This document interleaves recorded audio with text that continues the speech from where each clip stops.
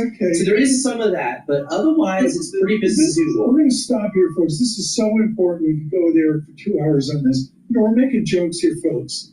The Vanguard put. Yeah. Frankly, to me, it's a bigger deal than the Bernanke put. What is the Vanguard put, and why does Lisa Mateo care? Well, it's not as powerful as the Fed put or the Trump put, where one word can make the market just rally. But it's a base. It's a relentless bid. So Vanguard this year has taken in 1.5 billion in flows every day. Every day, right? These investors are Remember when Magellan was like that for a month? Yeah. But explain. This is Larry McDonald, folks. Has been really good at this. So at some point there's a bid. In other words, you may have algos and rage selling and some institutions selling, but that sort of retail bid from Vanguard is buying. So the sell-off has a buffer. Now, you can still have sell-offs, but the buffer is there, and I point that out because it has a bottom. Like there is some bid coming up from the bottom that's buying, and I just feel like that's worth pointing out because some of the headlines kind of flick to this idea that mom and pop are running for the hills could be further from the truth. And we also saw data that only 0.4% of people have touched their 401ks this year. 0.4. Okay, but the gloom crew and the volatility crew, and they make money by movement crew, pushes against that 24/7. Have we seen this behavior before? If you want to be controversial, next time you get one of those people on here, ask them if they've changed anything in their personal account.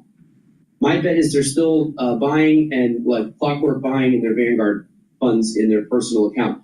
That's what's so interesting. Okay, but if Sweeney says we're going to 30 VIX, if we get a 30 VIX, if we get legit catharsis, do we still put 1.5 billion every day in the Vanguard?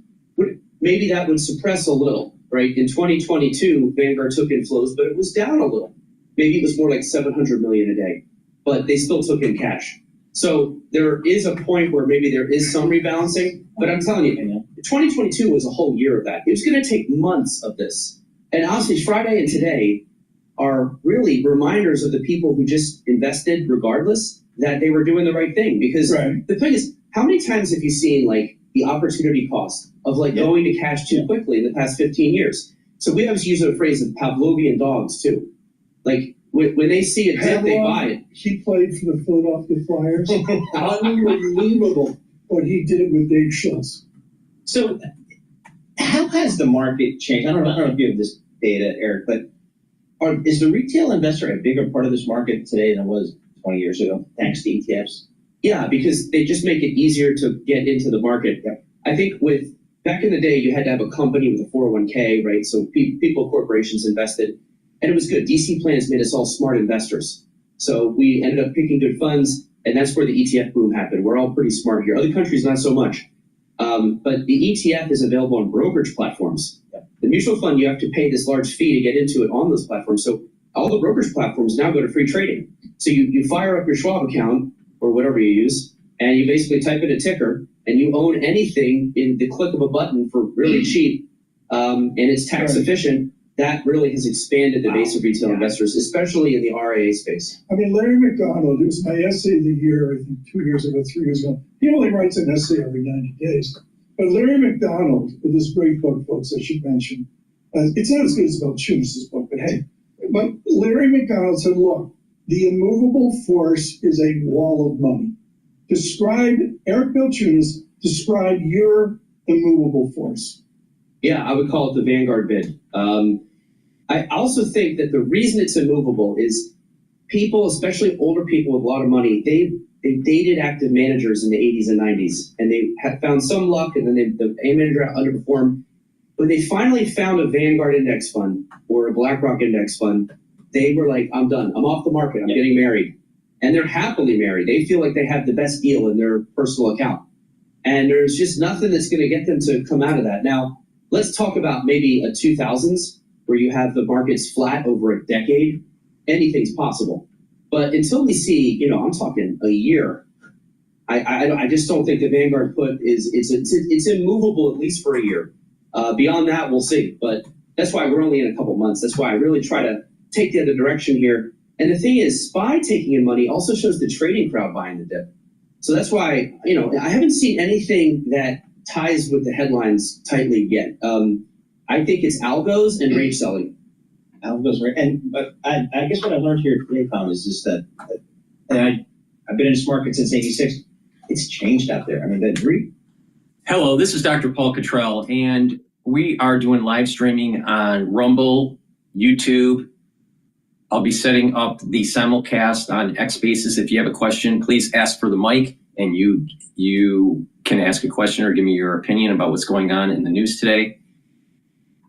In addition, I'm live streaming on my website, the-studio-reykjavik.com. Underneath Broadcast Live. You can also listen to my audio podcasts on Broadcast Radio. So there's lots of ways to listen or watch my content. Thank you for joining. I greatly appreciate it. Please make sure you subscribe to all my channels. I have 4 channels on YouTube. I do get strikes. There is a censorship and a censorship of content and a censorship of reach. So I do need your help, and make sure that you subscribe to all those channels. So 4 channels on YouTube, Brighteon, Bitchute, and Rumble. Again, I'm live streaming on Rumble and on YouTube. On the YouTube and on my website, live stream, you can see the dashboard of the market.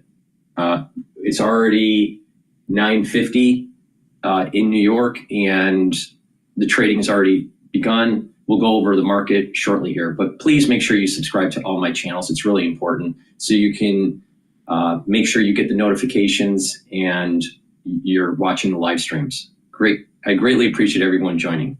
So with that said, what they were talking on Bloomberg is exactly what I've been saying. You know, there is these different support levels. Listen to some of the last 3 or 4 videos I've done. I've talked about the support levels of the S&P 500. And as the market is dipping, it's time to buy. All right. Don't get worried. Just start buying into this, start accumulating. Because what's going to happen is after this tariff issue starts to abate, then you're going to start seeing the market start to climb up. Now, that probably will happen in mid-year. All right. You're going to have this fluctuation in the market and kind of a consolidation that I think will happen, and then it'll start marching back up to 6,000. All right, the high point was about 6,100. We broke the one support level, which was 5,750, and we've also have been playing. The trading has been playing around at the 5,500 mark. 5,550 mark. Right now it's trading at 5,600 and almost 70. So 5,670. So this is the time to accumulate. Don't get scared. All right. If you have cash, or if you have cash on the sidelines, it's slowly deploy it. All right. Don't put all of it in at the same time. Just slowly deploy it. Now, if you don't have cash on hand, but you do, either every other week or at the end of the month or however you're paid, then accumulate. All right. You will benefit in the long run. Now, as we get through the first year of the Trump administration, you're going to see in the third quarter, maybe even in the fourth quarter, the actual benefits of tax relief. All right. There are bills that are being discussed, but most likely a tax bill will be passed in the third or fourth quarter of this year. And that's when the market's going to start climbing. So tariffs bring down the market. People that are smart, the smart money, are going to be buying into the market. And then once that tax bill passes, where it's cutting taxes, bam, the market's going to start really going up. We'll see what happens with the Federal Reserve. I do think that maybe the unemployment rate may increase a little bit during this period of time. I wouldn't be surprised at that, but I believe that it will be up below 5%. Right now, unemployment, my understanding is at 4.1%. I wouldn't be surprised that it gets to like 4.9 or 5.0. All right, but that's still very good. And that's before the taxes get So as the unemployment rate might inch up a little bit, creep up a little bit, there's going to be pressure by the Federal Reserve to lower rates. With the tax passage bill, the lower tax passage bill in Congress, with the lower rates is going to be accelerant for the market. All right, with that said, I just told you how to make a lot of money by year end. Please go to my store, the-studio-reykjavik.com, and help support my work. You can help support my work many different ways. Make sure you subscribe to my channels, help with sharing links, ask your social media to follow me, because I do have the censorship. Every time I post on YouTube, I do lose subscribers, which is strange because on the other channels, I'm growing subscribers. So, like Brighteon, Bitchute, and Rumble. But please help support my work by subscribing on all the channels. Make sure you follow me on the 2 X channels that I have on GETTR so you can get notifications. And if you could, please donate on my website, the-studio-reykjavik.com. You can donate through Stripe, PayPal, or Buy Me a Coffee. You can also donate through you can help by being a paid member on Patreon. It's the donations and the people that purchase my products that allow me to do these videos for free. I have thousands of videos for you for free, all right, to help with your health and wellness, to go through crises together, to explain what's going on in the market and how to protect your assets, what's going on internationally, what's going on in U.S. politics, and scientific endeavors and discoveries. So I cover a lot, and it's all for free. Thousands of videos for free. So please help support my work by donating, being a paid member, and purchasing the products on my store, the-studio-reykjavik.com. With that said, I'm going to open up the X spaces for questions, or just you can just tell me your comments about what's going on in the news. This is an interactive show, all right? I want you to participate. By calling in, it's all live, and typing in questions in the chat, and I'll try to answer them accordingly. So thank you for joining. I greatly appreciate it. Let's go back to Bloomberg while I set up X spaces. Good morning. I'm not really sure how to read it, Mike. What did you take away? It kind of is there was a headline, I don't remember which news service that said, retail sales did not collapse. Okay. And I think that sort of sums it up. The headline number was weak after a revised down week, January. A lot of that was gasoline and automobiles. And automobiles is a little weird because they sold more units. But most of the categories were pretty weak, including food and drinking places, despite Tom's best efforts. They were down 1.5%, which is it's the only services thing in the index, and it is also the only thing that is a really discretionary. So it wasn't a great number, but we did see a big increase in non-store retailers, e-commerce. Weather was bad. Flu was bad in February, so maybe people stayed home and just shop by internet. On radio, and good morning, YouTube, our global technical director has this beautiful Sheboygan, Wisconsin, the Malibu of the Midwest travel guide. Good morning to Bruce Wallace and all from Sheboygan, Wisconsin. You want to know the Fed some trivia? Yes, please. I lived in Sheboygan. Did you? When I was 5 years old. Very cool. It was a long time ago. Does Jerome Powell care about Sheboygan, Wisconsin, or is he just focused on 3 zip codes in New York?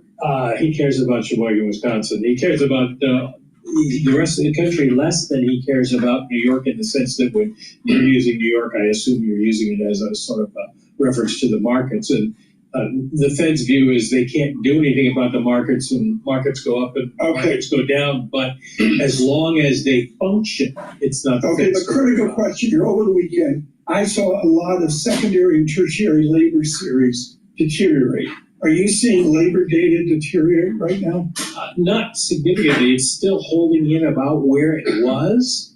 Condorcet has a column out today about Gen Z unemployment. rising to 8.1%. But if you look back over the last 20, 25 years, it's averaged about 10%. And it goes up every time there's a recession. So maybe it's a sign of recession, but maybe not. Have either of you been to Limerick? Yes. Ireland? Yes, it was just What was it like? All right, so what I'm going to do is do a market update for you guys. So right now on the dashboard, which is live streaming on YouTube, the S&P 500 is trading at 5,663. VIX is trading at 21.02. The Euro USD is trading at 1.09. So the dollar is weakening since last couple of weeks of trading. Oil is trading at $67.87 a barrel for WTI. BITO, which is the long ETF for Bitcoin, is trading at 18.49, so that's suppressed. I believe Bitcoin is trading at about 84 at the moment, 84,000. And the USD Japanese yen is trading at 148.83, still lower than what we were seeing about 3 weeks ago when it was trading in the 150 range. So right now, risk is still a little bit elevated, but going down intraday trading, and equities are inching upward. So we might see just below 5,700 today. We'll see for the close. Okay, so let's there's St. Patrick's Day in Dublin, Ireland. That's happening on live now. I'm not going to cover that part of it. But let's go to Bloomberg, going over the CBS News top headlines.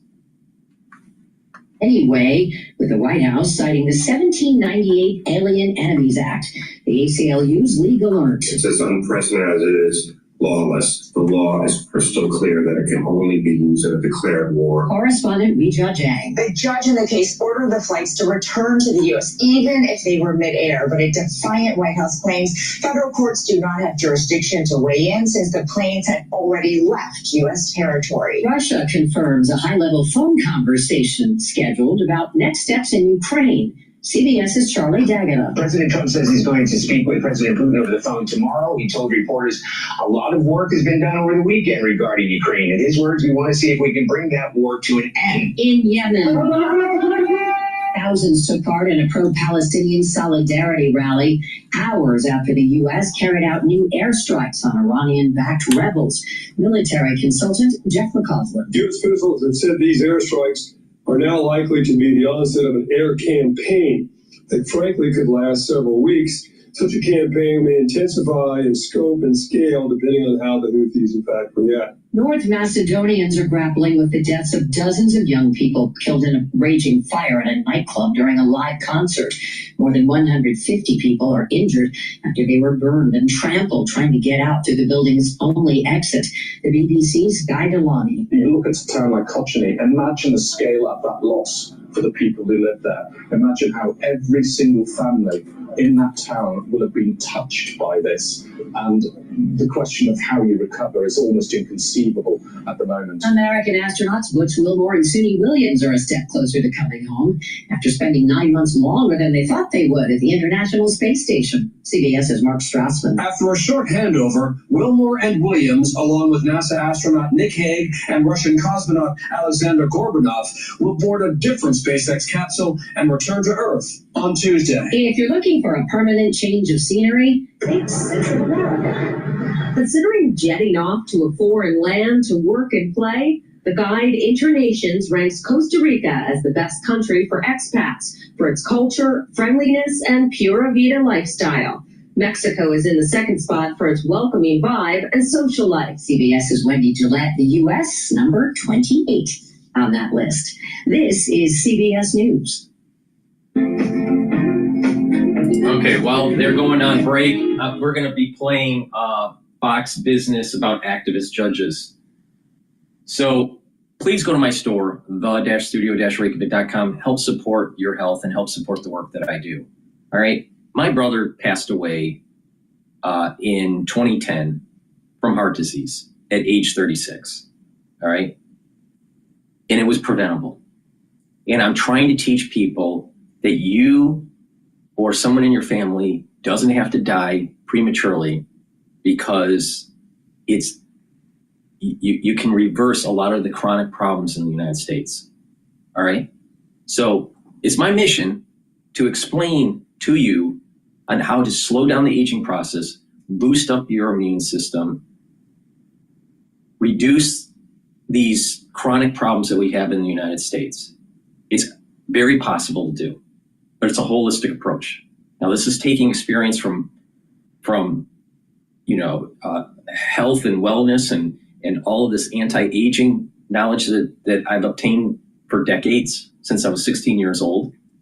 And also what I learned in doing my research for my master's and what I learned in medical school. So if you pay attention, you will get healthier, but you have to pay attention and do what I tell you. If you do it, you will slow down the aging process, improve your immune system, and get healthier. All right? So please go to my store, the-studio-reykjavik.com. And one series of products that I have are very high quality soaps that are made from structural nanosilver. Structural nanosilver is really important to use topically, and also I have other products on how to use structural nanosilvers that I'm going to go over here. But structural nanosilver soaps should be part of your daily routine. All right. They're very high quality, way better than some of the other soaps that you're purchasing at the grocery store. So please go to my store and get the lavender structural nanosilver soap or the peppermint. It's the same soaps that I've been offering, it's just in a new packaging. I think the packaging actually is better. So you can get it in peppermint and lavender in the new packaging. And the old packaging, I have it in lemongrass and also in charcoal tea tree. Get a couple bars for your house, a few bars, use discount 5, and you get $5 off any order. So get several items from the store, and you're getting a great discount.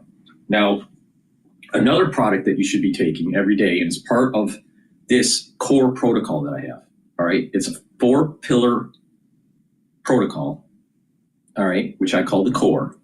And that is take max 35 or max 14 for the first pillar.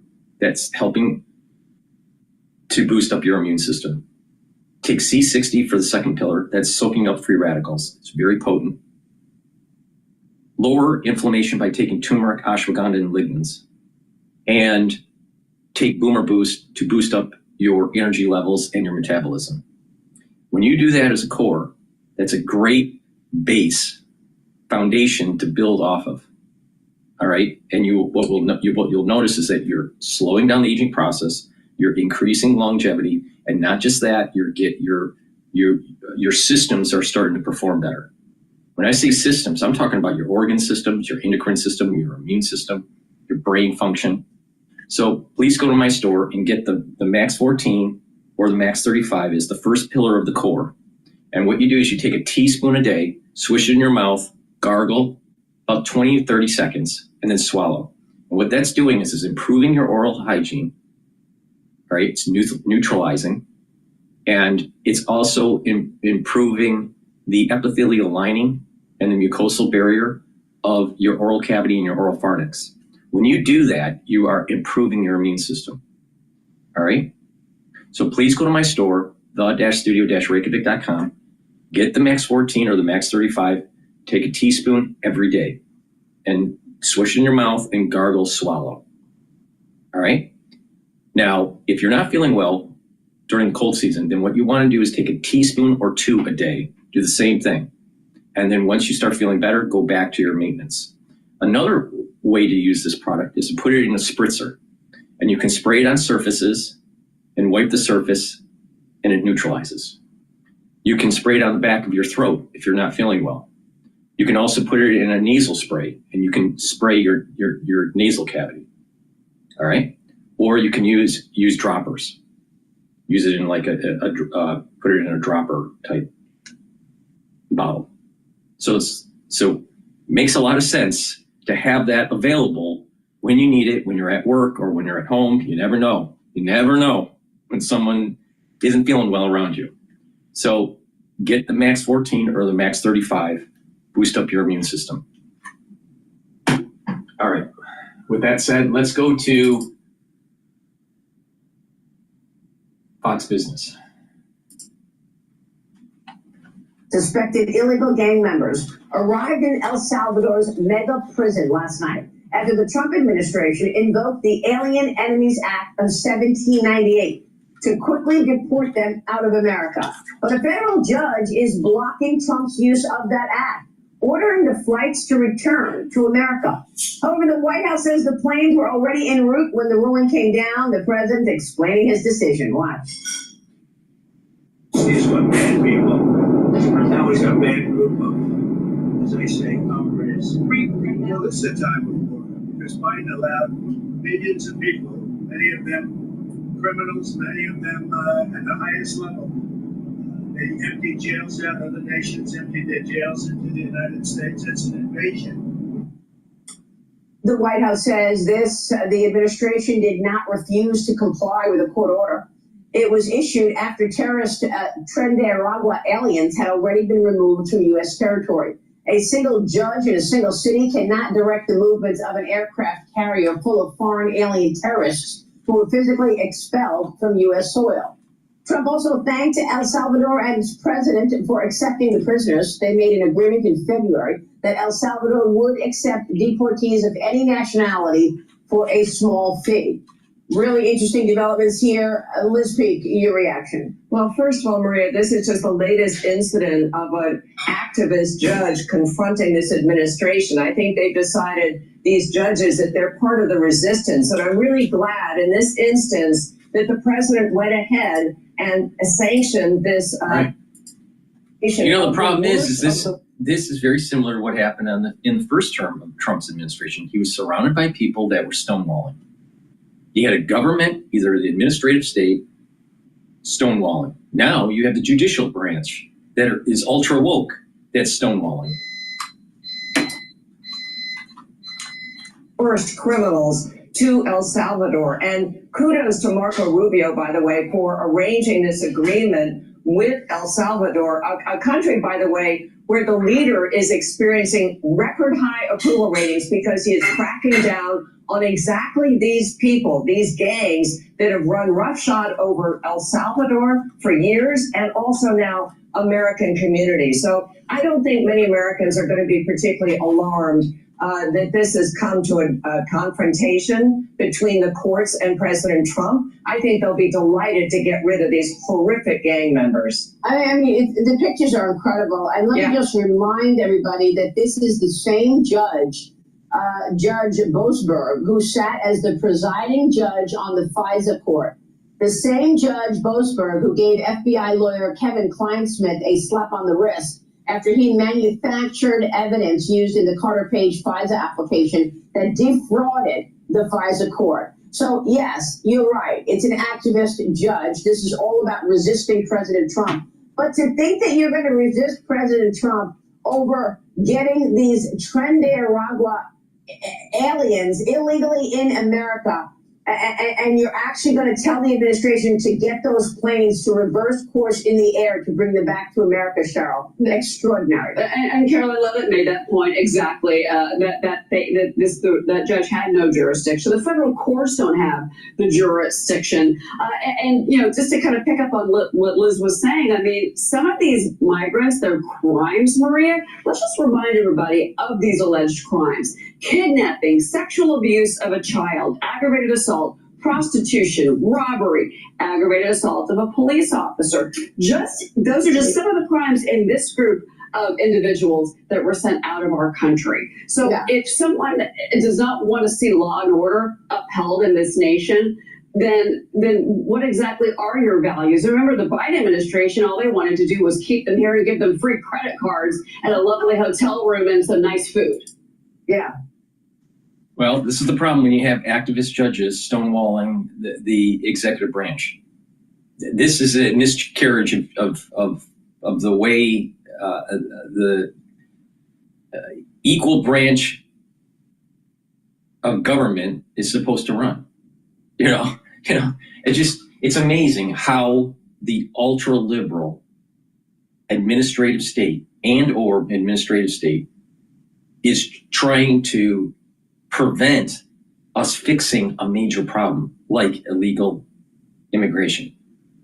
Okay, now I've been saying that there seems to be a positive correlation between equities and Bitcoin.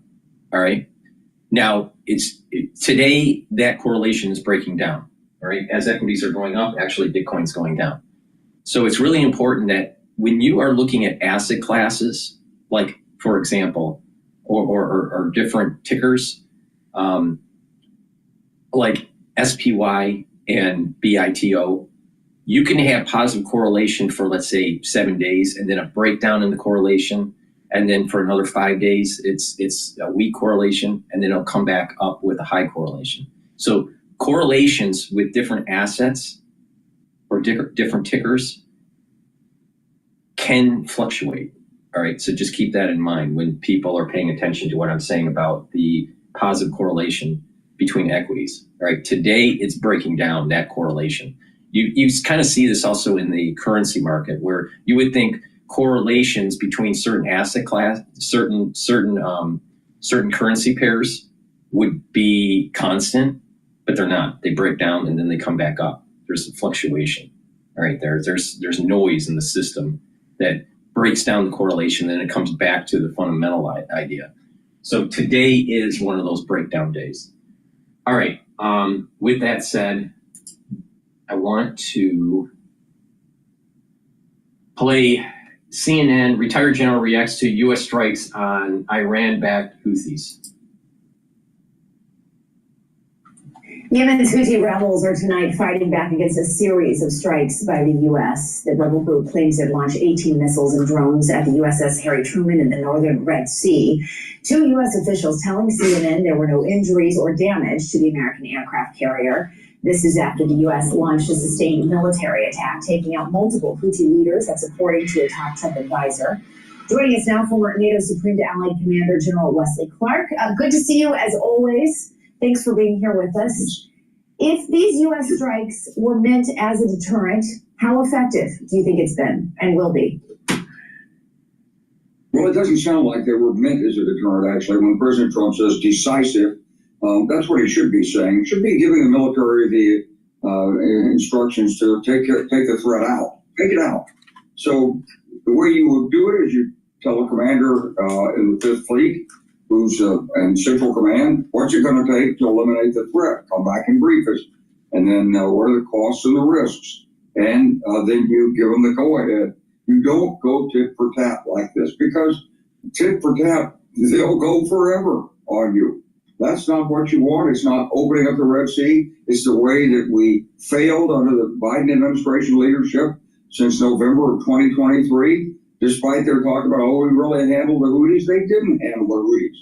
So you've got to really go after this in a decisive way. It means striking, assessing, restriking, reassessing, restriking until you set up a tempo of operations with sufficient effect that they don't, quote, retaliate.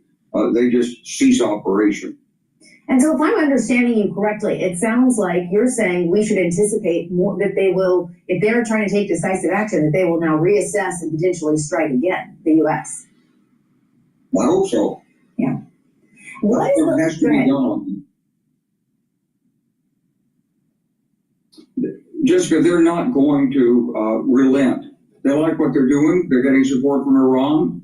They're getting some reinforcement covertly and from other like-minded groups in the region. They think of themselves as real heroes. And the more we strike and then wait, the smarter they get, the stronger they get, because they're going through a learning process. So they look at this, well, why do they strike here? Why do the Americans do this? How can we keep them from doing this the next time? What's the right way to conceal it? What do they listen to? How do they get this information on us? So they're learning from us. We don't want that learning cycle. We want to stop this now. And we heard from the Trump National Security Advisor, Mike Walls. He says these strikes were also a warning to Iran. I want to play a clip from him. All options are always on the table with the president, but Iran needs to hear him loud and clear. It is completely unacceptable, and it will be stopped.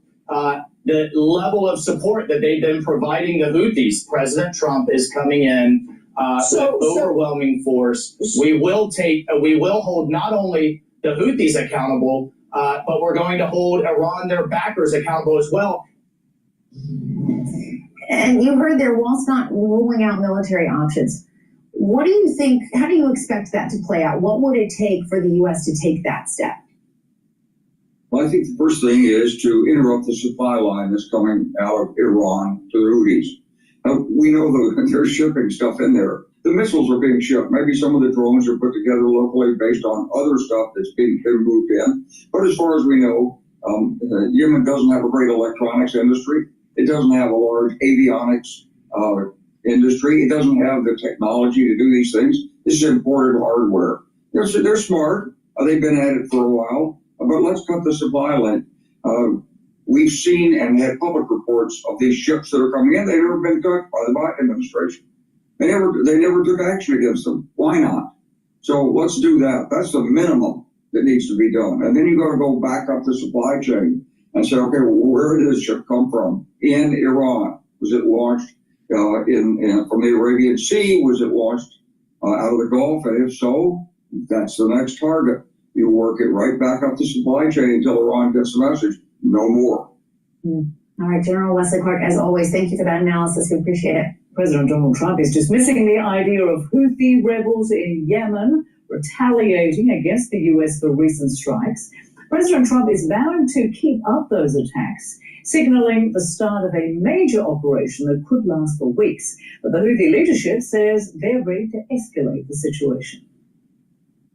Now we will meet escalation with escalation. We will respond to the American enemy in its raids, in its attacks with missile strikes, by targeting its aircraft carriers, its warships, its ships. If it continues its aggression, we will move to additional escalatory options. CNN's Salma Abdelaziz joins us now live from London. Good morning to you, Salma. So what is the latest on U.S. strikes on Yemeni Houthis and, of course, their retaliation? Of course, Rosemary, and as you mentioned there, this is the beginning of what is a major operation by the United States. President Donald Trump had been looking at doing this for weeks. The order, of course, only coming through this weekend once the U.S. had the intelligence that it needs to carry out these strikes. I want you to hear directly from the country's national security advisor about these strikes. Go ahead. All options are always on the table with the president, but Iran needs to hear him loud and clear. It is completely unacceptable, and it will be stopped. The level of support that they've been providing the Houthis, President Trump is coming in with overwhelming force. We will hold not only the Houthis accountable, but we're going to hold Iran, their backers, accountable as well.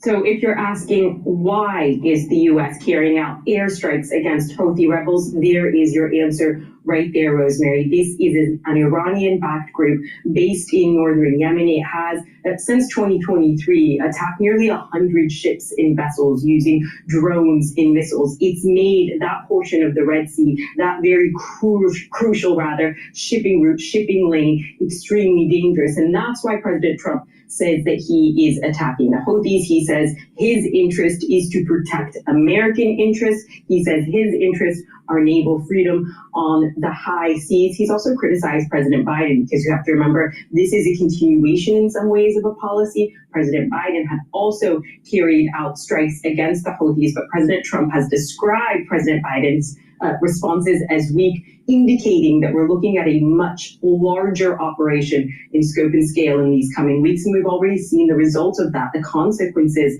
of that, Rosemary. Dozens of people killed, including women and children, 100 wounded. That's according to health ministries on the ground in Yemen. And again, this is just the beginning. So the concern is that the humanitarian consequences in one of the poorest countries in the world could be absolutely major. And Salma, I did want to ask you about that. I mean, you know, given the US is vowing to keep up strikes on Houthi rebels, and the Houthi leadership says it will continue to retaliate and escalate this situation and then the consequences, I mean, where is this going?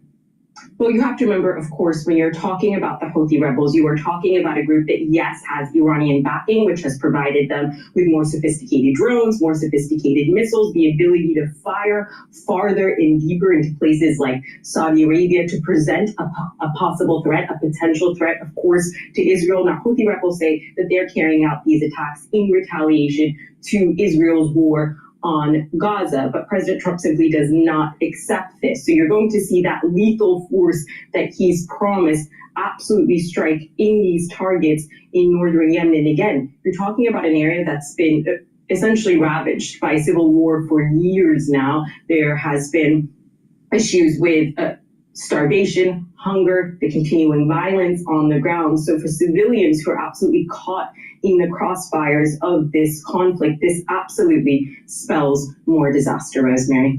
Now, thanks to Salma Abdelaziz bringing us that live report from London. Okay, the UN's Secretary General is speaking about funding Syria amid U.S. aid cuts. We might go to that, but before we do, please go to my store, the-studio-reykjavik.com. Help support my work by getting the great products that I offer. I have very high quality products that are dual purpose. So one dual purpose product that I have is the deodorants that help to detoxify your body. It's for males and females. You can get it in citrus or in peppermint, lavender, and tea tree. Okay? For males and females, it's made from essential oils from the Himalayas. It has no aluminum, no baking soda. You use this as a deodorant, it's going to help to detoxify your body at the same time. So please go to my store, get this very high quality deodorant. It's the-studio-reykjavik.com. The link is in the description of this video and all my videos. Use discount 5 and you get $5 off any order. Use discount, all caps, and the number 5 on any order and you get a discount. So please get these deodorants. Get a few bars for your household. Very high quality, dual purpose for males and females. Please go to my store, the-studio-reykjavik.com. Now, as we are ramping down on the cold season and we're moving into the allergy season in the United States, it's important to make sure that you are stocked with lozenges and drops. You want to mitigate any irritation that you have with your throat right away, either at work or at home or in school. When you mitigate it right away, when you attack it right away, you are reducing further problems. Now I have lozenges and drops. Lozenges are larger than the drops. Now for the lozenges, you can get it in Manuka honey. You can get it also in elderberry zinc. All right. You get 21 lozenges in each bag. It's made from structural nanosilver. Right when you have that irritation, take it right away. All right. Now, for the drops, I have it in 3 different flavors. Now, the drops are a little bit smaller. You get it in 100 count for each bag. And you can get it in cherry flavor, blueberry, and also in honey and lemon. So get a few bags for the household, all right? Get some drops, get some lozenges. Make sure you have them at work and at home, in your backpack or in your bag. You never know when you need them, all right? So, and it's important to have during the cold season, during the allergy season. If someone's getting sick around you, take it right away, mitigate the problem. Please go to my store, the-studio-reykjavik.com. Use discount 5 and you get $5 off when you order. Okay, with that, I want to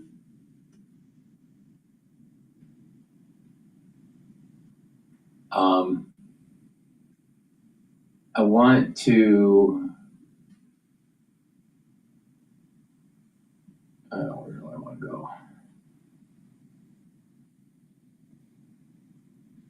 Fox Business with the tariffs. Welcome back. President Trump is threatening to put a 200% tariff on wine, cognac, and other European alcohol imports, including champagne. That is all in response to the EU's decision to put a 50% tax on U.S. whiskey, following Trump's 25% tariffs on steel and aluminum. Joining me now is Stu Leonard's Wines and Spirits president, the daughter of Stu Leonard, the founder. Blake Leonard is here. Blake, great to see you. Thanks so much for being here. You run the wines and liquors business at Stu Leonard's, and I'd like to get your take on what you're expecting from the tariffs and how that would have an impact on your business and the overall alcohol industry.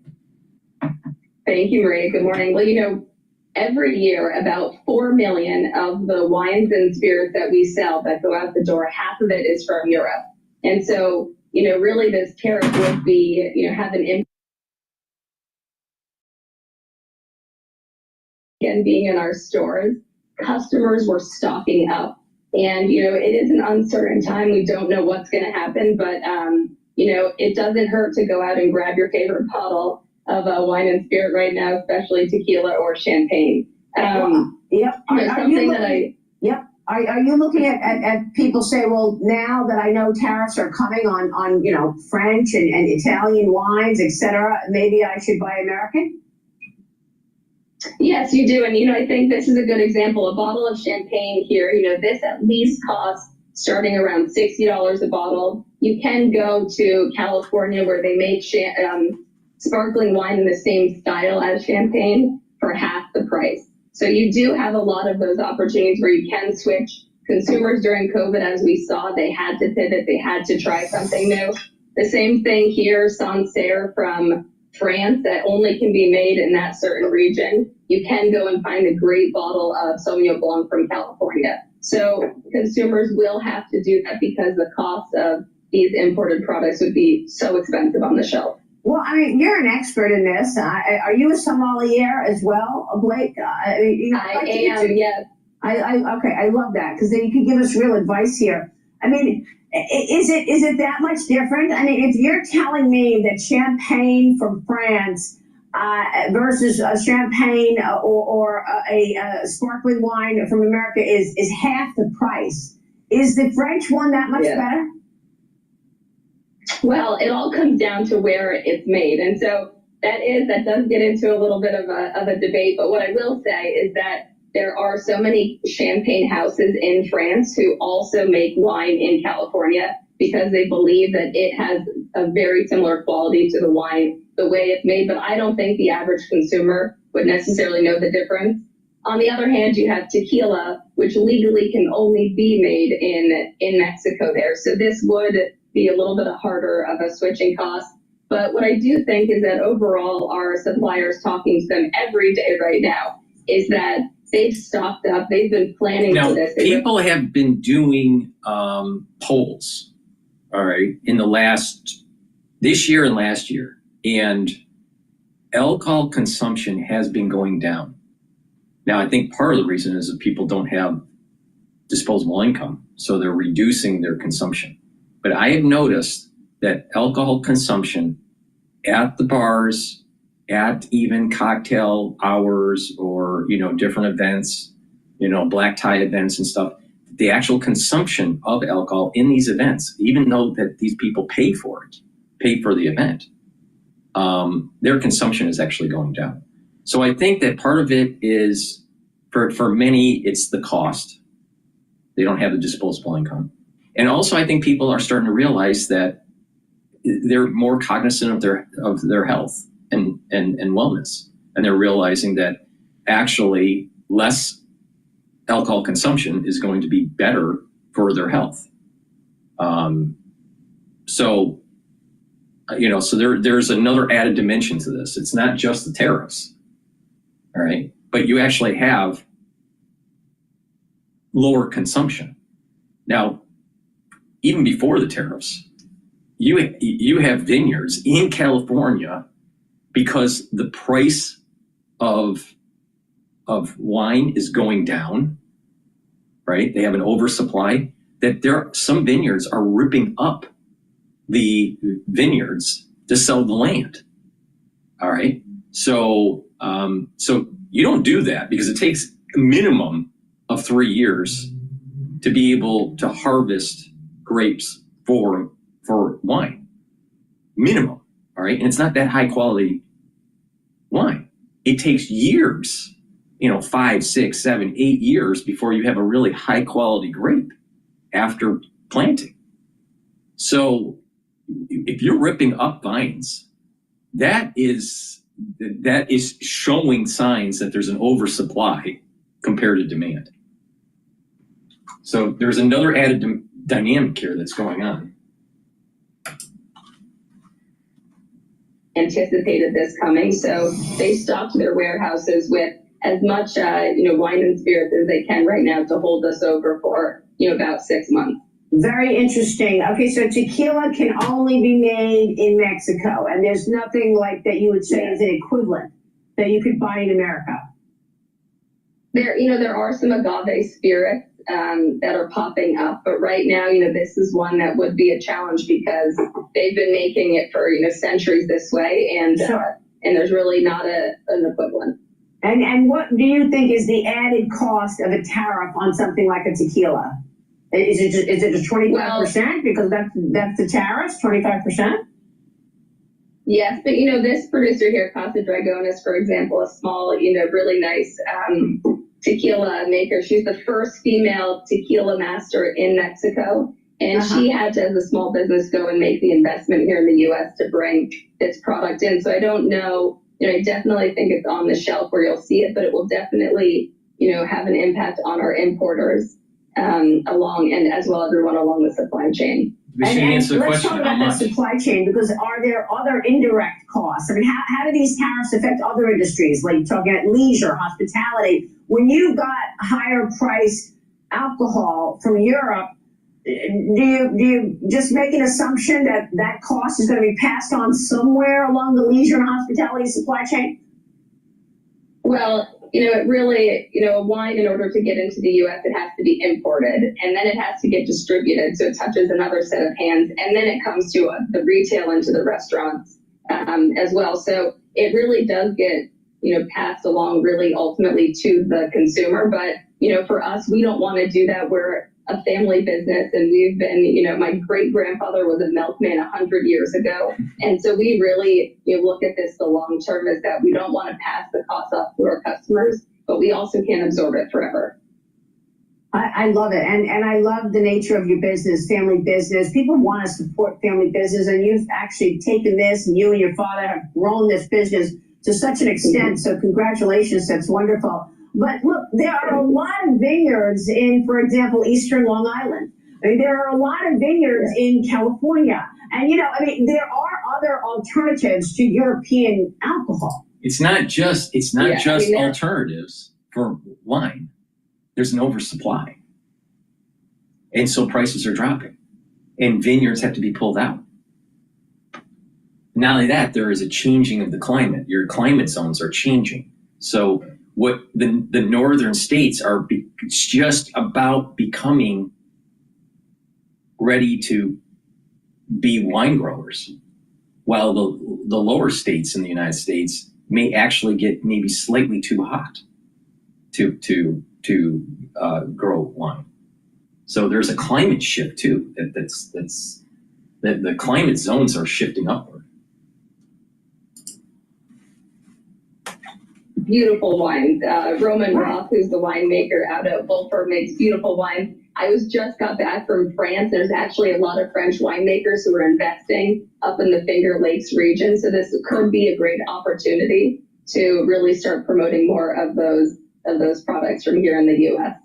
Where but, overall, Maria, I was just going to say that, we're used to riding these waves, being Stu Leonard's being selling fresh product primarily is even just what you've seen with eggs and the cost that we're used to riding these waves here. So we'll have to do the same with tariffs.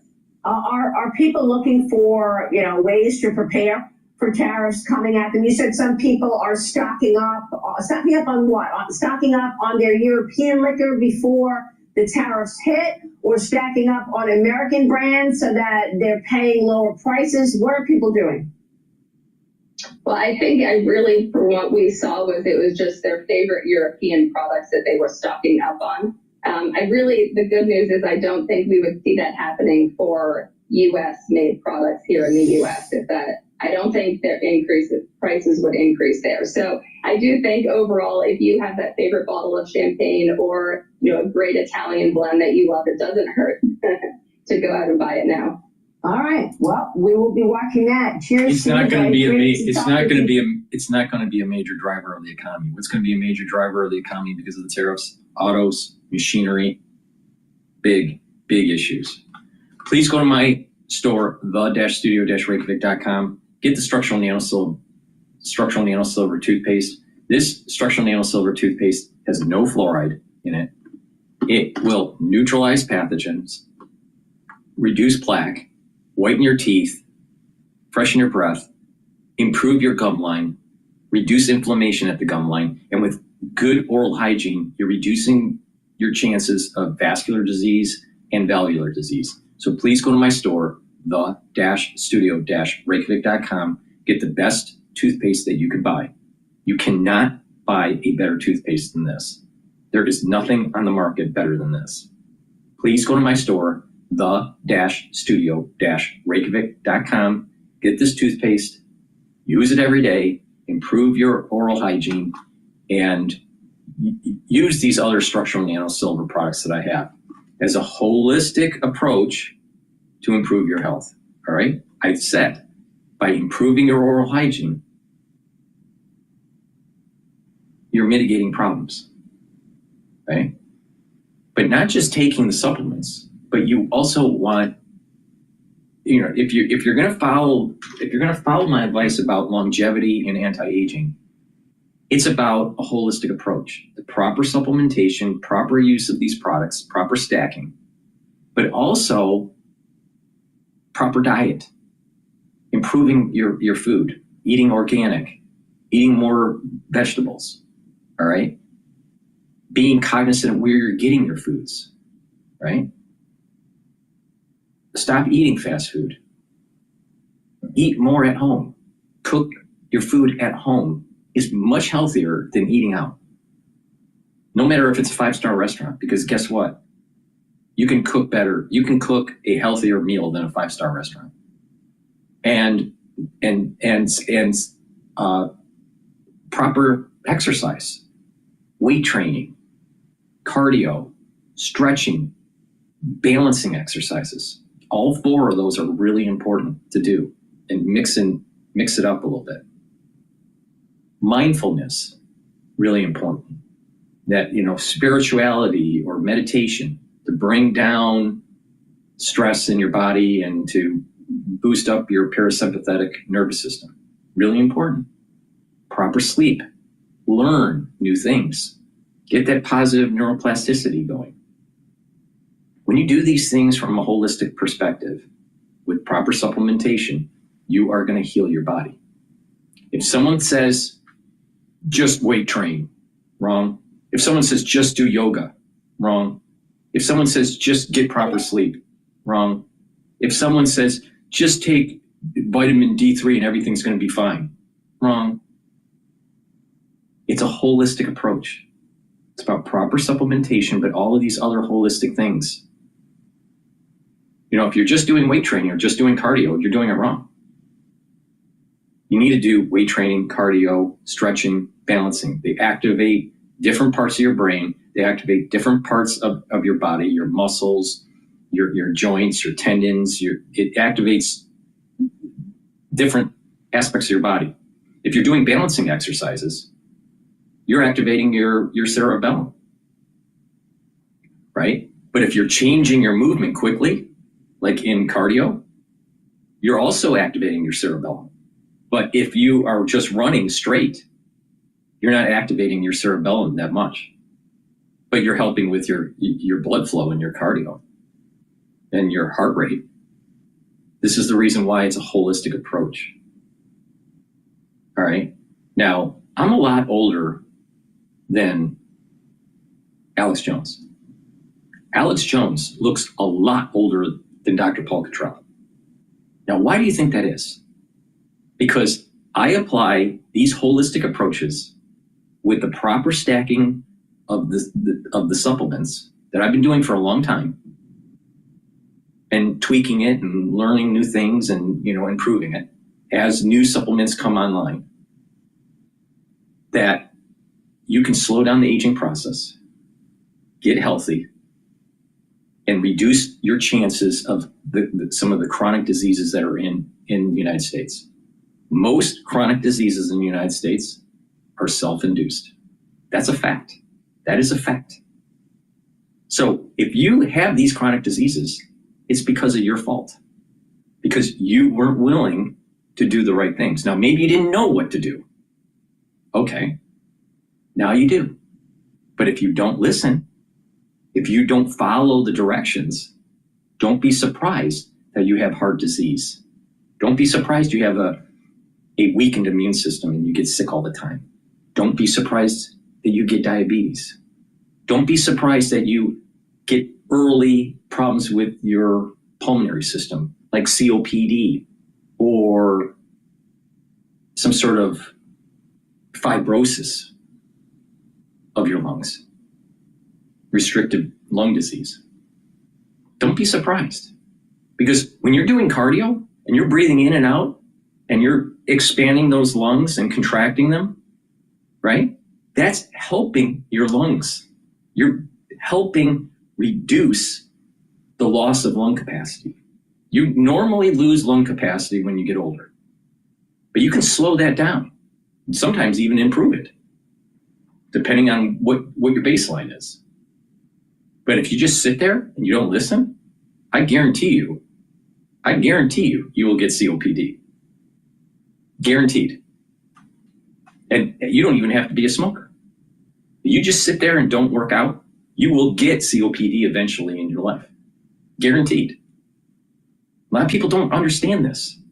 So you can slow down that weakening of your lung system by actually working out. But not only that, you can take supplements to help with the health of your lungs, like NAC. So you need to take charge of your life. If you don't, it's your own damn fault. All right. Let's go to Bloomberg here. Yeah, similar to compact discs to MP3s, it really changed. It's the medium of choice to invest. So ETFs have taken inflows. Mutual funds, though, seeing outflows. So some of the flows into ETFs are a format change. They're not like brand new money. But pound for pound, ETFs tend to take in more than mutual funds lose. So, but there is somewhat of the flows into ETFs aren't all sentiment all the time. Sometimes it's the money that was going to go into a mutual fund now goes to ETF. But yeah, I think, look, ETFs are very cheap. You can get anything you want, click of a button. It's a high value proposition. To me, they remind me of Amazon. It's just so easy to buy stuff now that I think it's going to be hard to disrupt them for the time being. Where's money coming out right now? Like, where do you see like real money leaving? I'll tell you right now. Let's see. He's looking it up. Yeah. We see some money coming out of energy. XLE is a lot of outflows out of that. Energy. Some money out of banks. So it looks like there's definitely some institution rebalancing going on in sectors. Also some money coming out of value, IWDs. That means BlackRock probably rotated out of its value. Some money out of semis and SOX and SMH to see some outflows. So it looks, that's where, again, this goes back to, there's definitely a tactical outer layer of the market, and that can definitely move prices around a little bit. But then again, there's that core layer. So tactically, you can tell it's going to sectors and factors, and that moves around. But so Paul just like went over to Eric, like looked at his screen, saw his face come into the camera. Why are you getting so smart here? Because he's got ETFs coming up. Thematic investing, that's a big play for ETFs. It works so well in that wrapper, the ETF wrapper. What are some of where are you seeing some flows in some of the fun thematic investing? Yeah, I'll say that the best selling thematic ETF is infrastructure. And the second best is AI. It makes sense. Yeah, those are both solid plays. And I think bots is all that's robotics, grid, which is clean energy. Those are some of the ones that are seeing inflows. And we've seen some interest in uranium. So themes, I think, I've listed a new version of active. So let's say you have that core 60-40. You're kind of married to it. You're just waiting for it to compound for 30 years. Mm-hmm. People like to add on a little hot sauce. And so I think some of these themes, they have their day in the sun, they go away, but people like to play with them and in real small increments. And I think that's, kind of a new way to get active and have a little fun in your portfolio.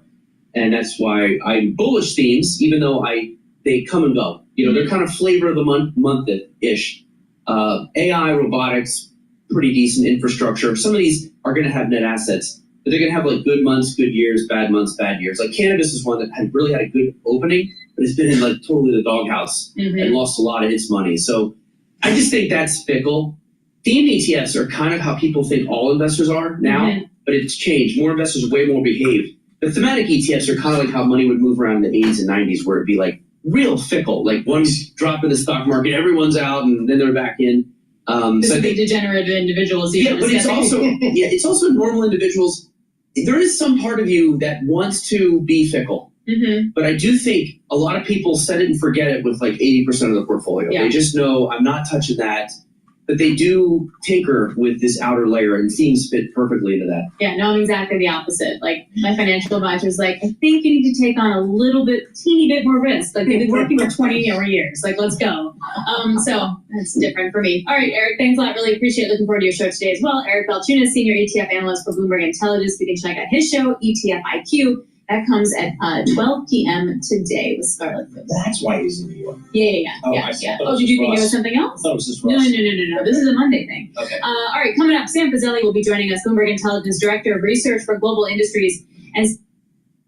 All right. What I want to do is probably go back to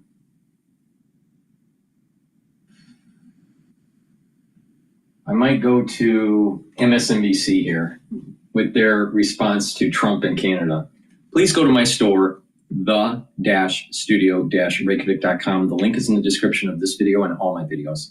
And get the vitamin C and magnesium. This is a dual purpose product. This is going to help with your immune system. So take it every day. If you're not feeling well, take a double dose. Make sure you drink it with filtered water. But it also helps to cross-link with collagen so you can improve your skin.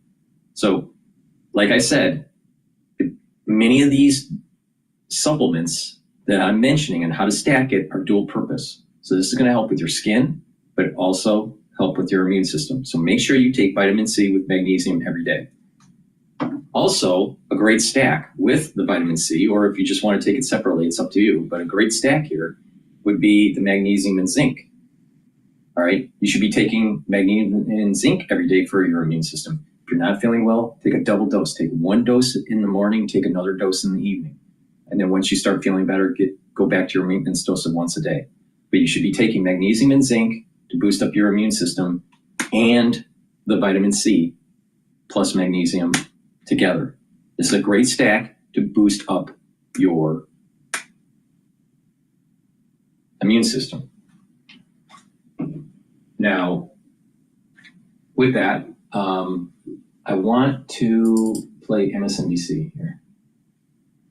Joining me now, Kelly Geraldine Malone, Washington correspondent with the Canadian Press. It is an independent news agency. Kelly, welcome. I'm curious what you're hearing about that meeting and the reason for Ford's apparent shift in tone. Are Canadian officials, are they holding their breath for April 2nd to see which tariffs Trump ultimately settles on?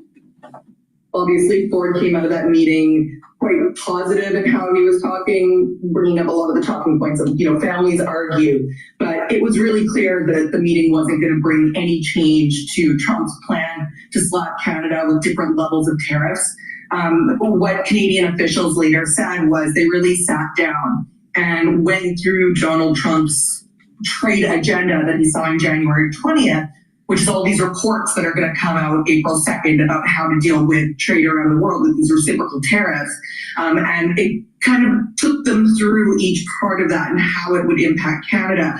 And so Canadian officials say, it's pretty clear that he remains committed to this tariff agenda. And there's obviously different levels of ones that are targeting Canada because you have the fentanyl-related ones, and then the reciprocal tariff ones that are April 2nd, and then the ones that are currently on Canada, which is steel and aluminum. So I think Canadians are just looking for answers. That's kind of what officials in that meeting told me. And how they're walking out a bit more positive is at least now, after they were able to sit down with Jameson Greer, the new USTR, they're able to see a bit of the strategy, while it felt like before they were just flailing. I'm curious if Canadians, did they expect this tit for tat earlier this week? When Ford announced that 25% surcharge on electricity exports, Trump clapped back with the 50% tariffs, the ones you mentioned there on Canadian steel and aluminum, and declared a national electricity emergency. I mean, were they worried it would spiral out of control? I think there was concern from different levels. There's been different kinds of responses. So we have a federal government response. Those are retaliatory tariffs that came into place after Trump first hit Canada with tariffs. And those are targeted to specific. I just want to remind the audience we're live streaming on Rumble and on YouTube on my website, the-studio-reykjavik.com. On YouTube or my website, you can see the dashboard of the market in real time. And I have simulcast on X Spaces. So if you would like to ask a question live, please join X Spaces. I have the link in the chat. Please ask a question. Just request the mic and you can give me that question or even your comments. So that's the whole purpose of the X Spaces call-in. So, Kentucky bourbon, things like that they're trying to get a message across to specific states. Those were partially walked back. And then obviously the steel and aluminum were coming in. Ford said he was going to go ahead with this electricity surcharge to 3 American states. And they're, behind closed doors in different provinces, because he's a provincial leader, so he can make his own kind of choice about how a province will respond. I heard from other provincial leaders who were saying, this could escalate things, which is why maybe they aren't seeing the same thing across the country. I don't think anyone was surprised that it escalated things. And the question is whether Ford did that to get Trump's attention so he could get this meeting. That's some things that people are questioning in Canada. And look, NBC reports that Trump's quest to conquer Canada, that's confusing everyone. Here's Trump this week in a response from Canada's new Prime Minister, Mark Carney. Take a listen. To be honest with you, Canada only works as a state. We don't need anything they have. As a state, it would be one of the great states anyway. This would be the most incredible country visually. It's crazy. His point is crazy. That's it. We will never, ever, in any way, shape, or form, be part of the United States. Give me a sense of just the big picture, how Canadians feel about Trump's 51st state rhetoric. I mean, are they clear why Trump keeps pushing this and what specific Trump demand is Canada still not meeting? I don't know if Americans fully understand how angry Canadians are right now from coast to coast. Like, it is a sense of betrayal. There's confusion. The U.S.-Mexico-Canada agreement was signed in 2018, negotiated by Donald Trump, declared by President Trump the best trade deal ever. They recognize that fentanyl is an issue in Canada. Fentanyl is an issue, but generally it is a domestic supply causing the problem, and less than 1% of fentanyl seized going across the border comes from Canada. I reached out to the DEA asking for any evidence, being that their latest risk assessment report didn't even mention Canada in it, and they pointed me to the White House. I reached out. The problem with percentages is that it doesn't give you the full picture. What is the actual mass that's being transported? And I'm willing to bet the amount that is being transported could kill millions of people.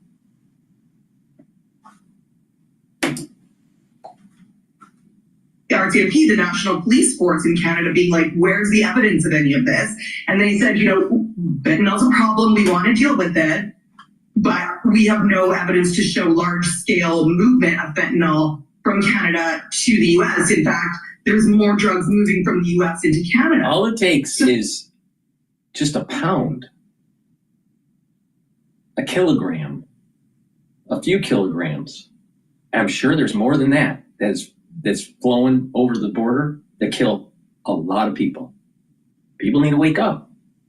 People need to wake up. It's not about the percentage. It's about the absolute mass amount that's being transported over.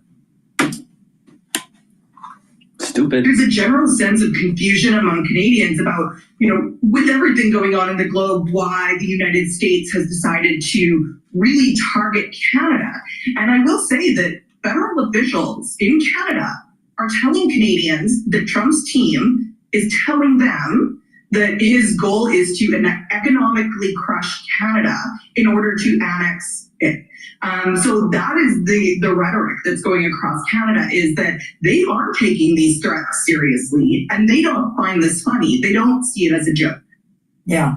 So Premier Doug Ford engages in a level of theatrical flair in his pushback against Trump appearing on Fox and clearing U.S. liquors off Canadian store shelves, as you mentioned, the whiskey in particular. His campaign manager once said he speaks the language of Trump voters. How is he different from Carney, of course, Canada's new prime minister? And who would you say is better suited to negotiate with the Trump administration? I won't weigh in on who's better suited, but I will say that they are fundamentally different politicians in almost every way possible. Whether or not it's their political history or how they speak or, how they address things. So Ford is a pretty legendary Ontario politician. He had a radio show where he'd go on and take questions. He hands everybody his cell phone number and is like, call me anytime. He was a big Trump supporter, as you mentioned in the clip you played. He was screaming loud and proud. Mark Carney is, this is his first foray into elected politics. And he was with the Bank of England from 2013 to 2020. Prior to that, he was the governor of the Bank of Canada from 2008 to 2013, so during that financial crisis. And he worked with Goldman Sachs. He has worked behind the scenes being an advisor to governments, but this will be his first time coming in. He's much more of a, even-toned, on maybe message politician, and Doug Ford is a bit more of, I'm trying to choose my words correctly, but a spectacle politician who is going to come out and say big threats and threaten to cut off electricity. I think you'll see a much more even-toned approach from Carney. And Carney said he has met Trump previously at different forums in his time as governor of Bank of Canada and Bank of England. All right.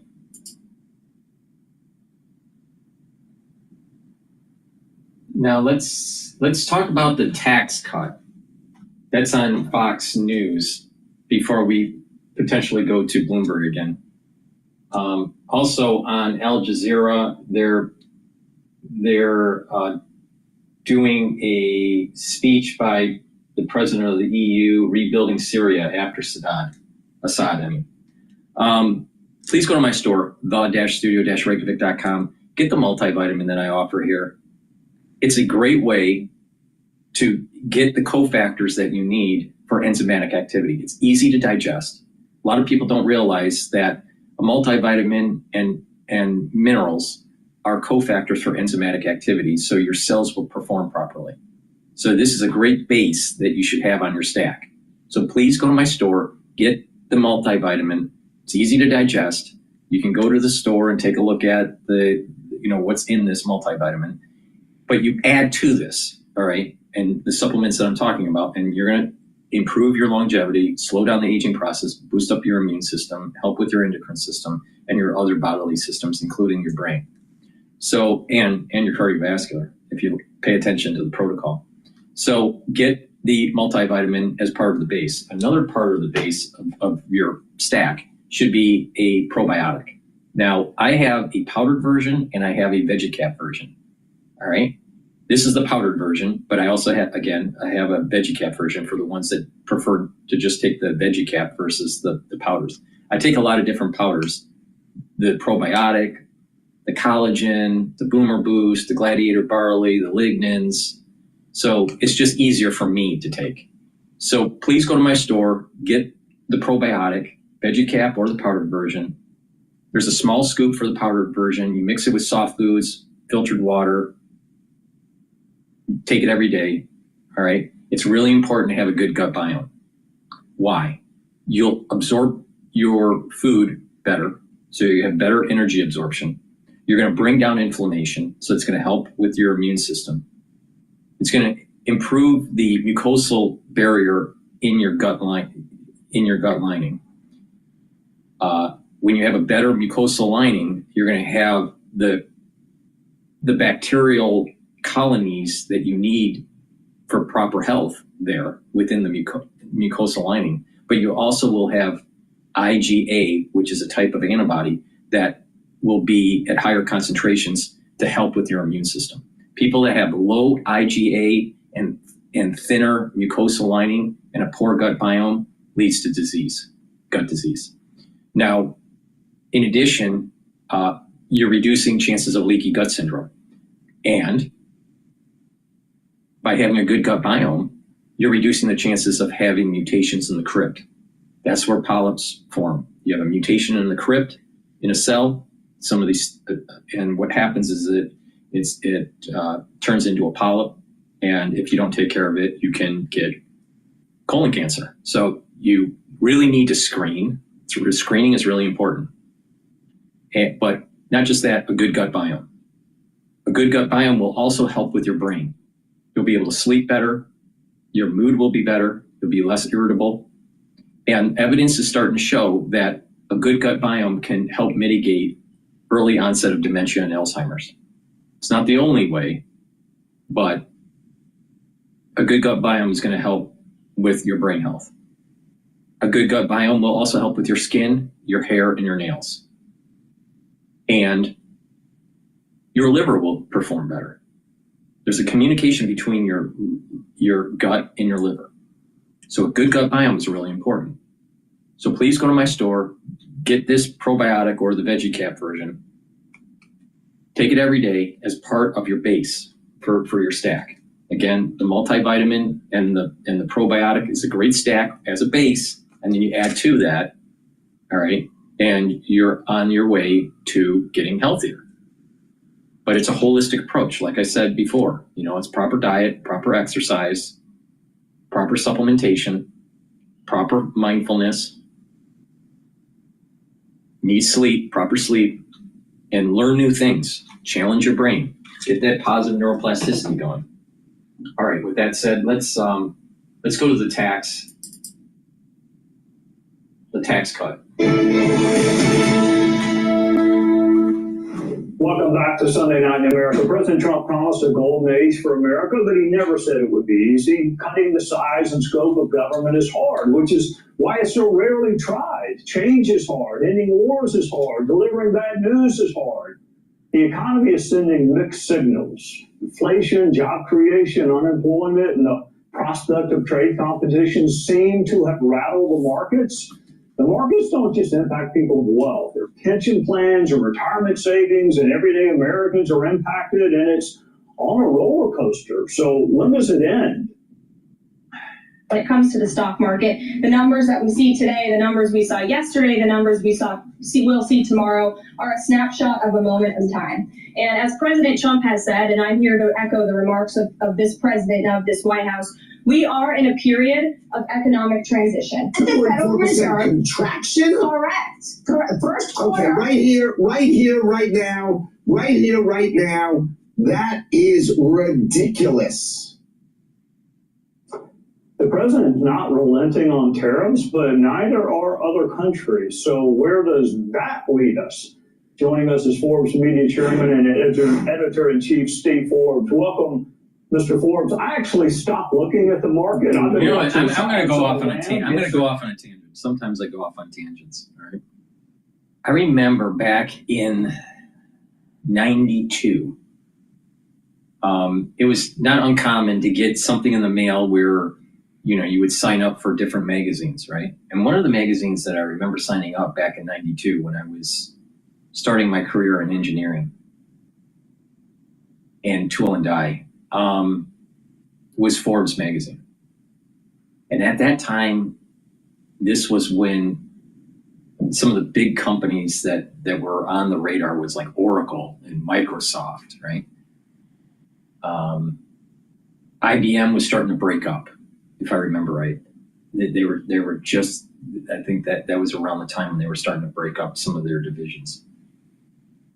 But a lot could be learned from that magazine that Forbes started. And it just, when he was introducing him, Steve Forbes, it just took me back immediately to 1992 and just remember reading the magazine and what could be learned from it. But a lot has happened in the United States since 92. All right. This is, at that time it was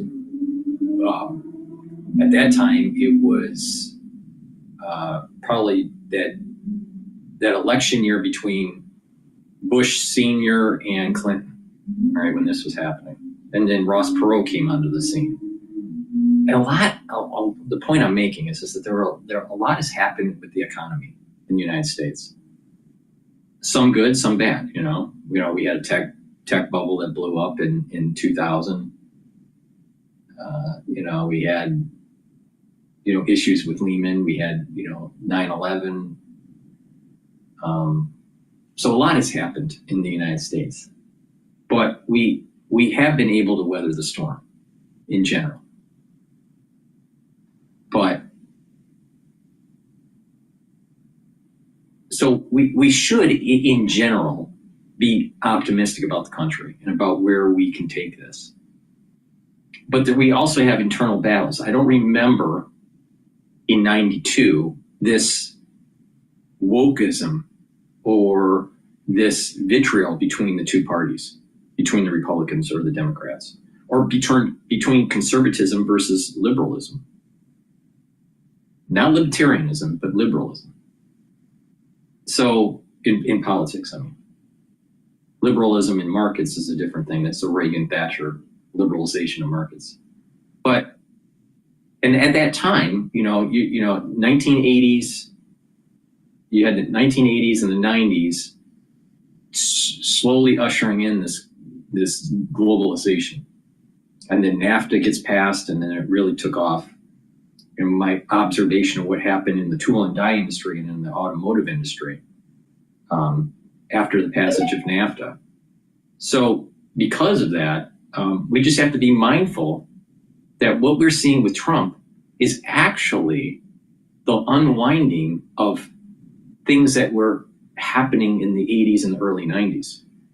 When I was reading this Steve Forbes' magazine, Fortune magazine, and again, at that time, I remember the cover. Larry Ellison was on the cover, and this was in 92. And at that time, Oracle was one of those stock market darlings, but they had some improprieties with their accounting, with research costs, and so their stock was hit really hard and dropped. And this was around the same time that some of the spin-offs of the different divisions of IBM was starting to take place. But a lot has happened in the United States. A lot has happened. But what we're seeing is the unraveling of that globalization that was taking place in the 80s and in the 90s. But it's taken 35 plus years to get to this point where we're at that fork in the road. Do we go with globalization or do we go with localization? Now, the MBA education during the 80s and 90s, even in the 2000s, was about shareholder maximization, not stakeholder, but shareholder maximization, shareholder value maximization, and that led down the path of globalization. On top of running deficits issued by our Treasury, and this symbiotic relationship between countries that were giving us goods at a cheaper price, us hemorrhaging our manufacturing, but those countries were buying our debt because we were giving them dollars. Case in point, China. But the most favored, giving a high favorable status of trade to China came through Bush Jr. in 2000 or 2001. I think it was 2001. I think it was. But the point here is that we're unraveling that now. All right. And, you know, when you're looking at people like Steve Forbes with Fortune magazine, right? You see this huge arc of economic activity that has happened.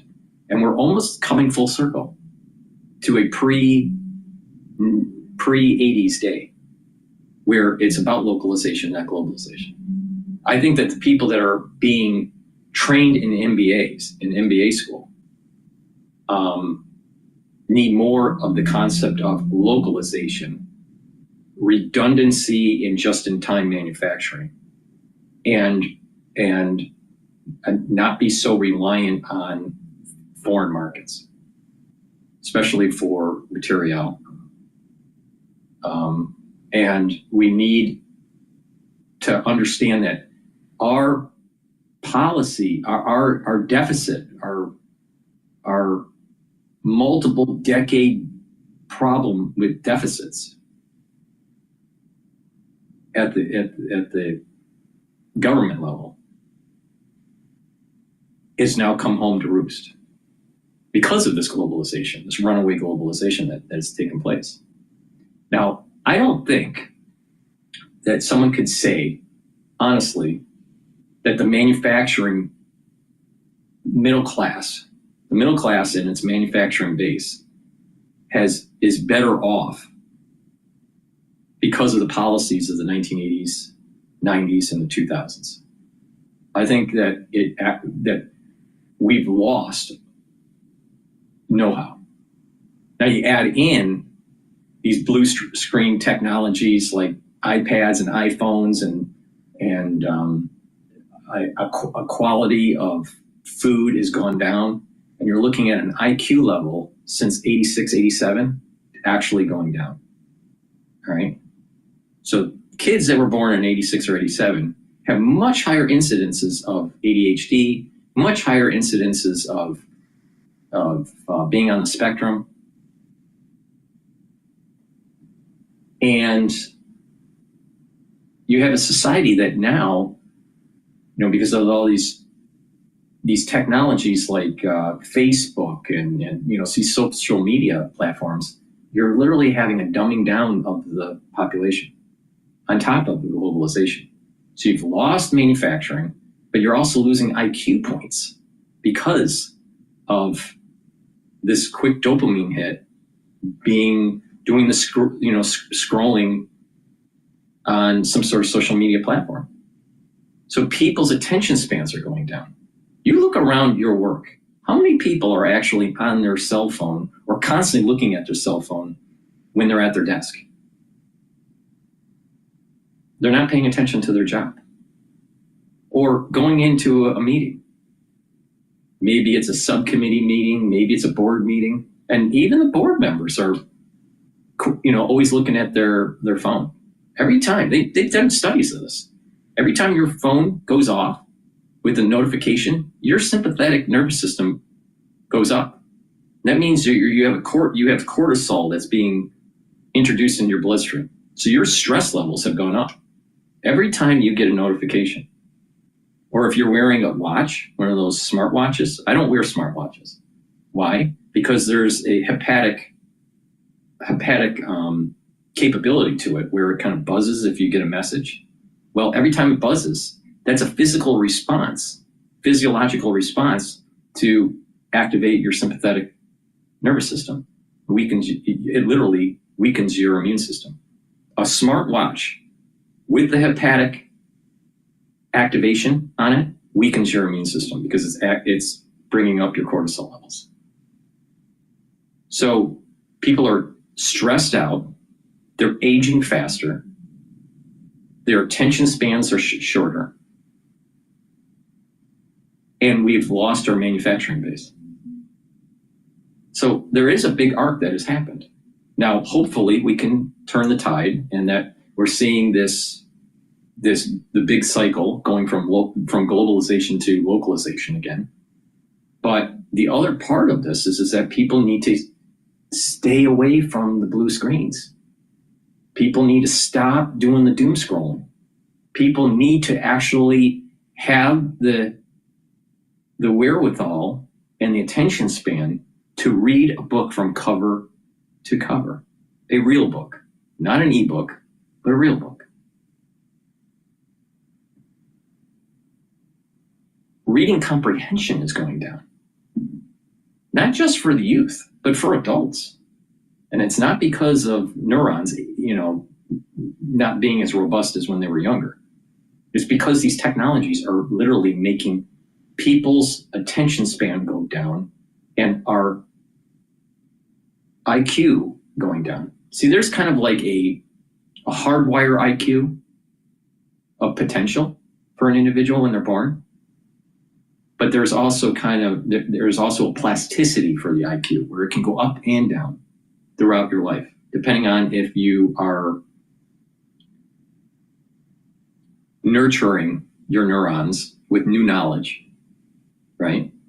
Or if you're suppressing that nurturing of new knowledge. So there is a plasticity of IQ, and there is some fluctuation of IQ, but there's also a hardwire IQ, all right?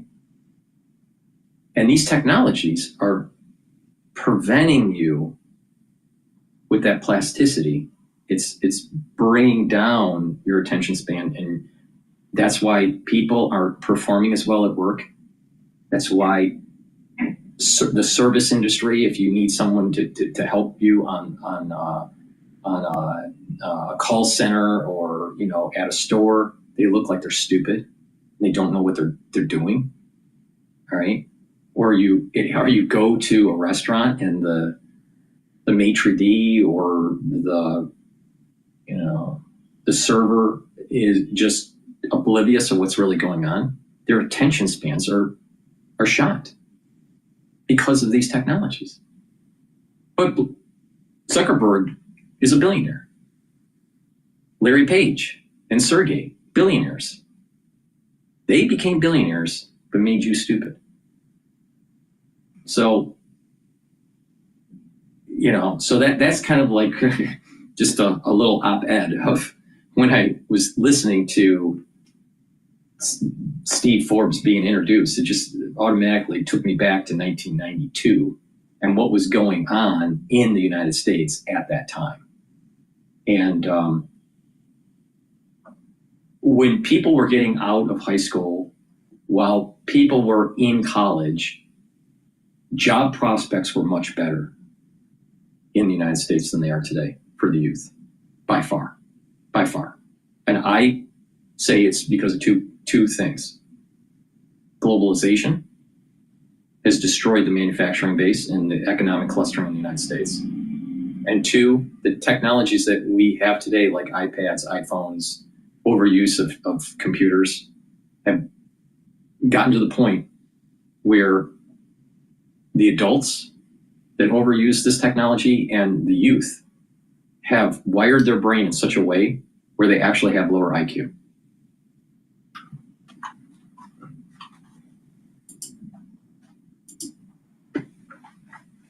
Me too. I've been watching Silence of the Lambs because it's less scary for me than looking at the stock market. So what's going on with the market? Well, don't pay too much attention to Hannibal right now, but the uncertainty of the tariffs has really had businesses and individuals halting on their plans. They want to see what the rules of the road are going into the future. So the sooner the president can get this stability in terms of setting these tariff rates, people know what the rules of the game are. Rates don't change 25, 50%, 10%, because that disrupts, it's not just prices, it's the supply chain. Who are you going to buy from in terms of materials, at what price? So the sooner that gets done, the better. But all of that underscores something that you've been hitting on in the past, the need to pass immediately a big, beautiful tax cut bill to get real tailwinds for this economy. And that's what happened in 2017. The tariffs didn't come until after the tax bill was passed. That was good. So in terms of the tax bill, I hope your colleagues, former colleagues, throw away the roadblocks thrown up by the Congressional Budget Office, which is not in the Constitution, and put a big tax cut in place. Not just renewing the tax cuts, Ray, but also cutting individual income tax rates. Get around this blue state obsession with deductibility of SALT, state and local taxes, and cut to two tax rates. I hate to get nerdy here, but there are two critical tax rates in the code, 22% and 24% personal tax rates. It goes up to $395,000 for a couple filing jointly. If you cut those two rates down to 15%, that would give a huge boost to the economy. You combine that with what the president proposed during his campaign, including Social Security, getting the corporate tax rate down to 15% for profits made here and products and services sold here. You get this big, huge tax bill passed, and you'll see the markets behaving better. You'll see the economy behaving better. So get this stuff together, and we will be able to see gold on the horizon. I am sure the guys and gals working on that reconciliation package are listening to you right now, Mr. Forbes. Let me ask you about tariffs and trade. It could be This is the point that I was making earlier in the broadcast. The stock market is going down. The S&P 500 is going down. It's starting to consolidate around the 5,500 mark, 5,550 mark. Right now it's trading at 5,600. And the market is starting to digest the potentiality of the effects of these tariffs. Unemployment probably will go up. All right, it's at 4.1%. It's probably going to go up to like 4.9. So it's still going to be low. And you pass the tax bill, the tax cut bill, and the market's going to rally hard, right? Now, as the unemployment rate starts to tick up, if the inflation is still high, above 2%, and the Federal Reserve cuts rates, that's most likely going to be potentially inflationary on top of the tariffs, all right? So the Federal Reserve probably won't cut rates. But if they do, prices may go up a bit. I think it would be a bad move if the Federal Reserve reduced rates. But in terms of stock trading, if the Federal Reserve reduced rates with the tax bill being passed, the tax cut bill being passed, it's going to be rallying the market very hard.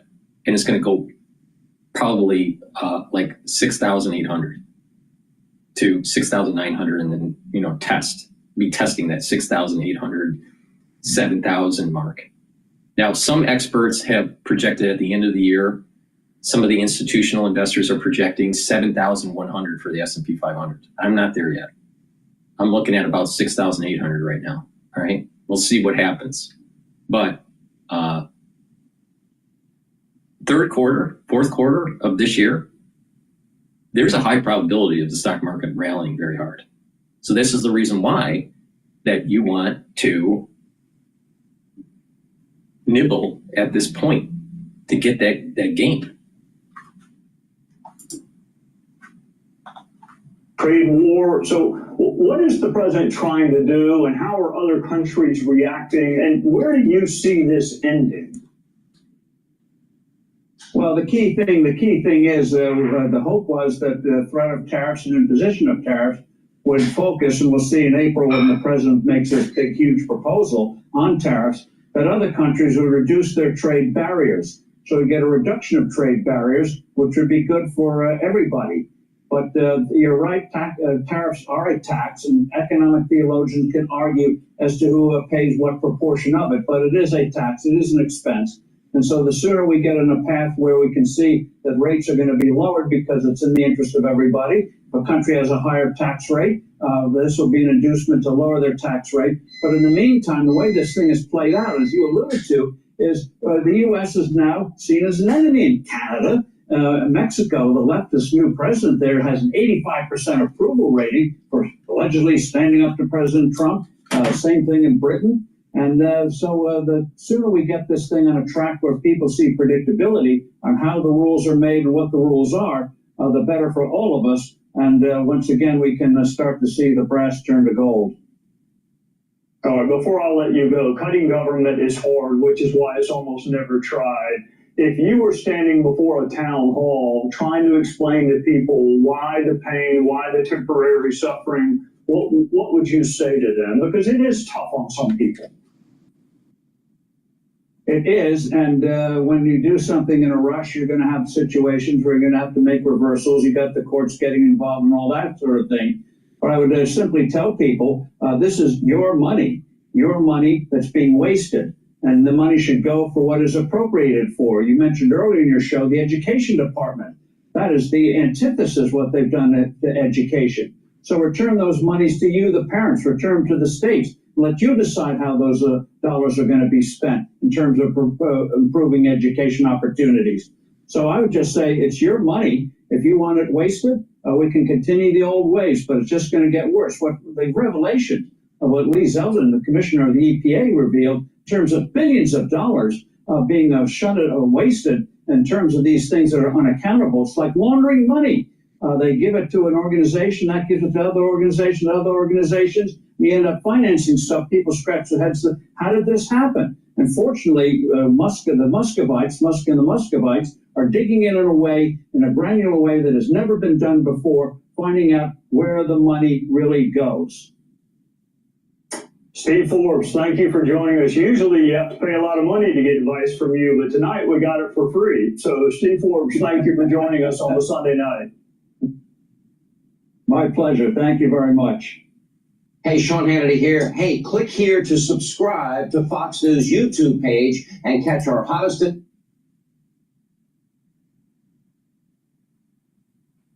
All right. We need that tax cut in the United States for sure. Please go to my store, the-studio-reykjavik.com. Let me explain the third pillar of my core protocol. The first pillar is taking max 35 or max 14 every day to boost up your immune system. C60 is the second pillar to soak up free radicals. All right, it's very potent. So it's antioxidant, very strong antioxidant. The third pillar is to bring down inflammation with ashwagandha, lignans, and turmeric. And the fourth pillar is to boost up your energy levels and your metabolism with Boomer Boost. Now let's talk about the third pillar here. Taking turmeric will bring down inflammation and soak up free radicals. That's important for your cardiovascular system, but also for your immune system. All right. And just the overall bringing down inflammation. If you take turmeric right after a workout, you're going to recover quicker. All right. If you're not feeling well and to bring down that inflammation, take turmeric. All right. But let's focus on cardiovascular health and your immune system. If you bring down inflammation, right, by bringing down those pro-inflammatory cytokines and soaking up free radicals, because this is an antioxidant, you're reducing stress. And when you reduce stress, that is helping your immune system. You're bringing down that overreaction of your immune system. People that are chronically inflamed, all right, have chronic pain or are chronically inflamed, they have high cortisol levels, and that's immunosuppressive. We want to bring that down. So turmeric is going to help with that. And by bringing down that stress at the vascular level, you're reducing chances of building up plaque. So take turmeric. Now, you can also take ashwagandha by itself, but it works better when you stack it. Ashwagandha will help bring down cortisol levels. Like I said, high cortisol levels chronically is immunosuppressive. So you want to bring the cortisol levels down. Also, ashwagandha controls your blood glucose levels. By controlling your blood glucose levels at a proper level, what will happen is you're reducing inflammation, because too much of a concentration of glucose in your bloodstream is inflammatory. So when you have inflammation in the vascular system, what's going to happen is your arteries are going to age faster. It's going to cause the first cascade signal to build up plaque. You want to bring that inflammation down to reduce plaque formation. So taking these two together are synergistic. The turmeric brings down pro-inflammatory cytokines and soaks up free radicals. Ashwagandha root brings down cortisol levels and helps your glucose levels. So taking these together are going to help your immune system and your cardiovascular system. Now, taking lignans, this is a powder, small scoop. You take it every day with filtered water or soft foods like yogurt or hummus or even applesauce. All right. Now, lignans has a few purposes to it. All right. It will bring down inflammation. It will help you to recover if you work out, but it also will help with your immune system and your endocrine system. So when you stack these together, what's going to happen is that you're going to bring down inflammation, and it's also an antioxidant, so it's going to soak up free radicals. And this is a powerful stack to help with your immune system and your cardiovascular system, because you're bringing down inflammation, you're soaking up free radicals, you're reducing the chances of building up plaque. Now, it's a holistic approach. So you stack this and you're helping your immune system and your cardiovascular system, but you also want proper diet and exercise. Get better blood flow, reduce your LDL, increase your HDL, because if you have less LDL, it can't oxidize. You're soaking up those free radicals with the lignans and the turmeric. So you have less free radicals in your bloodstream, so your LDL doesn't oxidize, and you need oxidized LDL to make plaque. So if you don't have LDL, if you have less LDL and less LDL that's oxidized, you're radically reducing your chances of plaque formation in your arteries or your vascular system. All right. So really important. All right. So please go to my store, the-studio-reykjavik.com, use discount 5, all caps, discount 5, and get the lignans, the ashwagandha, and the turmeric. This is the third pillar of the core protocol. Now, if you don't want to take the core protocol, you can't afford it, that's okay. Take this together, and you're going to be helping with your immune system and your cardiovascular system. Do some work, cardiovascular, or do some cardio training, all right? And proper diet. So proper diet and exercise with the stack is going to help you. And it's dual purpose. Helps with your immune system and your cardiovascular system, all right?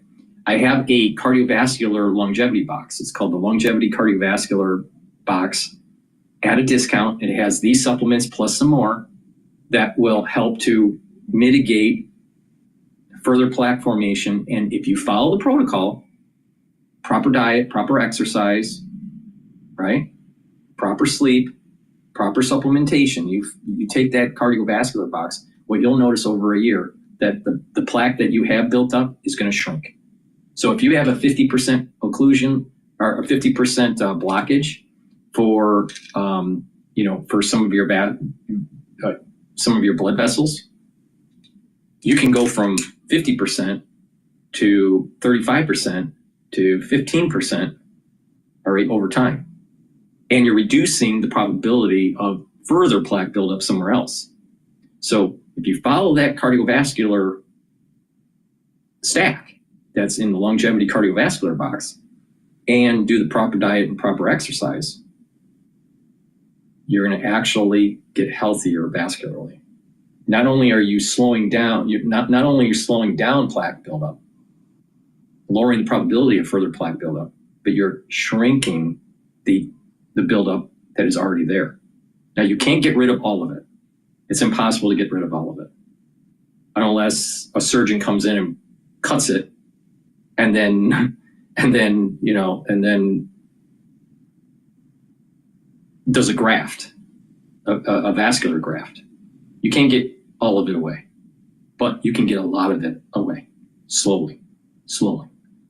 So please go to my store, the-studio-reykjavik.com, get the turmeric, get the lignans, and get the ashwagandha. It's a great way to improve your vascular health and also your immune system. And if you really want to supercharge it, get the Longevity Cardiovascular Box that I have. It's at a discount. You can apply discount 5 on top of that. All my longevity boxes and anti-aging boxes, compared to purchasing them individually, getting a longevity or anti-aging box is cheaper. I'm trying to get these supplements into your hands because it works. You follow my lead. These are things that I do. If you follow my lead, you pay attention to what you need to do, you can mitigate a lot of the problems that you have. All right, with that said, we got a lot of people, a lot of the media is in commercial break right now. So let's see here.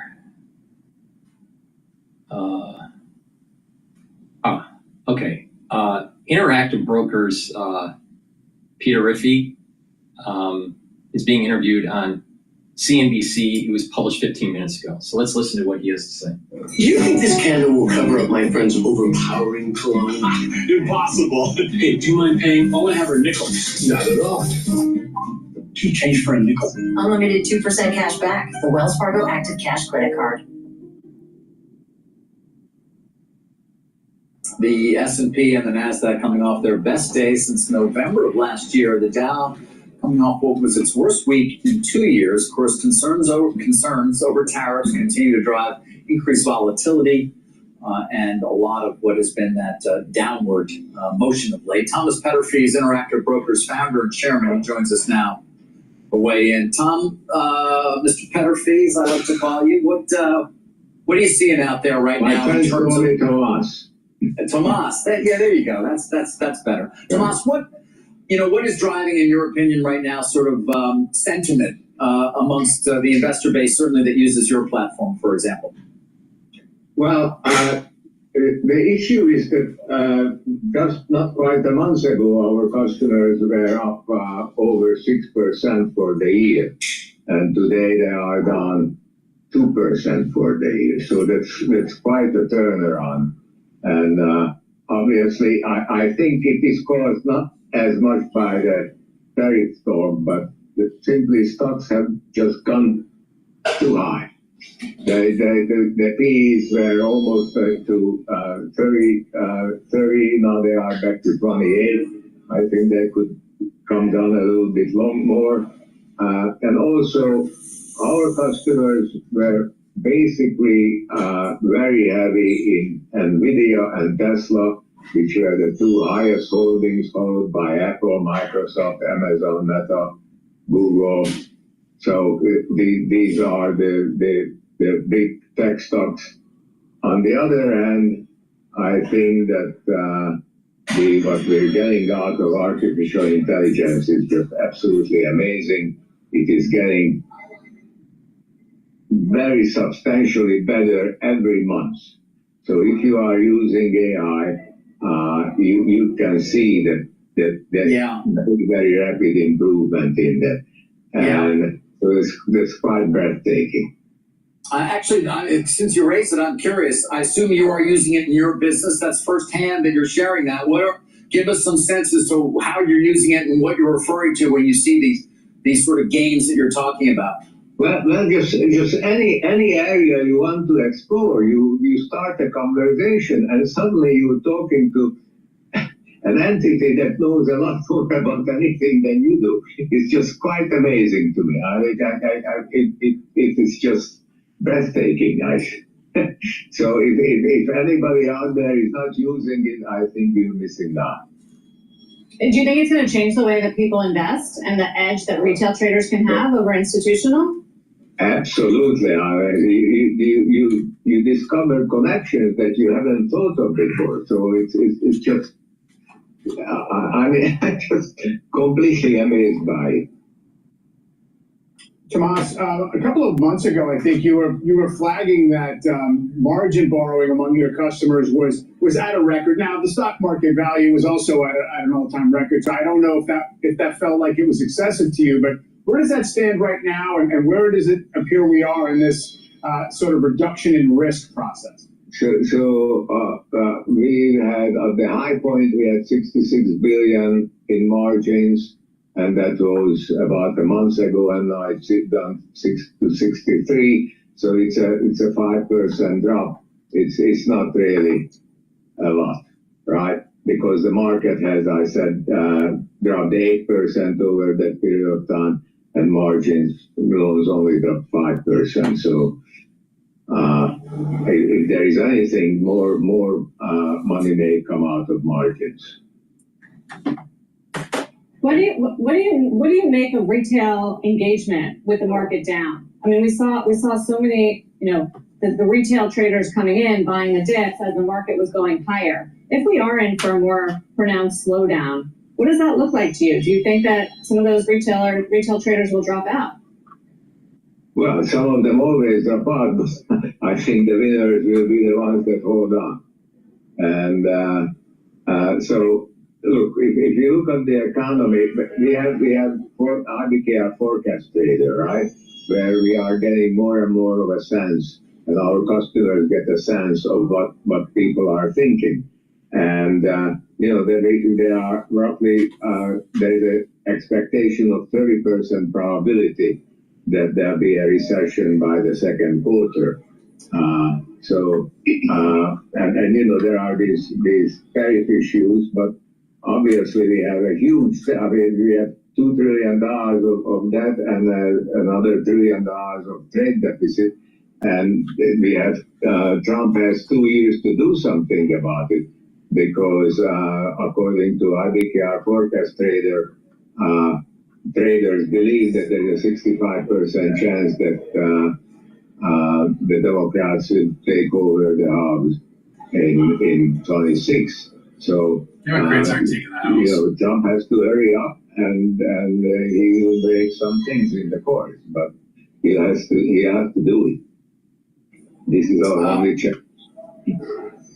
Tomas, always appreciate you taking some time. Thank you. All right. I want to switch over to Bloomberg here, so let's listen in. Versus import-reliant industries. But a lot of the factories in the U.S. that are setting up in practice, these are the sort of end of the food chain. We're talking assembling solar modules from imported ingots and wafers, or assembling EVs from some degree of imported parts, although the EV supply chain is rather more domestic. So depending on which part of the industry you're talking about, they're going to be looking positively or negatively at this order. That said, it's important to note that current rules still allow joint ventures and licensing deals. Some companies, like Ford, were counting on using those kinds of deals to try and build up their own technological edge to compete better.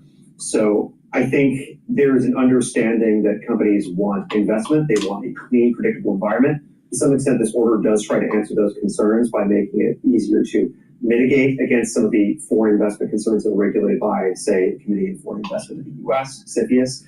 But at the end of the day, I think this is one additional element of uncertainty and one that's increasingly defined by uncertainty. If clean tech wasn't a word, if it was just like tech, would this be different? Or is the fact that the word's clean on it changes the dynamic? I think you've seen broader sort of concerns in the government community about Chinese investments. Certainly you hear about that in chips, anything cybersecurity related. Technically speaking, a major trade barrier is the connected cars rule the Biden administration imposed, saying no cars with Chinese navigational or connectivity software can be sold in the U.S. market after 2026. So I think the fact that energy is a sort of critical sector and specifically called out as such in this order makes it especially sensitive. But there's a variety of other strategic sectors where these sensitivities also apply. And Derek, I guess the reality, though, is that the Chinese, in fact, are way ahead of the rest of the world in terms of battery technology. So that makes it even more difficult. What's the solution there? Well, something the order tries to do is compensate for that by making it easier for unspecified U.S. allies and partners to invest in the U.S. This could include, say, Japan and Korea, which are some of the other leaders in the sector. But at the same time, that's complicated by the fact that, one, there's no current list of allies and partners. And right now, all those traditional alliances and partnerships are complicated by the trade war. And two, there's not a specific set of circumstances under which those allies and partners can get a guarantee that they'll be allowed in. It specifically says that if there's partnerships with Chinese companies by these U.S. allied and partner companies, then that could complicate their investment climate. And since places like Panasonic or AESC from Japan or SK On, LG Energy Solution from Korea, they have commercial relationships in China, right? Maybe that's supply chain, maybe that's consumption. And it's not totally clear which of those relationships would be considered prejudicial to their getting permission to set up in the U.S. Hey, Derek, what areas of the clean tech area space is the U.S. doing well in and investing the right kind of money in, like the sectors developing? Right. I think that's a great question. I think, first of all, you can sort of separate deployment and manufacturing. Deployment-wise, we're seeing an absolute boom in battery installations, solar installations. Things like wind are a little bit more affected by interest rates, uncertainty, things like that. On the supply chain side, there's definitely been a huge boom in battery manufacturing and related EV investments. But as we mentioned, there's a lot of sort of foreign involvement in the supply chains, which could be a little bit impacted by this.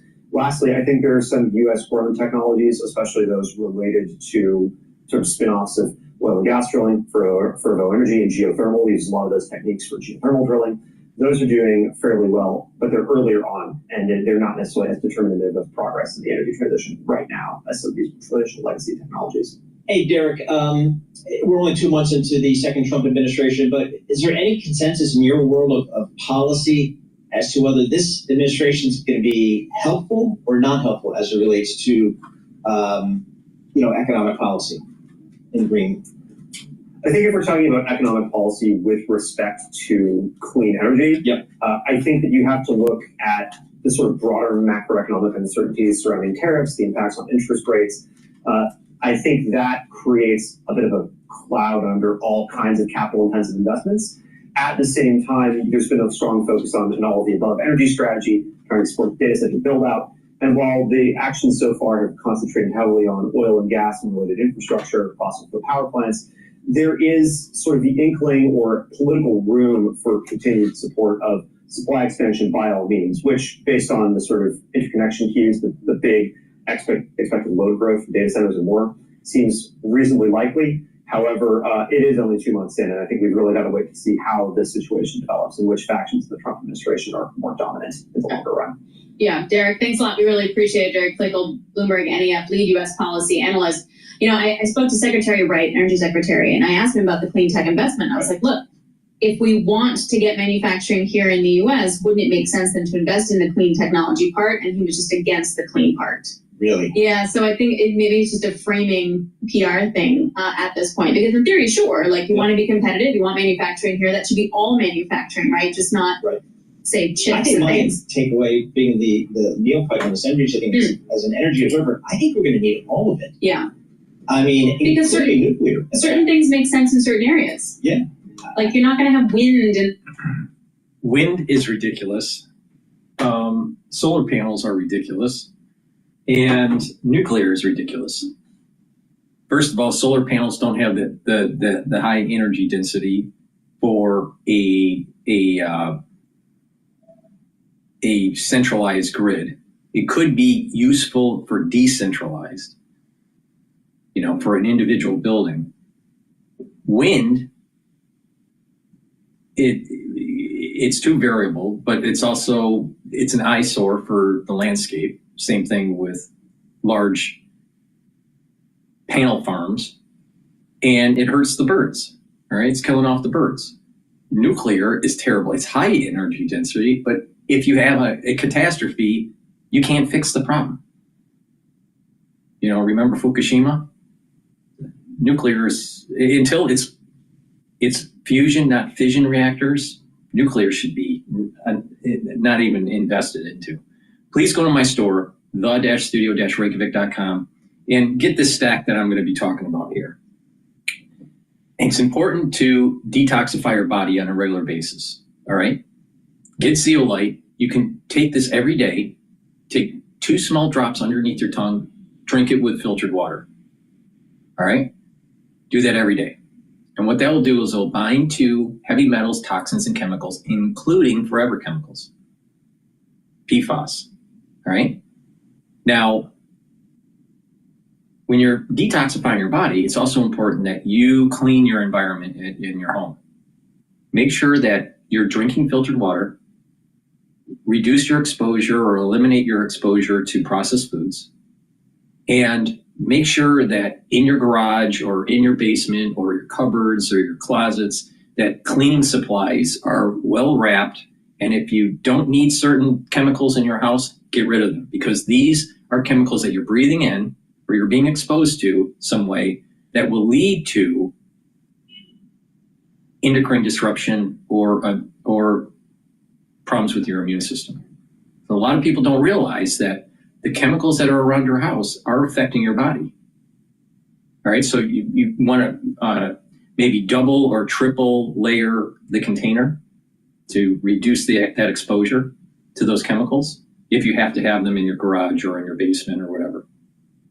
So take the zeolite every day, 2 small drops. Now, some people prefer to do a heavier detox, more intense detox, take 5 small drops underneath your tongue every day, drink filtered water, do that every day until the bottle is done, and then do that once or twice a year.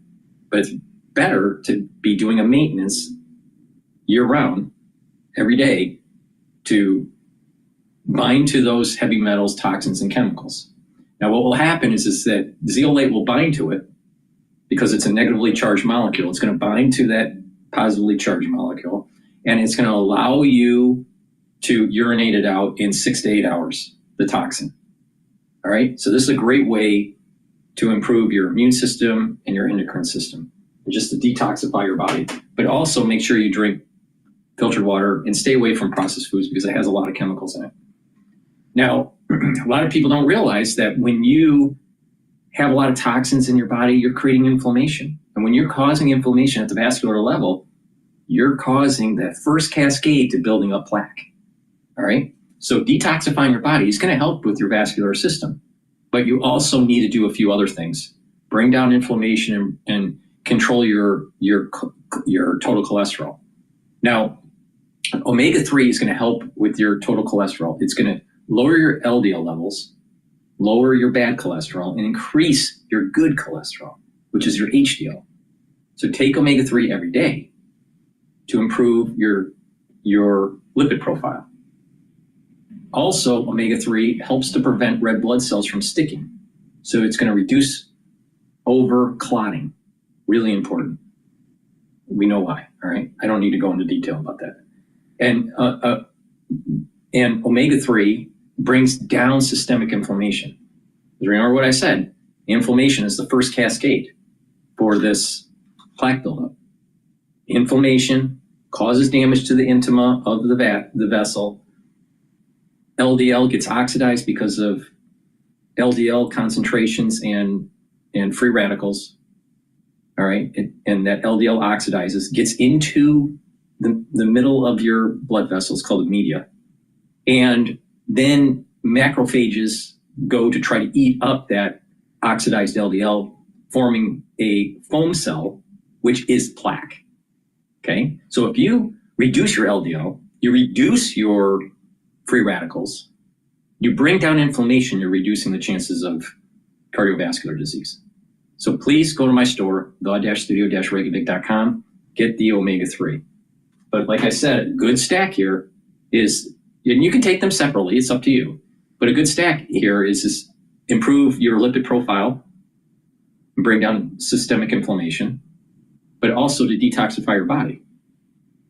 All right, like I said, it's helping your immune, by detoxifying your body, you're helping your vascular system, you're helping with your endocrine system, you're helping with your immune system, you're helping your different bodily systems, right? If you have a lot of toxins, do you think you're going to think well? Your brain's going to function well? No. The answer is no. Do you think your liver is going to perform good when you're full of toxins? No. So it behooves you to actually take zeolite. Please go to my store, the-studio-reykjavik.com. Use discount 5 and you get $5 off. All right, let's go to Bloomberg.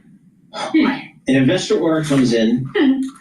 Well, all right, I'm the buy side client A. I want to go to a private room. Do I go through my broker dealer, whether it's Goldman Sachs or Morgan Stanley, and they get me into the private room, or do I go directly into the private room? So if you are the investor, you're just sending your order and your broker's executing, it's up to the broker. And many times it's the broker's algos that actually have these private rooms set, and they, in an automated process, it might go straight to the private room within the alternative trading system, or it could go to the exchange. It all depends on, again, the size of the trade, the speed, really what you're trying to do. What is your end game? What's your goal? So if I don't have access though, am I losing out? Like if I'm just trading on the regular old NYSE, like am I losing speed or money or trade, or is it just different? So it's the big question mark. One of the firms that I profiled in my story today is a minority-owned broker-dealer, and they specifically are looking to interact with other minority broker-dealers. So there's a room set up with only minority-owned broker-dealers. So that use case is very specific. Obviously, if you're not a minority-owned broker-dealer, you may not be invited into that room. And whether or not that is a big con, whether or not those trades that you don't have access to are going to impact your experience, it's still a very small sliver of the market. The ATSs, the firms that are running these off-exchange venues that I talked to, in trying to understand the actual volumes that are happening within these private rooms, it's very small. Some of them are saying 5%, it's less than 10% overall. So when you think about the bigger picture here, it's not as if you're losing out on half of the trading that is occurring off exchange, by no means. The question becomes, as this trend grows and we are seeing it pick up momentum, will it then start to impact the trading experience? And then some of your questions that you're bringing up, Alex, those will need to be asked and hopefully if these private rooms for trading start to impact the market, then the Federal Trade Commission is going to come in, investigate, and may even abolish or make it illegal to have dark rooms. I'm shocked that this can even happen. But because there's so much liquidity in the regular trading method for most people, even institutional investors, that these dark rooms are just a small part of the actual liquidity. But if it gets bigger and there's whales in these dark rooms, it can swing markets, and that's not good. That looks like the Federal Trade Commission would come in and regulate. First day of trading on that Pan American Airlines, and I was making $22,500. I was taking these knuckles out for drinks that were making $800,000-$900,000. I had no money. I'm guessing you didn't expense that. No. So I had to. That hurts. Yeah. So some of the other junior folks kind of pulled our money. Aw, that's so nice. Look at that. Anyway, we're going to find out. It's going to be huge. All right, that wraps up for us on this Monday. Thanks so much for listening to Bloomberg Intelligence. Okay, so the St. Patrick's Day parade in New York is happening. I'm not going to cover it, but it's playing on live now. I want to go to Fox Business, and it looks like they're talking about oil prices going down and grocery prices going down. So let's see what's going on there. Welcome back. President Trump is set to meet with oil and gas executives this week with his steel and aluminum tariffs now in effect. Reciprocal tariffs are coming on April 2nd. The oil and gas industries rely heavily on those imports. And joining me now with a look ahead is the chairman and CEO of Red Apple Group, United Refining Company, and Gristedes and D'Agostino Supermarkets, John Catsimatidis. John, great to see you. Thank you so much for being here. What do you want to see discussed at that meeting between President Trump and the oil and gas executives? Will you be there, John? No, I was not invited. And let's see what happens, because I do a lot of business in Canada. And in effect, in Canada, in April 2nd, there's no tariffs until April 2nd on oil. And the fact is, nobody's wrote a check yet. I think President Trump is waiting to sit down with the Canadians, and he sat down with Doug Ford many times already. I think both people want to make a deal. So I predict there will be a deal with Canada at some point, and hopefully it's before anybody has to write a check for tariffs. Okay, so you don't even think these tariffs are going to go through with Canada and Mexico, because you think there will be a deal with both, or just Canada? I think things are. I don't know much about Mexico, but I think President Trump wants to make a deal before they have to push the button. Yeah, I mean, that makes sense, because, of course, these are our friends to the north and south, and you've got the USMCA deal already in place, which he was very proud of when he first did it. But, of course, he had the opportunity to redo it, and that's what he's doing. I spoke with the Energy Secretary, Chris Wright, last week about the president's Northeast natural gas pipeline and how it could reduce costs for New Yorkers. I want to get your take on this. What? I think it's highly likely that this pipeline, there's a couple of them actually get done. It's just such a win-win-win. This will lower costs for people in the New York area, for New England, not just heating costs, which is a big deal. Old houses are heated by fuel oil. Natural gas is just so much cheaper, and it burns cleaner. but it also lower electricity prices, which of course everyone would cheer for that as well, and allow businesses in New England or in New York City area to expand and grow their businesses and grow more jobs. So it's like no one loses by this. But silly politics of several years ago stopped these in the first go round. But I think it's quite likely these pipelines will be under construction before this year's over. Katz, do you agree with that? I mean, this interview was on Friday, and it followed the president's national energy emergency declaration at the start of his term. Fundstrat Global Advisors Managing Director Mark Newton was here last week. He said oil prices are going down. He's expecting $50 oil. Watch this. Crude oil is likely going to go down to $50 in my view, and so the efforts of the administration obviously continue to pump and reset U.S. energy infrastructure. I think is a big positive, along with the fact that China's recovery remains pretty fragile, and it's very difficult to, they're going to be exporting, I think, deflation to the rest of the world. So the combination of those, any sort of tariffs, we're forgetting that that's going to have a huge demand impact on China. Crude oil is likely going to have a big slide, so that's going to very much positively inflect inflation to the downside and help. Well, John, oil prices are up this morning, and I think it has more to do with what's going on in the Red Sea and the Houthis harassing our ships. Your reaction to all of that? Over the next 3 to 6 months, oil prices will go down. I think the price is going to be anywhere from 55 to 65, which is a great price for oil involved.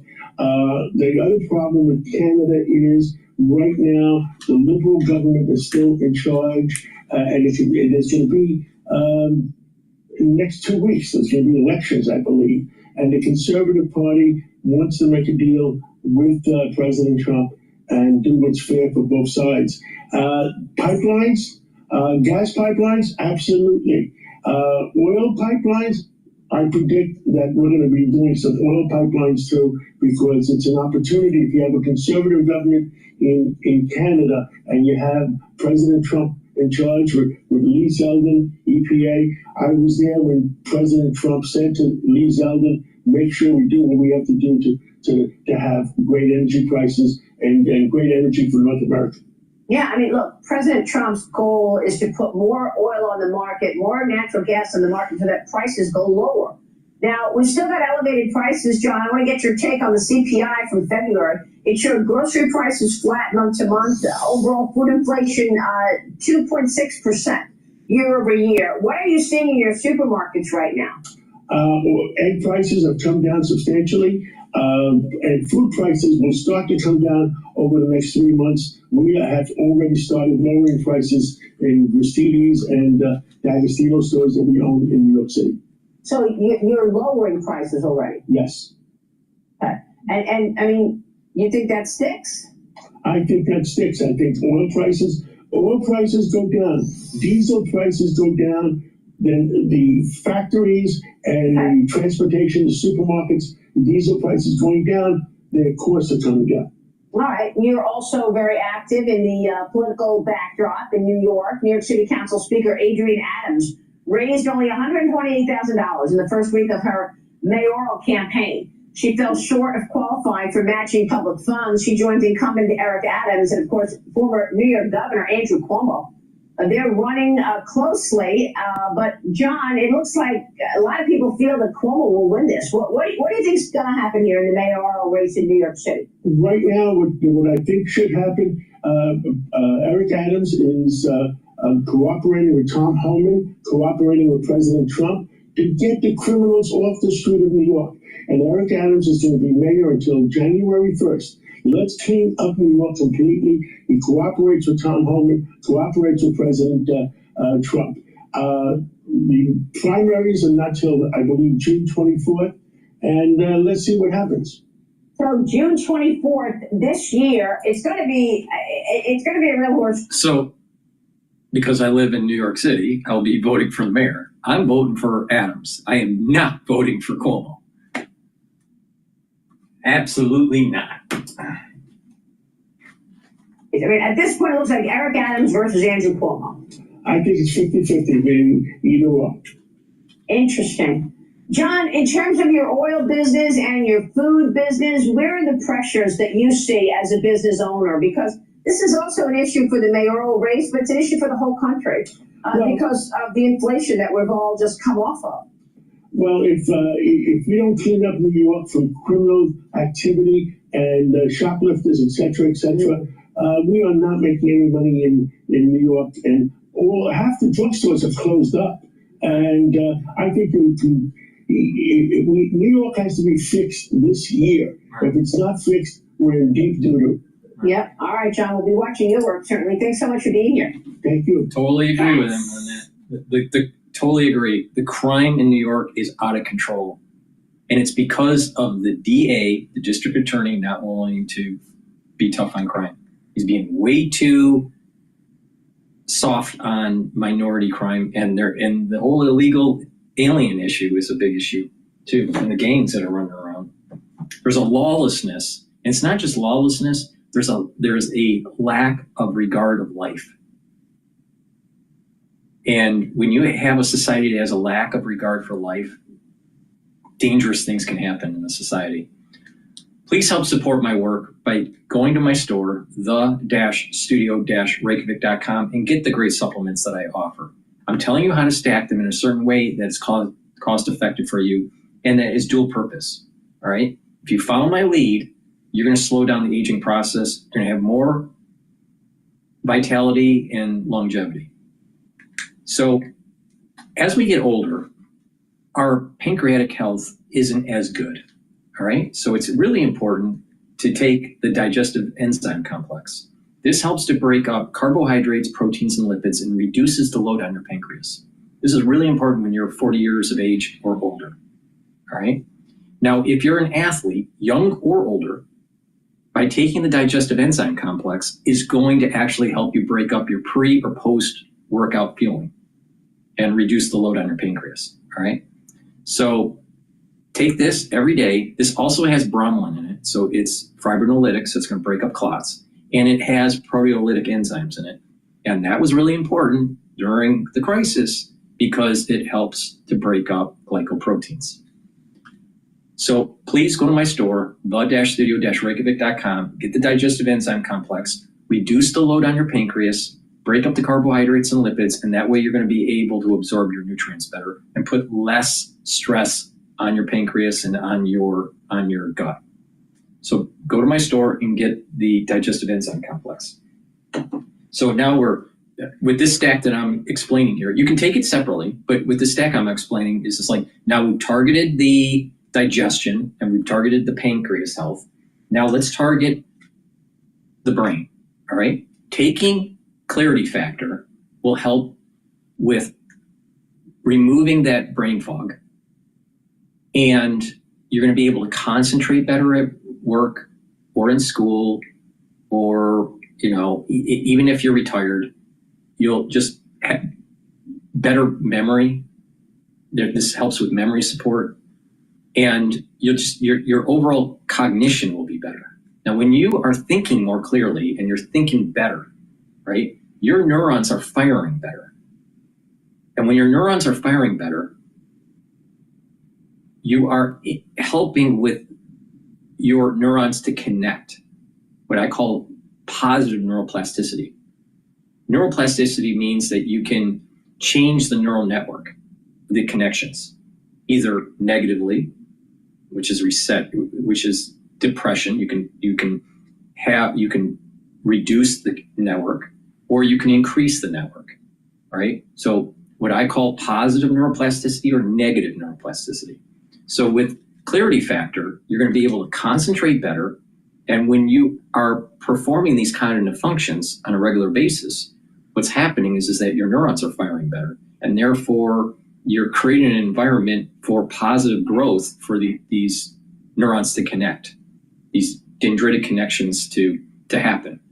So when these dendritic connections happen, you're thinking faster, you're going to be able to consolidate memory more. So taking Clarity Factor is going to support the memory, but also reduce that brain fog and allow you to concentrate at work, in school, or even if you're retired. So that's really important. Neural health is really important. Now, take this every day. If you are doing something that has high cognitive load at work or in school, I highly recommend to take it twice a day. Take it in the morning and in mid-afternoon. But for most people, taking it once a day is okay. It's up to you if you want to take it in the morning or in the afternoon, depending on when you start having that brain fog. But the thing is that this is going to prevent that brain fog, but also taking this every day and drinking filtered water is going to improve this neuroplasticity and the firing of these neurons. Really important. So help with your brain health by taking Clarity Factor.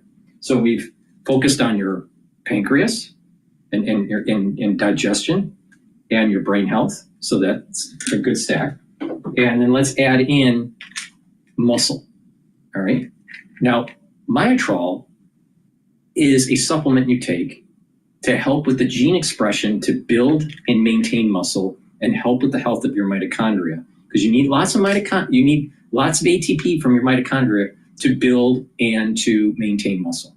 Now, once we turn about age 40, we start to atrophy, all right, for the average person. Now, it becomes harder to gain muscle and to maintain muscle mass. So Myotrol is going to help you with that. So if you're 40 years of age or older, you should be taking Myotrol every day. This has flavonoids, lignans, and polyphenols that will help with the gene expression to build muscle and to maintain muscle. And like I said, improve the mitochondrial health. Now, this stacks really well with gladiator barley because the barley is a high density protein to build them, to help with build the muscle. That's the building blocks to build the muscle. Myotrol is used for the gene expression. Now, you will get muscle mass creation by doing resistance training and just taking Myotrol. But you'll get more muscle mass creation if you're taking Myotrol, resistance training, and taking the gladiator barley. All right? This is important for males and females. For females that are postmenopausal, all right?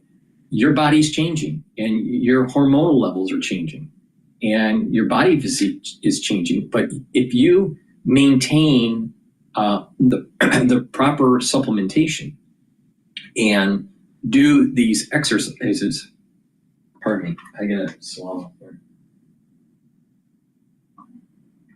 If you do these exercises of resistance training, cardio, balancing, and stretching exercises, you're going to get lean muscle by taking the Myotrol and taking the gladiator barley.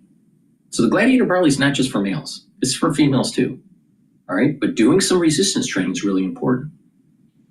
So take the Myotrol, help to build up that muscle, reduce the atrophy. All right, that's really important. Part of the reason why we start to shrink in height and start to slouch when we get older, when we go into our geriatric years, is because that we are having this atrophy that's taking place in the back muscles. So a lot of people are focused on their biceps and their triceps and their legs, and right? Well, the thing is that you also need to build up back muscles. And when you're building up your back muscles, your posture is better. Now that's good for 3 separate reasons. Good posture helps with better blood flow. All right. So your blood flow going out of your aorta and out into the rest of your system, and the blood flow coming back to your heart. All right. That circulation will be better when you have good posture. When you're slunched over, you're actually reducing that blood flow. And also your lymph goes through your lymph nodes, and you have these tracts within your lymphatic system. So if you're slouched over, all right, that will impede that lymph flow to be able to have your immune system work properly and to detoxify your body, because your lymphatic system is important for detoxification, right? Because it's this lymph that's coming out from the extracellular matrix into the lymphatic system and into the lymph nodes, and it gets circulated, right? And it gets poured back into the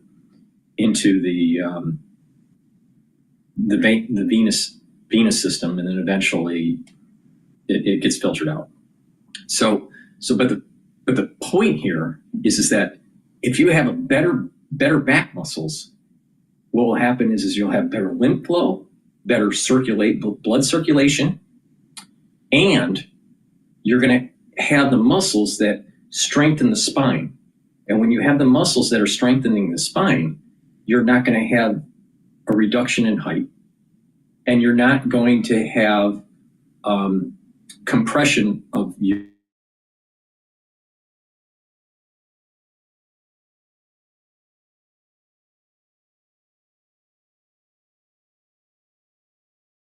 and females.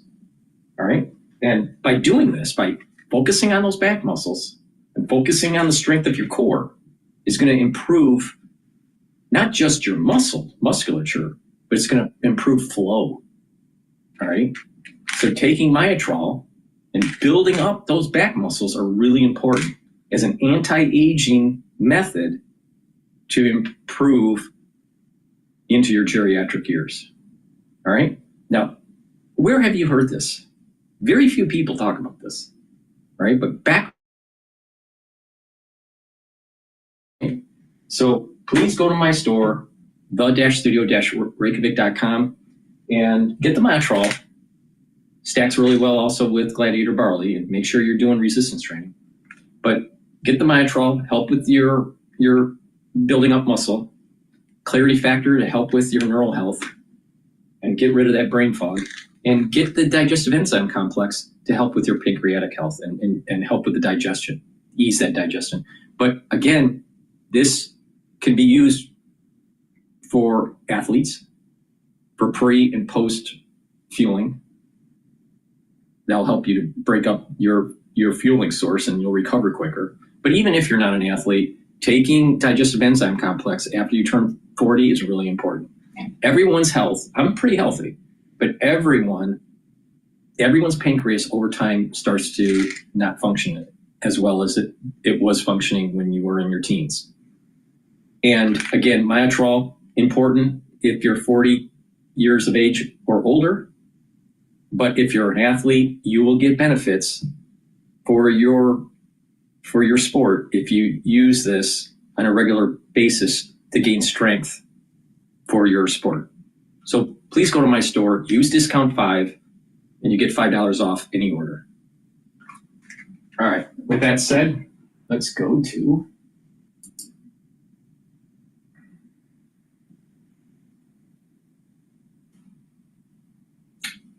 to Times Radio about Trump's economic policy could trigger America's stagflation in 6 months.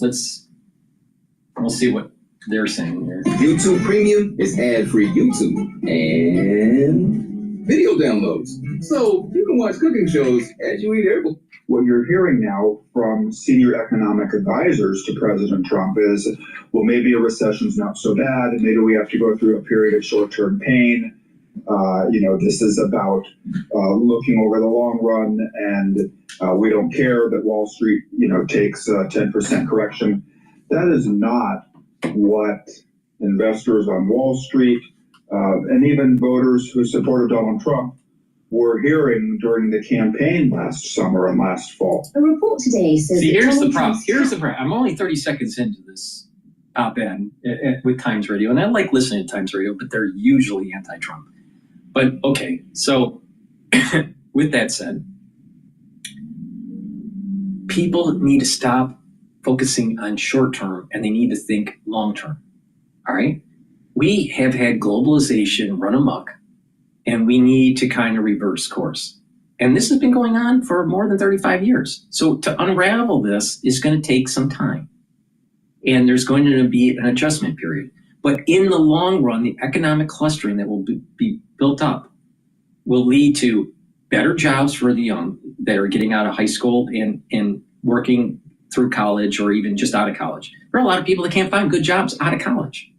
So they wrapped up, they end up with $100,000, $200,000, sometimes $400,000 in debt in undergrad school, depending on which school they go to, and they can't find a good job. There's lots of people from Harvard that came from Harvard College. All right? One of the best institutions in the United States.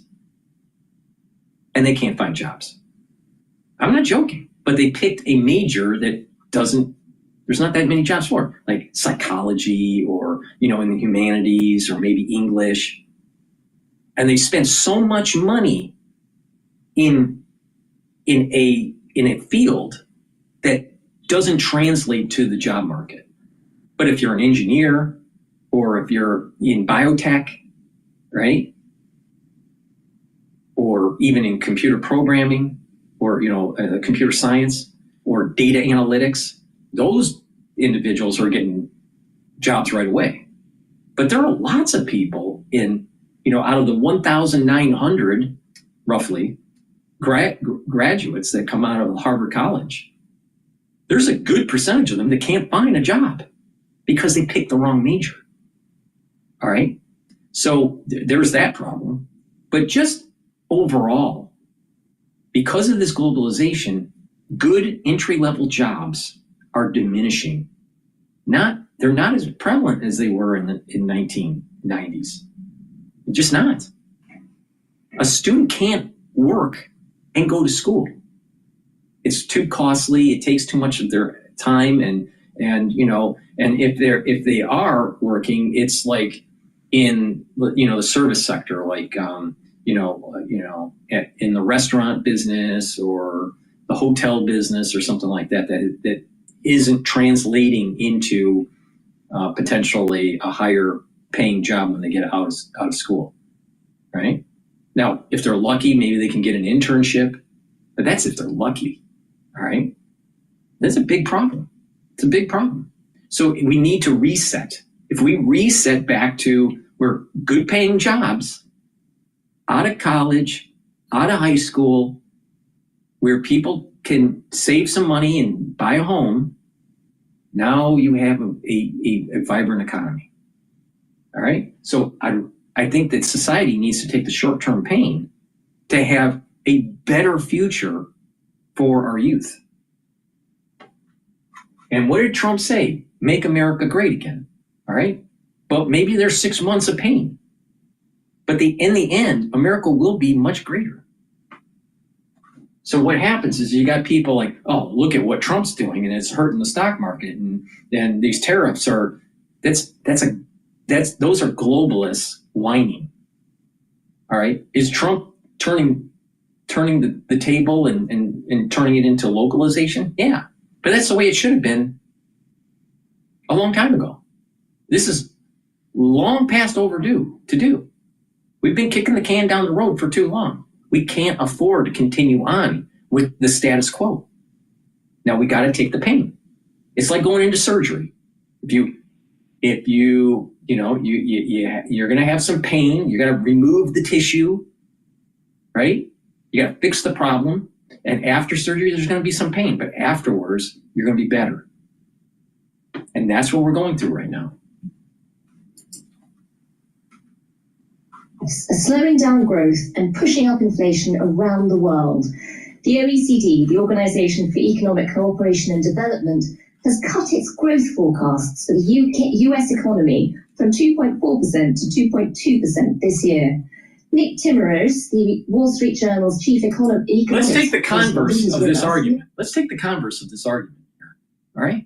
They're basically saying that Trump's tariffs are increasing inflation globally, which is probably true. But what was happening before the tariffs, Trump's tariffs? Because remember, these are reciprocal tariffs. And if they're not playing ball, then we just keep on escalating and play chicken with them. But the thing is that what they're saying that the status quo is better, where unfair tariff practices with these countries to protect their industry in their country, but we take the hit that the middle class and the taxpayer in the United States should take the brunt of it? No, that's not fair. But that's what's been going on for the last 35 years to maintain the labor arbitrage. See, what Trump's doing is that he's trying to break the labor arbitrage. And that's the Achilles heel of the globalists.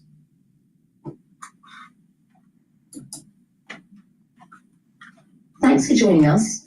Thanks for having me.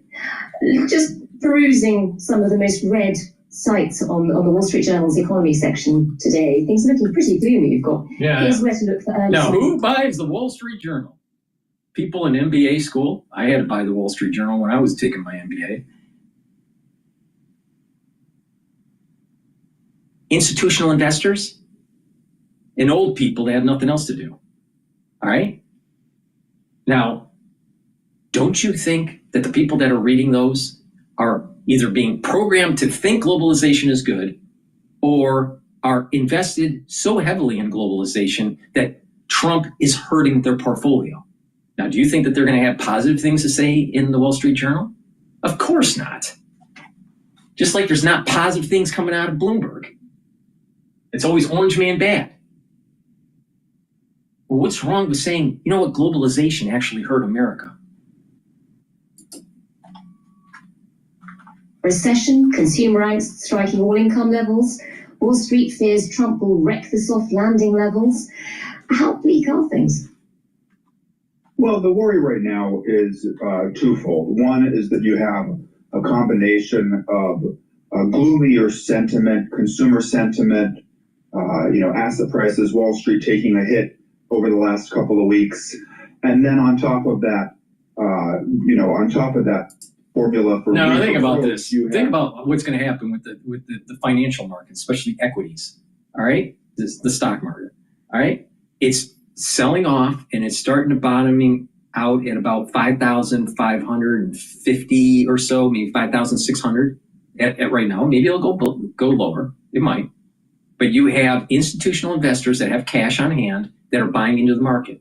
And when the tax cuts pass in Congress, the stock market is going to climb. And all that new, fresh money that was invested at this moment in time in the equity market, they're going to have 15% gain or more. And they're going to love Trump then. They're going to love Trump. See, they love Trump when the returns are high. Trump is actually giving you a gift. The middle class, wake up. Trump just gave you a gift. And that gift is buy the equity market. Because when it does rally, you're going to have a large return this year or the first quarter of next year. Don't be afraid of this. The globalists, they're whining because higher prices from tariffs. And we've been through a situation. I keep on interrupting. I apologize, but this whole topic pisses me off. So the globalists want to scare you to thinking that globalization is better. Walmart family has more to lose with Trump policy than you do.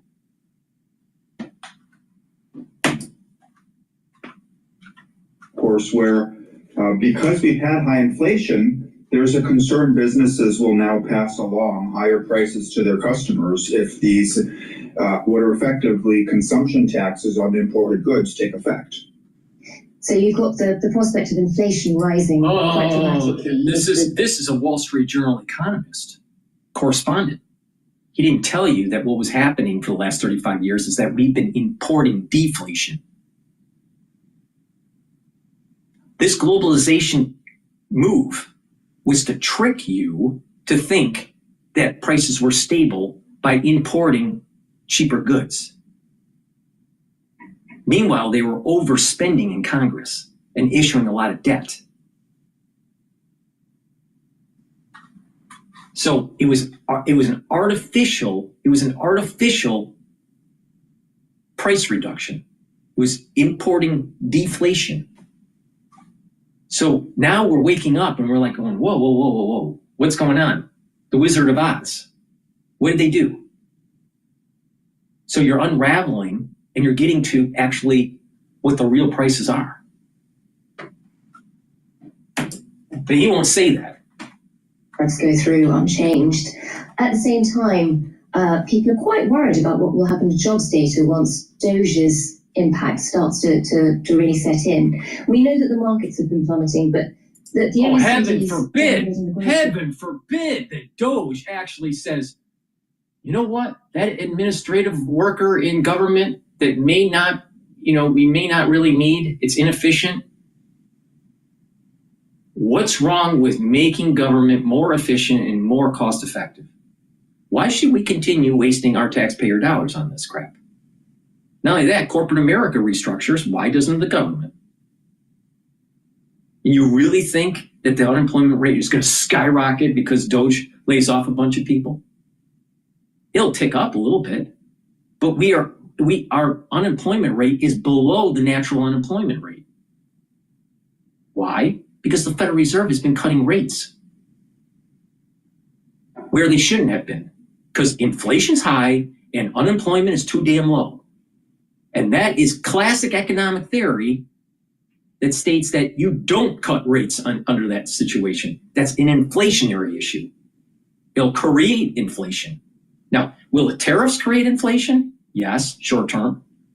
But what's more of a signal for inflation is the failed policy by the Federal Reserve and the overspending by Congress that is inflationary. Why should the Federal Reserve lower rates when you have below 5% unemployment? Why should the Federal Reserve lower rates when you have above 2% inflation? When you have a 2% target? That very move in 2024 by lowering rates caused the inflation. But they won't tell you that. It's more about the fundamentals of the economy, which up until now have been quite good. We know that the last election, was won over the vibes on the economy, but the economy itself was pretty healthy. The OECD is actually quite conservative compared to some banks and some analysts who are even predicting recession. Do you think that's plausible? Well, a recession, it doesn't seem as if the U.S. economy is in a recession right now. So let's take the OECD's forecast. 2.2% GDP growth would still be considered a solid year by most economic standards in the U.S. I think what's different is that there had been expectations after Donald Trump's election that you would see, so-called animal spirits, investors anticipating, steps to boost growth. And instead, what you're hearing now from senior economic advisors to President Trump is, well, maybe a recession's not so bad, and maybe we have to go through a period of short-term pain. This is about looking over the long run, and we don't care that Wall Street, takes a 10% correction. That is not what investors on Wall Street and even voters who supported Donald Trump were hearing during the campaign last summer and last fall. So I think the concern now is, economies are hard to predict. And if growth were to tumble, what's going to pull it out of, a downward swoon? It's not clear now what that would be. It is quite a surprise, not just because of the rhetoric in the run-up to the election, but in the last Trump administration, we sort of saw markets relying on what they called the Trump put, which is the moment he saw the market sliding, he would change policy to make sure that they didn't. Similarly, we sort of assumed that he'd be more worried about the vibes amongst the public.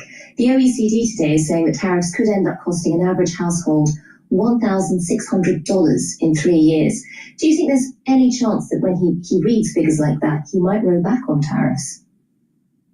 What we hear right now out of the White House. No, what needs to happen is that we are paying too much on interest annually. $1 trillion. $1 trillion.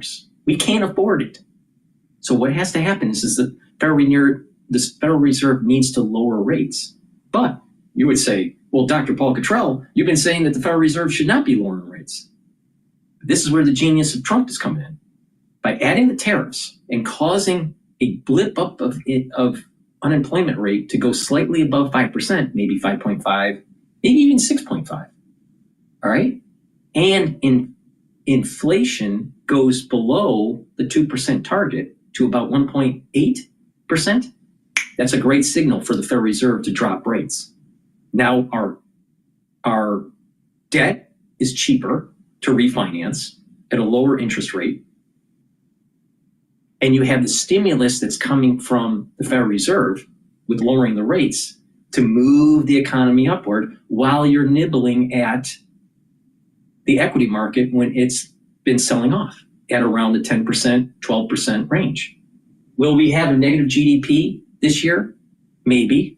But will it be 2 consecutive quarters? I don't think so. So it's not technically a recession. And that's the game plan. And then the tax breaks because the economy is faltering a little bit. The tax breaks come in through Congress, and boom, that's the accelerant for the real economy and for the financial markets. It's genius what he's playing. You got to think like 2 or 3 or 4 steps ahead. These clowns, they're just pushing a global agenda.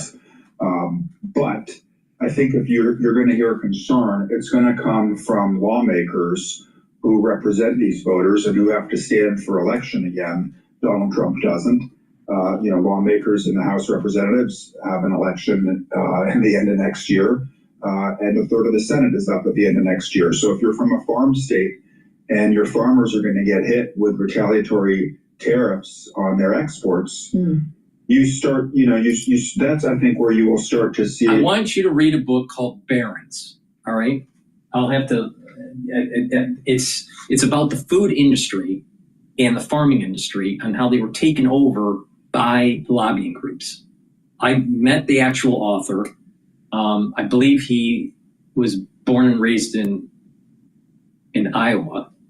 And he wrote this book very detailed about how the conglomerates ate up the farming industry. And because they're so powerful as a lobbying group, they get these subsidies. So these subsidies are not for the little farmer. It's for Cargill. It's not for the little farmer. It's these multinational big ag corporations. So he's promoting Cargill. Oh, we got to worry about the little farmer. See, that's the emotional fallacy. Everyone's thinking the farmers are just, many farmers are small businesses, but what happens is that they're being bought out. And Cargill's and other companies that are like Cargill are buying their farms. And what happens is that they actually now use the farmer to actually do the work on the farm, but the farmer no longer owns the land. He's now an employee of Cargill. This big ag problem is huge, huge problem in the United States. Then you add in China buying farms and all this stuff. So these subsidies, it's a load of horse shit when they're saying that the majority of the farmers are going to be benefiting from these subsidies, or the little farmer's going to be hurt by the tariffs. Yeah, you're going to have these idiosyncratic things that are going on across the country. But what's really that they're worried about is companies like Cargill and how they're going to be hit. It's not the little farmer. Who are they fucking kidding? Most of the food that you buy from the grocery store is from big ag, not little farmer. And so if someone is complaining about subsidies, that subsidies might be cut, or that there's tariffs that will affect exporting agriculture, they're not talking about the little farmer. They're talking about big ag. Now, do you really care about big ag? Because big ag actually poisoned your food. Big ag actually did the GMO. So why don't they take the pain? I would love to see Cargill and Monsanto lose market share. I would love to see their stock price go down because they've been fucking America for years. The pushback, but right now there's not a lot of public pushback against the president. It must be pretty galling for the US administration to see that China is one of the exceptions in the OECD's forecast. It seems to have raised its growth estimate. Yeah, I think one of the surprises this year has been both for China and Europe. You see more spending out of China to stimulate their economy, to boost their growth mix. They want to, if we're going to have a trade war, they want to come into it on the strongest footing they can. And then, of course, the news around defense spending in Europe. Both of those are changes, I think, in the outlook. And they suggest that growth for the rest of the world might look a little bit better than the U.S. If you go back to 2 months. This is total horseshit. They were easing, monetary easing in China before Trump even came into office. Not only that, they were increasing their defense spending and telegraphing they want to take over Taiwan before Trump got into office for his second term. So what is he fucking talking about? But he's from Wall Street Journal. The story at Davos had been U.S. exceptionalism, Europe had moribund growth outlook, and now that has flipped. And Nick, as you say, there's no sign yet of the vibes across the public, across consumers changing. One thing they will be feeling the difference in, though, is eggs. Any sign of the prices in America coming down? And just give us a sense of what it's like out there at the moment.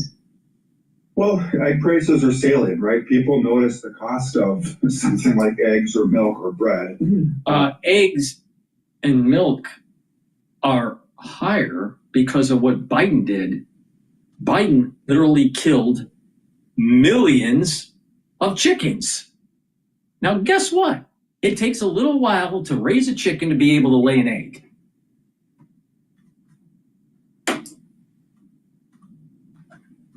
You know, this looks like it's because it's related to the avian flu and the steps being taken to prevent the spread of disease. You know, this looks like something that you could say is transitory, that it kind of came out of nowhere and it'll resolve itself over time. I think the bigger concern for Republicans and for the administration is that people voted for change. They were unhappy with the previous administration. They were unhappy that prices had gone up so much. And if you start to see prices go back up again here, the public's tolerance for that, I think, will be short-lived. On top of that, we've had higher interest rates. Mortgage rates have been higher. And the whole premise of getting inflation down was that interest rates could come down. And if you don't get prices down, you may not get interest rates down anytime soon, even if the economy weakens. And so what we're looking at right now is still a fairly good growth picture in the U.S., but you could see a scenario, 6 months from now where labor markets are slowing, but prices are still rising. That's a stagflationary combination that we really haven't had in the post-pandemic economy. Nick Timmeros, Chief Economics Correspondent for the Wall Street Journal, thanks so much for joining us. I said tariff is my favorite word in the dictionary, and I got killed by the fake news. So I say now, it doesn't sound good. Tariff is my fourth favorite word. Tariff is my fourth favorite word. It's so terrible, but this way I'm free. I write free. I don't get clobbered by the fake news. But tariffs are also powerful. All right, let's go to Bloomberg here. White House defends expelling hundreds despite court order. This is the Venezuelan game, I believe. The White House chose not to because the airplane was over international waters. It did not get back to Venezuela, actually went back to El Salvador. 238 detainees put inside a terrorism confinement center where they will be held for at least a year. This has set up a massive legal standoff that some people think is going to go to the Supreme Court. This whole idea of using the Alien Enemies Act. And this would usher in the mass deportation of a lot of people. These gangs that are killing people and taking over our inner cities, and they're here illegally, and you have judges that are stonewalling the Trump administration and trying to, and the judicial branch is trying to stop us from solving this problem and kicking them out of the country. To me, that judge is treasonous. Or because this would be one of the pillars, frankly, of the Trump campaign. Mass deportations, the work that Tom Homan is up to, could hinge on what the court says here. Yeah, I mean, this very well could, and I think that is the only potential good news out of this very distressing story over the weekend, is that the administration said it will file in the Supreme Court, which is what we want them to do. We want them to file and listen to court orders. Of course, the concern here, and you just went through it beautifully, is that the order given over the weekend, they did not listen to. And so, yes, this very well could go to the court, but the plane was over international waters, so it doesn't mean anything.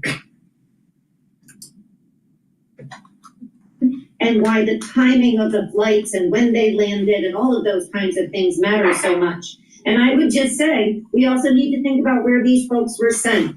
President Bukele is defined or described as a millennial authoritarian. He is defined as the coolest dictator in the world. He posts right after these folks landed and he hears about the order, oops, too late, with a laughing emoji that Secretary of State Rubio actually retweets. That is a pretty startling turnabout for Secretary Rubio. Yeah, Elon Musk retweeted that as well. The oops, too late tweet recirculated by the White House communications director as well. John Seaton, what do you think about this? I think if I'm reading Jeannie correctly here, it's not so much the deportation, but the refusal to turn the plane around when a judge said as much. The White House has been really careful about abiding by the courts, saying that we'll do what the courts say and we will exercise our right to appeal. Was this a good look for the White House? Right. Well, given where the plane was, and I understand that there's still some question there. It's unclear whether this was the right legal decision or not. And look, my often disclaimer: I'm not a constitutional attorney, but I do know politics, and I think the politics of this are actually quite good for the White House. I think after years and years of inaction when it comes to illegal immigration, and certainly illegal immigration, immigrants who wind up causing mischief on our soil, joining gangs and that kind of thing. President Trump on the campaign trail was extremely clear that those folks would be sent out. And so as this winds its way through the courts, I do think that we need to keep our eye on the politics as well. And I think the politics here are really good for the Trump administration and the White House. Jeannie, we heard from the press secretary following this. By the way, the judge made this order from the bench 7 o'clock on a Saturday night. And by the way, to John's point, let's be clear. No one here is a legal analyst. This is politics we're talking about. The White House press secretary, Caroline Leavitt, says the order, which had no lawful basis, was issued after the terrorist TVA aliens had already been removed from U.S. territory. The written order... If it's all about politics, more than 50% of the population voted for Trump that actually voted. All right? More than 50%. Trump received the popular vote and the Electoral College vote. That means that more than 50% of the population wants this to happen. So that's politics. But they want to spin it that, Trump's evil. They have divided court order. But the reality is that this is why the politics being in Donald Trump's favor are why they are testing this aggrandizement of power with very, very unsavory characters potentially. Although again, we don't know because there's been no proof that all 130 plus of these people were members of this gang. But let's not forget, this matters to all of us because what have we been taught from the time we were school children? That, as Felix Frankfurter said many years ago, the rights and liberties we enjoy, we have gained on the backs of some very not nice people. That's a quote, and that is absolutely true. And you have to think about that. We get our liberties and rights because you have to give the same liberties and rights and due process to people who you don't like and people who may be unsavory as you do to yourself. Because if you don't, you are in danger of losing them for all of us. So yeah, it matters politically, but it also matters in a democracy, and it matters in a constitutional democracy in particular. What happens, John Seaton, when the real mass deportations begin, assuming this takes place, and you start seeing family separations, so forth? So what? We're not talking about So hardened what? criminals. The thing is, the illegal aliens know that they broke the law. They know they broke the law. All right? So I don't feel bad for them if they caught and they're deported. Creating violence in our schools and in our communities. I do think that the initial targets, if you will, of these deportations will be folks who really have been causing problems here. And again, there have been years, if not decades, of inaction when it comes to dealing with this crisis. And so I do think that is where the focus is going to be, at least in the short term. And I really think, again, that it will be applauded by most voters, by most American people who really don't understand why the government can't do more to keep these communities safe. And so as it progresses, I do think that the administration will keep a very close eye on how the politics are playing. But again, I think at least in the short term, as long as the targets are folks who are in gangs, who are causing trouble in the United States, I think that this is going to be a politically advantageous to the White House. Do you see that, Jeannie? I know you don't disagree with it, but think of the traction that Donald Trump got talking about Aurora on the campaign trail, an apartment building full of hardened Venezuelan gang members. Is there a difference for you here, politically speaking, when you have folks like this? We're just showing you images of them on YouTube here, shackled, being carried towards this detention center. These are pretty tough guys we're talking about, a lot different than, for instance, family separations that many foresaw when it came to mass. America needs to be tough. Yeah, but that's just the point. We don't know who they are. As far as we know, the government has not said what they're charged with. We don't even, quite frankly, know if they are all members of this gang. We are just going on faith that the government is right on that. But that's why we have due process in the United States. You don't, going back well before the founding, just pick people off the street, put them in jail, and throw away the key. Nor do you send them to El Salvador for supermax prisons that are now operating very much like Guantanamo Bay for a payment from a tyrant. You give them the due process rights that we fought a revolutionary war for, and you provide them with that. And if they are indeed have committed crimes, they are held responsible. But we follow a process. We are not a lawless country, and that's the point. Well, we'll see what the judge says, because there's going to be another ruling on this coming, John Seaton. We only have 1 minute left. If this goes to the Supreme Court, do the politics stay in Donald Trump's favor? I think they do. I think they do. It's unclear, obviously, what the court will decide. It has proven to be quite an independent court, and even the Trump appointees on the court have ruled against the White House in this administration. So, but having said that, I think that people are going to, we'll see how the court decides. I do think the politics remain in the White House's favor as long as the people who are being sent out have kind of met this profile of gang members and folks who have caused violence in our communities. John Seaton and Jeannie Shanzano, our great panel, will be back in our second hour on Balance of Power as we welcome our global television audience to the conversation. We're going to get into this much more, by the way, with Robert McWhirter, the constitutional lawyer, practicing criminal defense, civil rights lawyer, is going to join us from Arizona, always with a fascinating take on what's happening. All right, let me do a quick product plug here. Let me talk about another stack that's really important for your neurons, and you get some other benefits from this stack here. But purchasing the products on my store will help not just your health, but allows me to do these videos and live streams and podcasts and X Spaces for free. All right. So please go to my store, the-studio-reykjavik.com, and help support my work by getting the great supplements and stack them the way that I'm telling you how to stack them to get the max benefit. Ubiquinol is really important to take. This is the most bioavailable form of CoQ10 that you can buy. All right. Most people that are taking CoQ10, they're getting the low bioavailable form. This is the most bioavailable form, ubiquinol. All right. Now, by taking ubiquinol, what's going to happen is you're going to boost up your energy levels, increase the health of your mitochondria. You're going to soak up free radicals because it's an antioxidant, but ubiquinol also helps to protect your neurons. Really important when you get older. Extremely important. Now, NAD plus supplement will help to boost up your NAD plus levels. NAD plus helps boosting up energy levels. NAD plus helps to repair DNA damage in your cellular DNA and your mitochondrial DNA. And NAD plus also helps to protect your neurons. Now, you can take NAD plus by itself, but a great stack would be the ubiquinol and the NAD plus to protect neurons. but you're getting other benefits. You're soaking up free radicals and you're repairing your DNA. And NAC is a great supplement that I've added to my stack.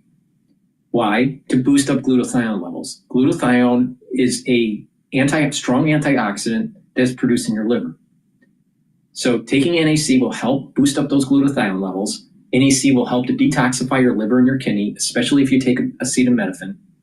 And NAC will help to calm your central nervous system and reduce anxiety. That's important. One, reducing anxiety, but also to bring down those cortisol levels, because chronic anxiety is going to lead to higher cortisol, leading to immunosuppression. So NAC indirectly is helping your immune system. All right, so please get the NAC. And again, earlier in the transmission, I was talking about the health of your lungs. And you have to do cardio to improve your lung function, right? And breathing exercises also helps. But NAC also helps with lung health. So it's a dual purpose. You're helping with your lung, you're helping to detoxify your liver and your kidney. You're boosting up your glutathione levels and soaking up free radicals. And you're helping your central nervous system to be in a calmer state. So it's a dual purpose supplement. But if you stack these together, all right, what you're getting here is that you're repairing your DNA, right? You're repairing your DNA with the NAD+, right? And you're helping soak up free radicals. And you're calming your central nervous system. You're helping your lung, and you're protecting your neurons. So you're protecting your neurons and calming down that central nervous system. This is a powerful stack right here. So please go to my store, the-studio-reykjavik.com. Get the ubiquinol, the NAD+, and the NAC. Get them together, or if you prefer, get them separately. But again, if you stack it, you're going to get more benefits from them. Use discount 5 and you get $5 off any order. All right, with that said, let's go back to Bloomberg. In court, welcome to the fastest show in politics as the Trump administration claims it did not violate a court order when it chose to deport hundreds of members of a Venezuelan gang. I'm Joe Matthew alongside Kaylee Lines in Washington. Great to have you with us on the early edition of Balance of Power here on Bloomberg TV and radio. Kaylee, the judge ruled that the plane be turned around, but it was not turned around. Yeah, and the White House is arguing because the plane was already in international airspace, it wasn't actually defying what the judge ordered. Instead, they say they expelled terrorists from the United States. Of course, these people that we were talking about, the hundreds of migrants who are now in El Salvador or are allegedly part of the Tren de Aragua gang, according to the administration. But this court fight doesn't look like it's quite over yet. Yeah, this could be the next thing to hit the Supreme Court, and it speaks directly to Donald Trump's plans for mass deportations. This law that was the basis of the deportations could be used to unlock thousands of others in the country here. If it's held up in court, this could make Tom Homan's job a lot more difficult. Yeah, the Alien Enemies Act of 1798 is what we're talking about here. John Adams was president. It hasn't been used outside of wartime until now. The president is trying to reignite this authority. So we're going to get into that and the other legal battles this administration is mired in just a moment, because it doesn't end there. We also have some questions around the legality of the former president, Joe Biden's pardons that he signed just before leaving office, as Donald Trump makes allegations about AutoPen. The AutoPen suddenly in question. We've heard some complaints about its use before, but never on a legal level, suggesting that it might not actually be a law that was used to sign it, or as the White House is now asking, who is in control and making the decisions. A busy 24 hours on Truth Social, hasn't it? Yeah, it always seems to be, just like it always seems to be busy in financial markets these days. And that's what Charlie Pellet keeps track of for us from up in New York. Hey, Charlie, how's it going on this Right now, we're looking at a mixed market with the Dow, the S&P. They are both higher. Good day to you both. Right now, NASDAQ, though, part of a tech sell-off. NASDAQ is in the red. Here we go with the S&P now up 11, 5650. That is a gain of 0.2%. We've got the Dow up 234, up by about 0.6%. NASDAQ, meanwhile, down 65, a drop there of 0.4%. A rout in tech names weighing on the market, but earlier got relief from from retail sales numbers that were not as bad as feared. The 10-year, 4.27%, of the 2-year, 4.01%. Spot gold right now up $11 the ounce, below 3,000 at $29.95, up by about 0.4%. And West Texas Intermediate crude up 0.5%, $67.49 for a barrel of West Texas Intermediate crude. Bitcoin right now up 0.2%, 83,421. Among the day's economic news, retail sales rose by less than forecast in February. The prior month was revised lower, adding to concerns of a pullback in consumer spending. Among retailers, Macy's surging 4.5%, Target up by 1.3%, Walmart up 2.3%, Amazon, part of a broader tech decline, down now by 1.2%. For on-demand news, 24 hours a day, subscribe to Bloomberg News Now, wherever you get your podcasts. Balance of Power continues. Right now, back we go to Washington, and once again, your hosts, Joe Matthew and Kaylee Lyons. All right, Charlie Pellet, thank you very much indeed. Here in Washington, we're going to be watching a court hearing later this afternoon in which the judge who ordered the administration to turn a plane around that was full of migrants, allegedly part of a Venezuelan gang that were being deported to El Salvador, to come back to the United States. That, of course, didn't happen. Those individuals have now landed and been imprisoned in El Salvador. And the administration is arguing, is there are fresh cries, Joe, of constitutional crisis of the executive branch ignoring the orders of the judiciary branch, that because the plane was already over international airspace, no order was defied here. They argued that the judge essentially was out of his jurisdiction. We heard from the press secretary on this. This all transpired over the weekend. In fact, that judge's ruling came from the bench at 7 o'clock on a Saturday night. Caroline Levitt says the order, which had no lawful basis, was issued after terrorist aliens had already been removed from U.S. territory. The written order and the administration's actions do not conflict. This is obviously something, though, that could be escalated quite a bit. A lot of folks are suggesting it goes to the Supreme Court. Yeah, we'll see. And we're going to hear from the press secretary herself this hour. She is scheduled to be holding a briefing at the White House, and I'm sure we'll be facing a laundry list of questions about this. Well, that's for sure. And there are two sides to this story, of course. The legal one, we're going to talk to Robert McWhirter in just a moment, but also the political one. That's where Laura Davison comes in, our Bloomberg Politics editor, with us here at the table on this Monday. Laura, it's great to see you.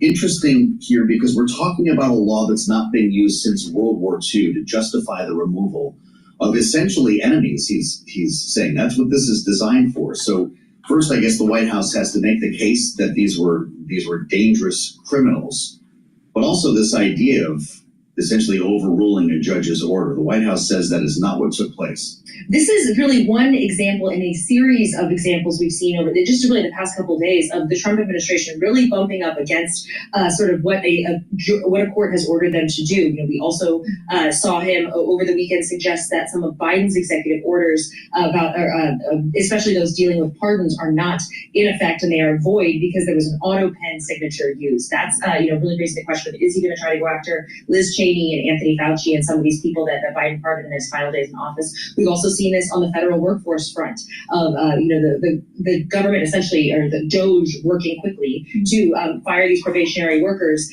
before a judge can say, wait, you have to hire them back. But just like in the case of these deportations, as with the firings, once you do something before court orders, it's really hard to undo it. In many cases, the damage is already done.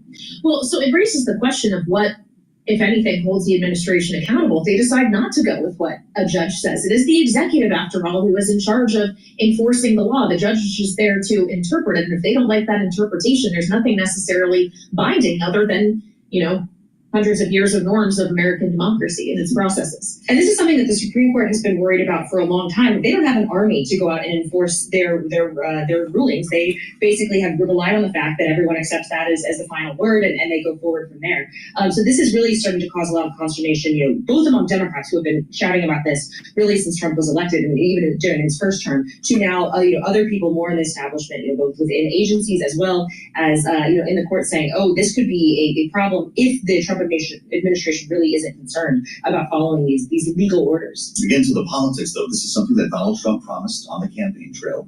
Mass deportations, he said we would start with hardened criminals, with gang members. That's exactly what people are seeing in the images that we're showing here of this deportation taking place shackled together, leaning over, being guided out by masked members of law enforcement. Doesn't this actually play well with the people who voted for Donald Trump? In many cases, it does. This was something he heavily featured in his campaign speeches. He talked about this for a long time. These were big applause lines.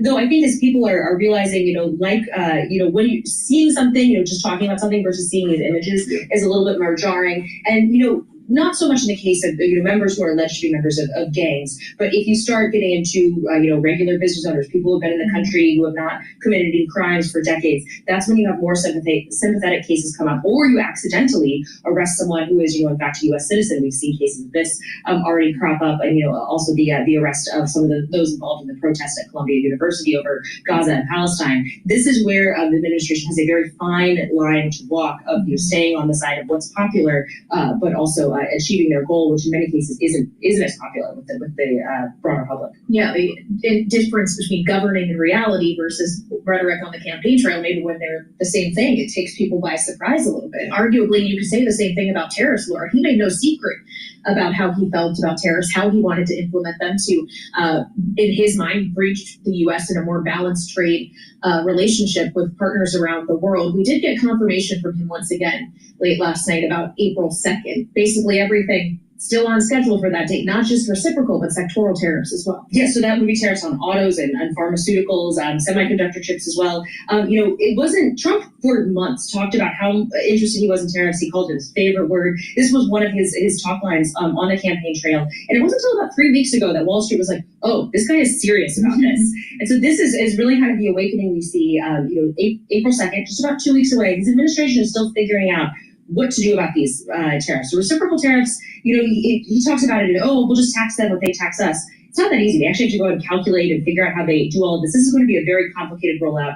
The administration, no administration has ever done anything like this before. So this could be yet another rocky rollout. We could see some more false starts here, some more delays. But Trump has said he's serious in pushing forward on these. And even as some in his administration are pushing back, saying, hey, let's scale these back, he wants to go forward. All right, Laura Davison, Bloomberg Politics editor, with a reminder that April 2nd is only 2 weeks away. We've been talking about that date for so long, but it is sneaking up on us pretty quickly. And they are apparently not backing down on this. It's going to be a newsy day, one way or the other. Yeah, and again, I would imagine we're going to get some questions on April 2nd specifically when Caroline Levitt, the White House press secretary, begins the briefing, which is expected this hour, and we'll bring you any headlines from it. And as we already mentioned, she's likely to face questions as well around this deportation flight to El Salvador and the alleged gang members who were on board of that aircraft. And joining us now with more on that is Robert Warder. Welcome back to Balance of Power on Bloomberg TV and radio. Robert, he of course is a constitutional lawyer and practicing criminal defense attorney. When we consider the grounds the administration said it had here in effectively defying the order, they argue they did not. They say the order wasn't applicable because they were in international airspace already by the time that it came down. Will that hold water? No, that's absurd. Let's say that, for instance, you have an airplane that blows up across the Atlantic Ocean. Everybody knows that the families of the victims can sue in federal court because there's still jurisdiction over that. Now, once it hits another territory, that's a different matter. Once it lands, then the courts lose jurisdiction. But that's really just a very weak argument that they're going to make, that somehow because it's still in international waters or over international waters, that the court does not have jurisdiction. That's just not how the law works. Well, there are a couple of things to talk about here, Robert. It's great to have you back on Bloomberg. The idea of using the Alien Enemies Act in this case may also be challenged. What should come of it? Oh, the Trump administration should lose. This had to have been concocted up by the Trump PR people. I'm guessing this was someplace in the deep recesses of the brain of Stephen Miller, that somehow he came up with this. The legal people would have told him not to do it, but of course it doesn't matter to Donald Trump. He wants the soundbite. Look, it was part of the Alien Sedition Acts that were passed in 1789 by the Adams administration, the Federalists. It was a big reason why John Adams lost that election to Thomas Jefferson, who promptly did not ever enforce those acts again. They were enforced in the War of 1812 and World War I, but in World War II, they were enforced as part of the justification interring Japanese Americans in concentration camps, which is a disgraceful episode in American legal history, and everybody now recognizes it as such. So the fact that they're doing these old statutes that have been discredited is one thing. The other thing is the statutes themselves say that it's only in time of war that these things apply. The United States was in a quasi-war with France back in 1789. And then, of course, the other three examples are actual wars. This is not a war. The government of Venezuela is not planning to invade the United States of America. So this is just an absurd application of a discredited statute. Okay, well then, are there other legal means through which you can see the administration accomplishing the same goal, though? They are saying that these are criminals that they are deporting, people who have inflicted harm or, in their words, terrorized Americans. Is there no actual legal mechanism to deport them through alternative means other than the Alien Enemies Act? Well, of course there is. Now, first of all, they are saying they provided no proof. They haven't even provided the names of these young people who are being deported.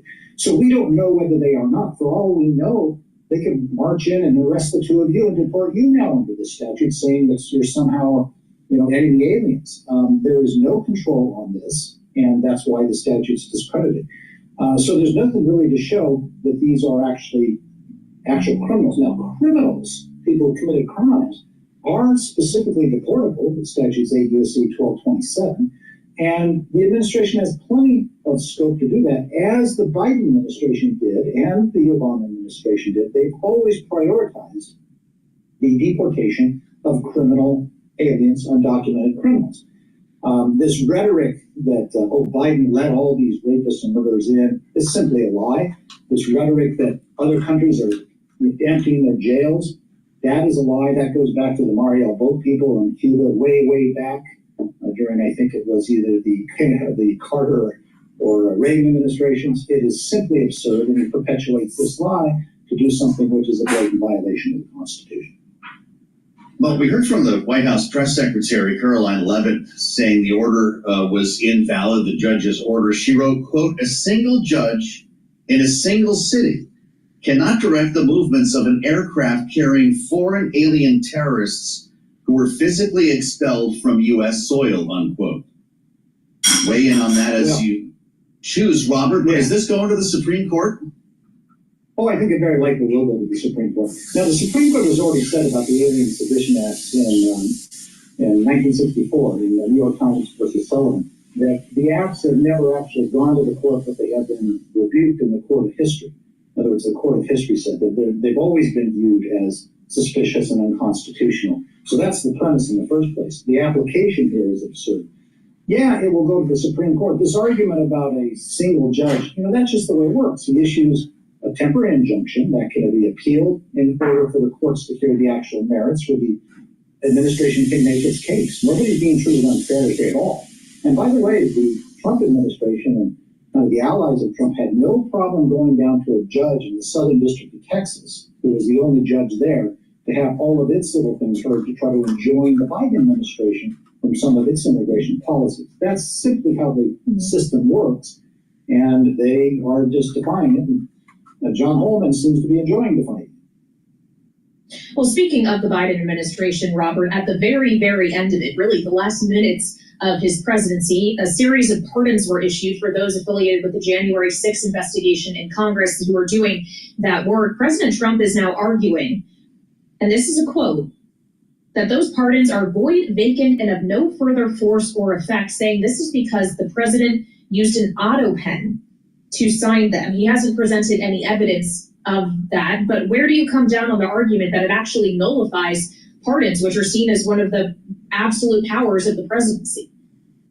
The Constitution says the pardon shall be vested in the President of the United States. It doesn't say how that's affected. In different years, it's been affected in different ways. I mean, I suppose you could go back to the 1700s when they actually just used a seal instead of a signature to give the pardon. So I think that's simply absurd that they're arguing that the manner of signature is somehow a problem. I mean, frankly, if the president wanted to roll it up and put it on the claw of a passenger pigeon and send it out by pigeon, that's perfectly fine. Nothing in the Constitution prohibits that. Biden signed these pardons and that's it. But you should also look at an eye to actually the politics. If the Trump administration seriously wants to go after Liz Cheney and Adam Kinzinger and all those other people and Fauci, I mean, that would be a public relations nightmare for the Trump administration, because I think these people have backbone and they are perfectly happy to stand up to the whatever absurd charge that Donald Trump and Pam Bondi would concoct in their brains to go after. Did they let you into Washington, Robert? Are we ever going to see you in the nation's capital, or you stay in Arizona for a reason? Well, we'll see what holds in the future. It's politics can be a dirty business. Well, I know that's right, but we like talking with you. All right, we might go to the White House. There's a live event here. So please go to my store, the-studio-reykjavik.com. Get the collagen. This has an amino acid profile that's pretty extensive. Go to my website, the-studio-reykjavik.com. Look at the label. Collagen is really important. It's dual purpose. It'll help with your skin, your nails, your hair, but it will also help with your bones, your muscles, your joints, your tendons, your ligaments, your cartilage. It's important to take every day. There's a big scooper here. It's about a month's supply. Take it every day. Take it with soft foods or with filtered water.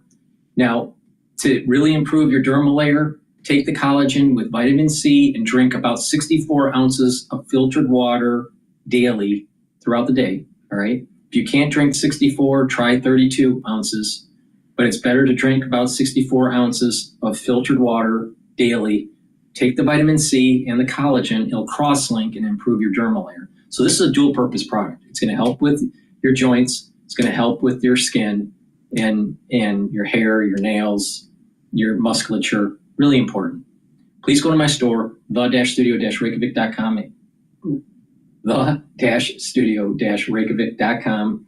The link is in the description of this video and all my videos. Use discount 5 and get $5 off. I have a anti-aging skincare box, beginners and advanced, where you get the collagen, the structural nano silver gel, which I will talk about shortly here, vitamin C in the beginner's box, and in the advanced box, you get everything that you have in the beginner's box, but in the advanced box, you also get C60 and resveratrol to help with the dermal layer. So please go to my store, the-studio-reykjavik.com, and get the collagen. All right, let's go to the live event that's going on at the White House. It's a press conference. Hundreds of thousands of people from around the world were crossing into the United States every month in scenes of chaos and upheaval. This is the Trump effect in action. And again, those are the words from the New York Times. We didn't need a border security bill. We just needed President Trump. All of these actions taken together are contributing to a wave of optimism about the direction of our great country. According to brand new polling from NBC News, more registered voters say the United States is heading in the right direction than at any point since early 2004. Americans support President Trump's common sense approach that's getting our country back on track in record time. Meanwhile, the president's critics can't say the same.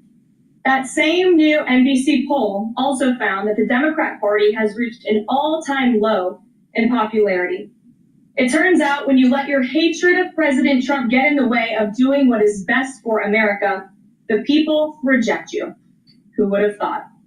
Joining us today in our new media seat is Kelly Meyer. She is a White House correspondent with News Nation. News Nation started in 2021 and is one of America's fastest growing cable news networks with a focus on news for all of America. It's part of a larger ecosystem, Nexstar, which is home to News Nation, the political website The Hill, the broadcast network The CW, and local Nexstar stations. With that, kick us off, please, Kelly. Thank you, Caroline. What do you say to Americans who want safe streets but are concerned due process is being violated? The president is using every lever of his executive authority and his constitutional authority within the bounds of the immigration laws of our country to ensure that our streets are safer for law-abiding American citizens. And this administration is focused on detaining, arresting, and deporting illegal criminal aliens. And as you saw this past weekend, the president used his authority under the Alien Enemies Act to deport foreign terrorists. Tren de Aragua is now a designated foreign terrorist organization. Breaking news, Volkswagen Audi plans to cut as many as 7,500 positions in Germany as the automaker tries to shore up profitability. Eileen Jocelyn Nungray, they understand the grave cost of life at the hands of these illegal terrorists. And the president is proud to deliver on that promise for them. And just to follow up on that, this will be challenged later today in the courts. Does the president, does this allow him to defy the court order without having this, the checks and balances and the separation of power? No, in fact, this administration acted within the confines of the law, again, within the president's constitutional authority and under the authority granted to him under the Alien Enemies Act. We are quite confident in that, and we are wholly confident that we are going to win this case in court. Peter.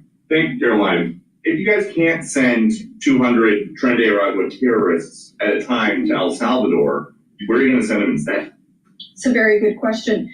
You'd have to ask the courts and the people on the left who are trying to fight this administration for doing the business that this president sought out to do, which is to deport these foreign terrorists. And we're very grateful to President Bukele and to El Salvador for accepting these heinous monsters where they will face justice. And if these guys are terrorists at war with the United States, is President Trump considering anything more lethal to address them than just sticking them on a plane somewhere else? Well, it sounded like you had a little bit of curiosity in the premise of your question, so I want to address it. These are designated foreign terrorists. The president signed a proclamation on February 20th, 2025, designating TDA as a foreign terrorist organization that was in consultation with the Attorney General and the Secretary of Treasury. That was pursuant to 8 U.S. Code 1189. The president has the right to do that. And I think nobody would argue that Tren de Aragua should be designated a foreign terrorist organization. If you want to have that argument, I'm happy to do it. These are heinous monsters,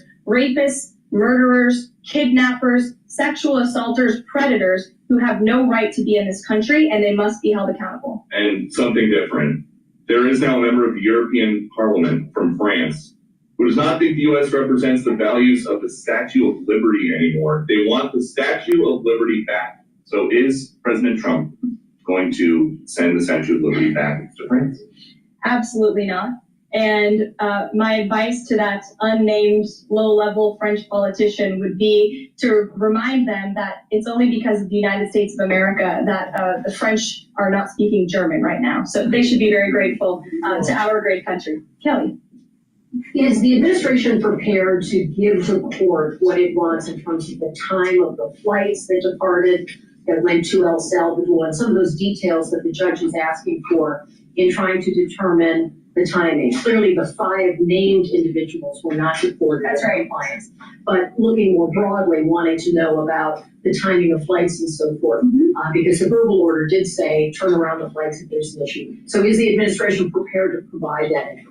I'm prepared to provide it right now. All of the planes that were subject to the written order, the judge's written order, took off before the order was entered in the courtroom on Saturday. And the administration will, of course, be happily answering all of those questions that the judge poses in court later today. And for people who have due process questions about making certain that there wasn't anyone who was swept up who did not meet the criteria that you laid out, is there a way for you to... That is the White House press secretary addressing the assembled media, talking about Trinidad. All right, I'm going to shift over. I'm going to shift over to live now with the press conference here. One who was swept up, who did not meet the criteria that you laid out. Is there a way for the administration to provide more detail about how that was determined, who the individuals were that met this deportation order? Yes, I can assure the American people that Customs and Border Patrol and ICE and the Department of Homeland Security are sure about the identities of the individuals who were on these planes and the threat that they pose to our homeland. They take this incredibly seriously. They are putting their lives on the line to deport these designated terrorists from our country, and they should be trusted to do that. And that's exactly what the American people elected this president to do.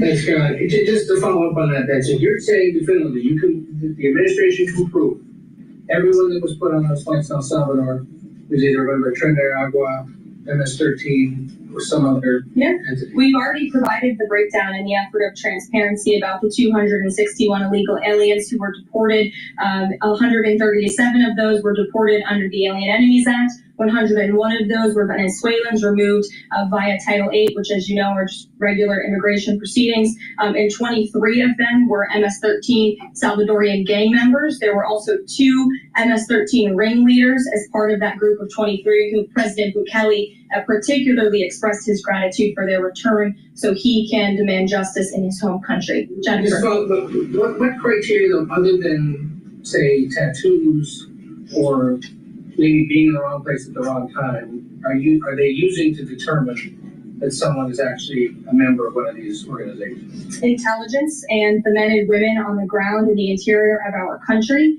who are finally being allowed to do their jobs. Their hands were tied under the previous administration. And as I said, they take their jobs very seriously. They should be trusted and respected by the American public with this operation. And of course, as I said to Kelly, the administration will provide all details to the questions that the court poses. Jennifer. One more follow-up on that. Can you say how much the U.S. is paying El Salvador to imprison these Venezuelans? And then a different question on Russia. I was wondering if you could give us an update on the ceasefire negotiations, and is there anything you can share on the list that Putin passed along to President Trump for the things he's requesting? Sure. To your first question, it was approximately $6 million to El Salvador for the detention of these foreign terrorists. And I would point out that is pennies on the dollar in comparison to the cost of life. And the cost it would impose on the American taxpayer to house these terrorists in maximum security prisons here in the United States of America. And I would echo the message of our Secretary of State, Marco Rubio, who expressed his gratitude to President Bukele and El Salvador's government for their cooperation in this deal. As for Russia, as you know, the president announced last night on Air Force One on his return from his very busy weekend in Florida, that he will be speaking to President Putin tomorrow. I won't get ahead of those negotiations, but I can say we are on the 10th yard line of peace, and we've never been closer to a peace deal than we are. Well, we may see a peace agreement or a ceasefire this week. Please go to my store, the-studio-reykjavik.com. Get the structural nano silver gel. You can get it in this dispenser or in a tube form, and it's a dual purpose product. All right. It helps to heal your skin if you have a cut, an abrasion, or minor burn. You can apply it on your skin as a topical skincare every day. And if you're not feeling well or someone around you is not feeling well at work or at home, put this on your hands, around your mouth, around your nose, around your eyes, around your ears, lightly coat your nostrils, stays active for 5.5 hours. And if you have a stuffy nose and it's sore, putting the gel, lightly coat your nostrils, it will help to reduce that soreness. And if you have a lot of drainage, putting the gel and lightly coat your nostrils will help to dry up that drainage. And especially if you're laying down and you need to sleep, it'll help you to breathe a little bit better. So please go to my store, the-studio-reykjavik.com. Get this multi-purpose structural nano silver gel. You can also use this as an aftershave. Guys, if you shave your face, put it on your face, and it'll soothe that razor burn. Women, if you're shaving your legs, use this on your legs, and it'll help to soothe your legs after you're shaving. Please go to my store, the-studio-reykjavik.com, and get the structural nano silver gel. All right, let's continue on with the briefing here. You keep talking about the judge's written order, which hit the docket Saturday night at about 7:26 p.m. But he issued a verbal order before that at about 6:45 and 6:48 p.m. based on the court hearing. The order from the bench. Does the White House feel the need to comply with a verbal order from this judge? Again, as I said, all of the planes subject to the written order of this judge departed U.S. soil, U.S. territory before the judge's written order. Well, what about the verbal order, which of course carries the same legal weight as a written order, and said for the planes to turn around if they were... Well, there's actually questions about whether a verbal order carries the same weight as a legal order, as a written order, and our lawyers are determined to ask and answer those questions in court. Sean. Hey, so on Friday, the president suggested at length that it should be illegal to criticize judges, but he has repeatedly criticized judges who rule against him, and Elon Musk is calling for impeachment of judges who have opposed the administration. So how are those two things not in conflict? I have not heard the president talk about impeaching judges. I know you mentioned Mr. Musk's tweet, but I have not heard the president of the United States ask that. Mary. Hey, thanks, Caroline. I wanted to ask about this video I saw this morning set to the tune of, I believe, Closing Time about deportations of illegal migrants. What's the strategy behind the White House's videos they've been putting out on this, and can you kind of talk us through the thinking on these videos? Sure.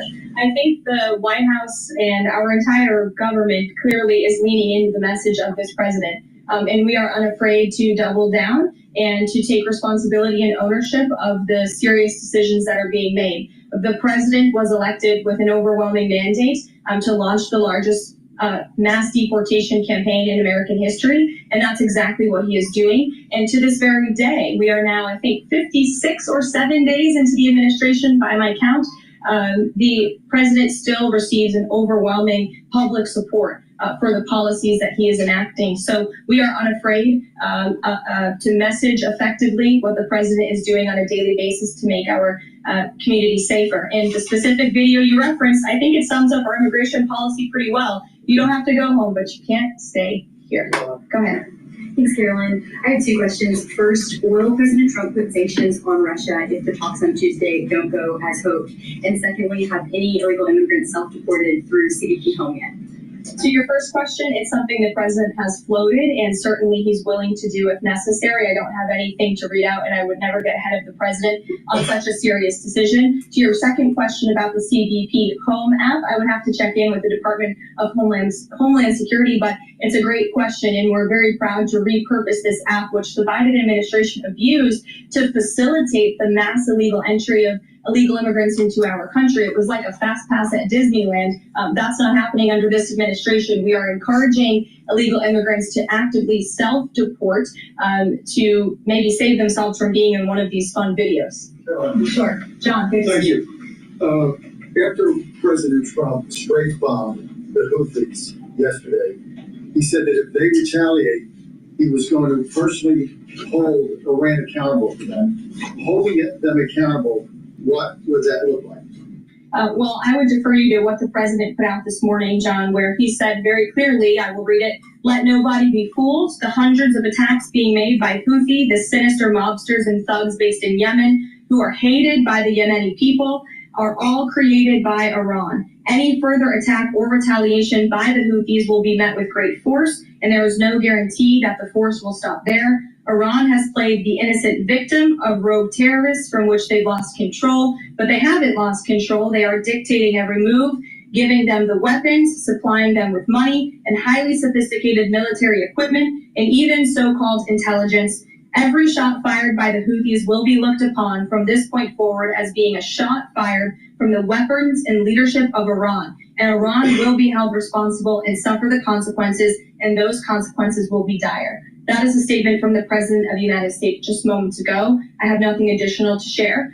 but our message to Iran is you better take this president seriously, and I think the Houthis learned that the hard way this past weekend. As I said in my opening remarks, there's a new sheriff in town, and this president is not just going to sit on his hands and allow terrorists to launch attacks on commercial vessels in U.S. naval ships. Those actions will not be tolerated. Sure, Edward.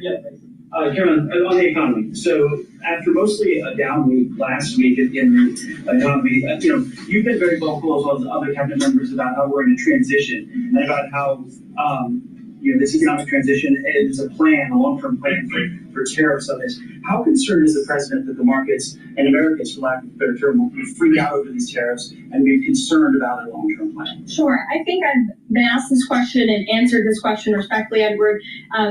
We are in a period of transition. The president has made that clear. He also has made his belief in tariffs and what they will do for our great country clear, restoring wealth back to our country. And if you look at the president's first-term economic formula, massive deregulation, tax cuts, lowering the cost of living with an energy boom, which the American people can expect soon. Wall Street and Main Street should both be assured by what President Trump did in his first term. It's the exact same formula. In fact, I would argue it's even better this time around. And if you look at some of the economic indicators in the last week, The latest CPI report last week beat expectations. Inflation is cooling. Core inflation dropped for the first time in 4 months. The national average of the price of gas is down 42 cents from 1 year ago. And there was also a new report out this morning about wholesale egg prices. They continue to fall. A dozen eggs are now $3.10 cheaper since January 24th. First, that's a 47% decrease overall. So I think the American people do have great reason to be optimistic. I think the egg issue is that the poultry that was culled during the Biden administration is coming, is coming back online. So the populations are starting to grow again. That's part of the reason. Please go to my store, the-studio-reykjavik.com, and take a look at this great stack that I have that will help with your bone health and your cardiovascular health. So D3 as a separate supplement will help to absorb calcium, and it's a gene expression cofactor, so it's really important for proper gene expression in your cells. If a cell is infected, it needs vitamin D3 to help to go into apoptosis. So that's very important. But D3 can be coupled with vitamin K2, MK7 molecule. When you couple these together, you're helping your cardiovascular health and your bone health. Now let's talk about the bone health first. By taking in calcium, either a supplement or through drinking milk, and taking D3 and K2, you're helping absorb that calcium. But not only that, if you're doing resistance training, you're sending signals to actually deposit more bone matrix through osteoblasts. Osteoblasts are cells that actually deposit bone. Osteoclasts are cells that eat bone. All right, so when you get older, you have more osteoclasts and they're eating bone. But when you're younger and when you do resistance training and you're taking supplementation, you're actually activating your osteoblasts and you are depositing more bone. That's how you build up the bone density. Very important for males and females, especially for females that are postmenopausal. Now, vitamin D3 and K2 will help with bone density, resistance training, and take calcium. But it will also help with your cardiovascular health. How? By taking K2 and D3, it's reducing the chances of depositing calcium around plaque. So a lot of people that don't know this, but that plaque that forms because of oxidized LDL and your macrophage is eating that oxidized LDL and turning into a foam cell that leads to plaque. What also happens is this calcium starts to deposit around that plaque and in that plaque. So by taking the D3 and the K2 over time, you're reducing the chances of new calcium deposits around that plaque, but also over time, it will shrink the amount that's there, that's already deposited. Now, taking nattokinase separately or together, it's better together, but nattokinase is fibrinolytic, so it's gonna break up clots, very important, all right? Because when you have plaque, there's turbulent flow and clot formation could happen. So taking nattokinase will reduce that clot formation.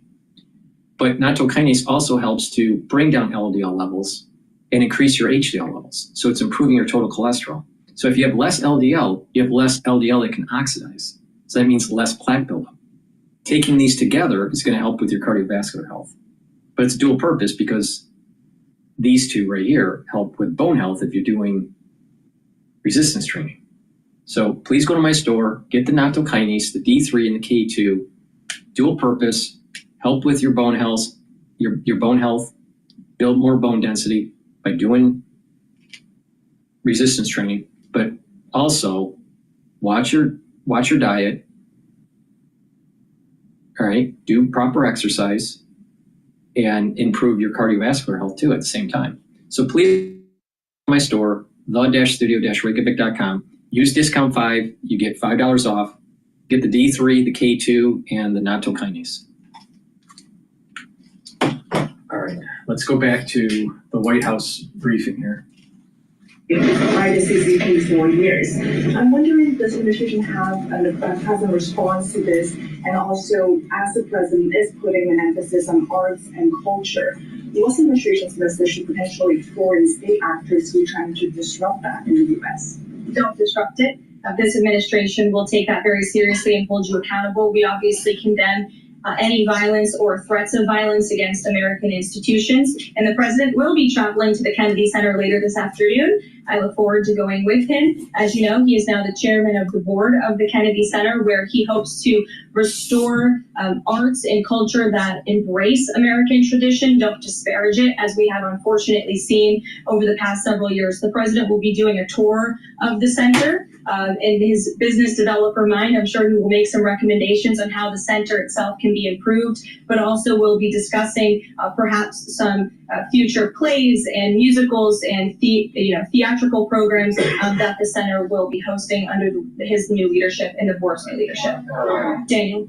Will the president be discussing with Putin tomorrow the future of Volodymyr Zelensky? Sort of a follow-up to John's question. Again, I've been asked to answer this question now. I'm not going to get ahead of the president's discussion tomorrow, but after the phone call takes place, I can certainly provide a readout. Daniel. Caroline, thank you so much. You mentioned earlier in the briefing that you guys are at the 10-yard line of peace. Given the amount of progress that you've made in such a short amount of time, is that an indictment of the previous administration's foreign policy stance? And is it just more proof that you need to talk to people to get things done? I think so. I think the previous administration is the reason this war began. As President Trump often says, this war would have never started if he were still in office. It only started because of the incompetence and the weakness of the previous administration. And President Trump is very proud of the progress that he and his team have made in such a short amount of time. And hopefully tomorrow that progress will move forward.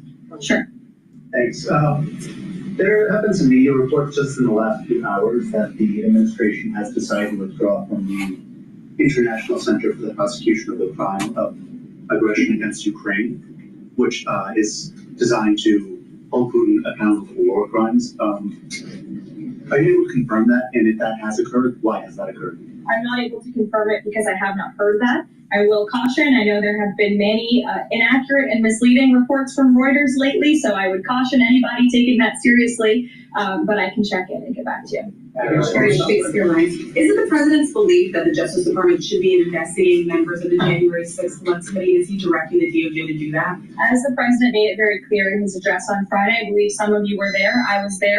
He made his vision for what he would like to see of the Department of Justice very clear, but he said that he has appointed great people in Attorney General Pam Bondi and also in our FBI Director Kash Patel to do what they think is best for our justice system and to stop the weaponization of justice that we saw under the previous administration against not just President Trump, but his supporters as well. We want to restore the Department of Justice to an institution that focuses on fighting law and order and crime and putting real criminals behind bars, not targeting Americans because of their religion or their political speech. We saw that under the previous administration, and it's unacceptable to this president. And just to follow up really quickly on just Homan's comments from earlier, a few weeks ago in the Oval Office, the president said he will always abide by the courts. We heard what Tom Homan said earlier today. So I'm only asking just to be clear for the American people, it is the administration's belief that they will, that you feel like you are bound to comply by the judge's orders? We are complying with the judge's orders. Question on this one. Sure. What role does the president see for FEMA with these storms? He's talking about getting rid of FEMA. States handling their own disasters. Seems like a change of the federal government response to these storms. There hasn't been a change yet. That doesn't mean there couldn't be in the future. But as of right now, the president, the entire administration are actively monitoring the storms, as I said. In fact, before I came down here, there was an email note in my inbox from the Department of Homeland Security on what they are actually doing state by state across the board. So rest assured, Secretary Noem and her team is on it, and I would defer you to the Department of Homeland Security for any further details. One more question. The president referenced power plants with a conversation with Vladimir Putin. What is he referring to with power plants? What is that? There's a power plant that is on the border of Russia and Ukraine that was up for discussion with the Ukrainians, and he will address it in his call with Putin tomorrow. Correct. Yes. Carol, do you have a question? Yes. Okay. I wanted to ask you if you would be releasing more granular data on people who were sent to El Salvador this week. Particularly, will you be releasing their names?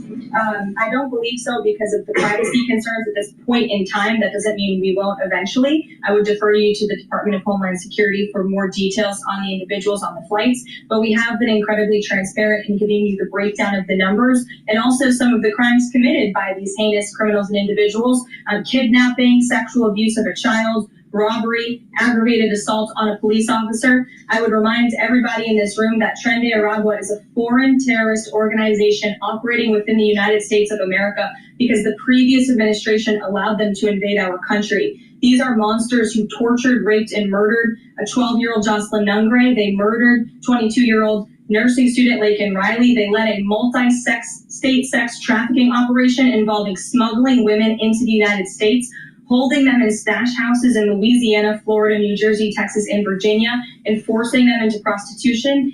They kidnapped and murdered a 33-year-old woman in Texas. They sexually and physically assaulted a woman and her daughter. You know, what's amazing is that you have judges that are actually protecting these people. Meanwhile, Trump is trying to deport them out of our country. Please go to my store, the-studio-reykjavik.com, and get resveratrol. Now, this stacks really well with NAD+, ubiquinol, NAC, C60, I'll be talking about shortly here. But resveratrol is an antioxidant, so it's going to soak up free radicals. It's going to reduce stress in the cell. Resveratrol also helps the mitochondrial health. So that means that you're going to have more ATP. And resveratrol helps to get rid of cells that are in senescence. Cells that are in senescence stop dividing and just sit there and collect garbage. So over time, when you get older, you have many cells in your tissue that are just not performing well. So you want to get rid of them. You want them to go into apoptosis. So resveratrol is going to help with that. This also helps with youthful gene expression. So what happens is that when you have gene expression that is closer to a younger cell type gene expression, then that's what is called the proteomics. The proteomics of the cell is of a younger profile, then your tissues are going to perform better, all right? Now, if you get rid of cells that are in senescence and you have adult stem cells that are producing new cells, those cells are going to have longer telomere lengths and have a different methylation profile. And that methylation profile is going to be of a more youthful profile compared to an older cell. All right. So please go to my store, get the resveratrol. I've been taking resveratrol for decades. It stacks really well with NAD+, ubiquinol, NAC, and C60. Now let's talk about C60 for a second. C60 is a very potent antioxidant. It's the second pillar of my 4-pillar core protocol. You take a teaspoon a day, every day. It's better to take it on an empty stomach for best absorption. If you work out, take it before your workout because it's going to soak up free radicals and you're going to recover quicker in your workout. Now, again, you take a teaspoon a day, every day. All right. It's going to soak up those free radicals. It's almost 1,000 times more in terms of soaking up free radicals compared to vitamin C. Now, C60 works because it's a carbon molecule of 60 carbons in this molecule. It looks like a soccer ball or a buckyball or a fullerene is the technical term. So this fullerene has electrons that are floating around on the surface of it, and it'll be able to neutralize free radicals at a much higher rate than vitamin C.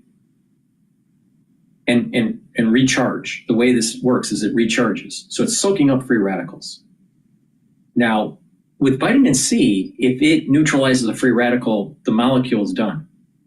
With vitamin C, you can only neutralize one free radical. This can neutralize hundreds of free radicals, almost 1,000 free radicals with one molecule. All right. So the point here is this. C60, you take every day, take a teaspoon. It'll soak up those free radicals and what's going to happen is it's going to reduce the stress in the cell and in the tissue.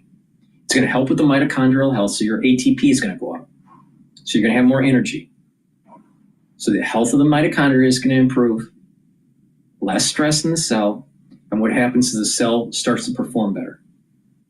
And the tissues will perform better, and that means your organ systems will perform better. Your endocrine system, your immune system, your brain function will perform better. Lots of different things are going to improve when you bring down the free radical level. Now, when you get older, you build up more free radicals. So it's really important to soak up those free radicals as much as you can. And like I said, the more ways to soak up free radicals, the better. This is the most potent. But taking resveratrol will soak up free radicals a different way. Taking vitamin C will soak up free radicals a different way. Taking the NAC will soak up free radicals through glutathione pathway. Taking the barley, the heirloom barley or the gladiator barley will help soak up free radicals through superoxide dismutase. The more ways you soak these things up, you're reducing the oxidative stress, the oxidizing stress in your cells and in your tissues, and you're slowing down the aging process. And that means that your systems, your organ systems, are going to perform better. All right? Now, that includes your immune system and your endocrine system. So take C60 every day. It has to be in a oil, a lipid, because C60 is lipid soluble. So you can get it in MCT coconut oil, avocado oil, or extra virgin olive oil. All right? Take a teaspoon a day, every day. And like I said, you can stack this.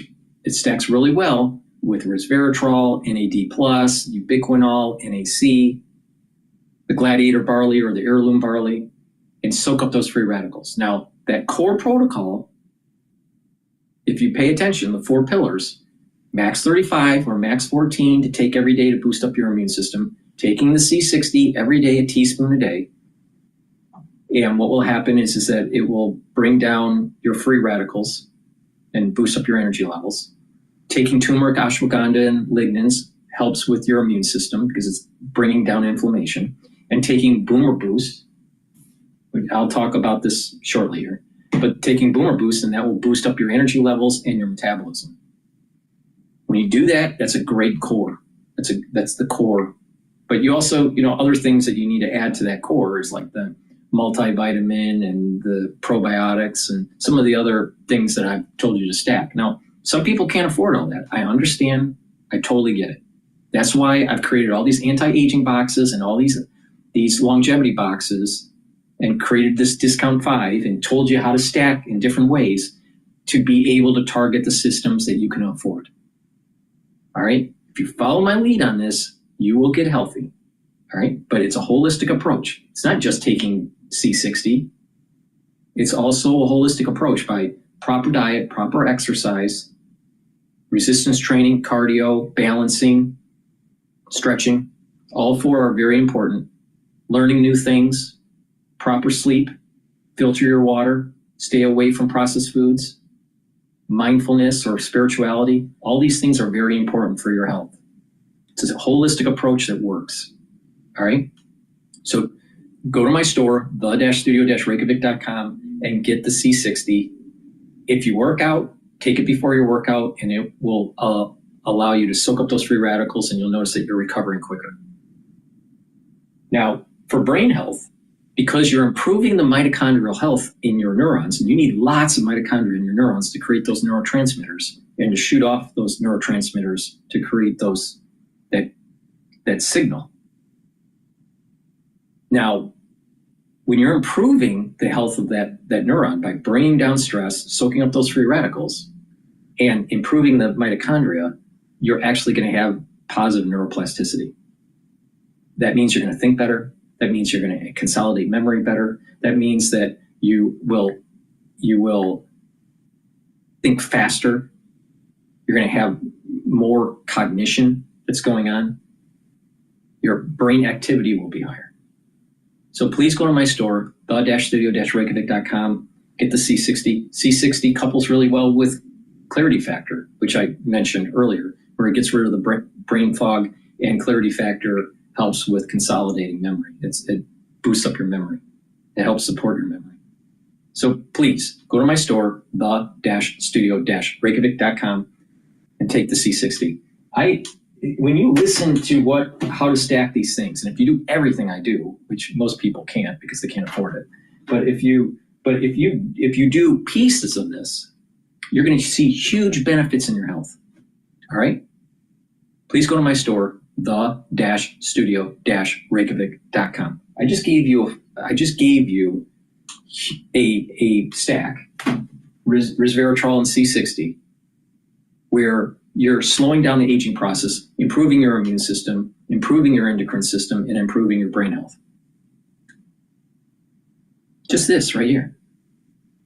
Please go to my store, the-studio-reykjavik.com. Now, many people that take C60 do notice that they get eye improvement. All right? For me, I'm farsighted with astigmatism. I used to wear glasses once I turned 20 years of age when I started in CAD, all right, computer-aided design, during my engineering years. And I was wearing glasses for decades, all right? Once I started taking C60, approximately 2.5 months, I didn't need to wear glasses anymore. All right?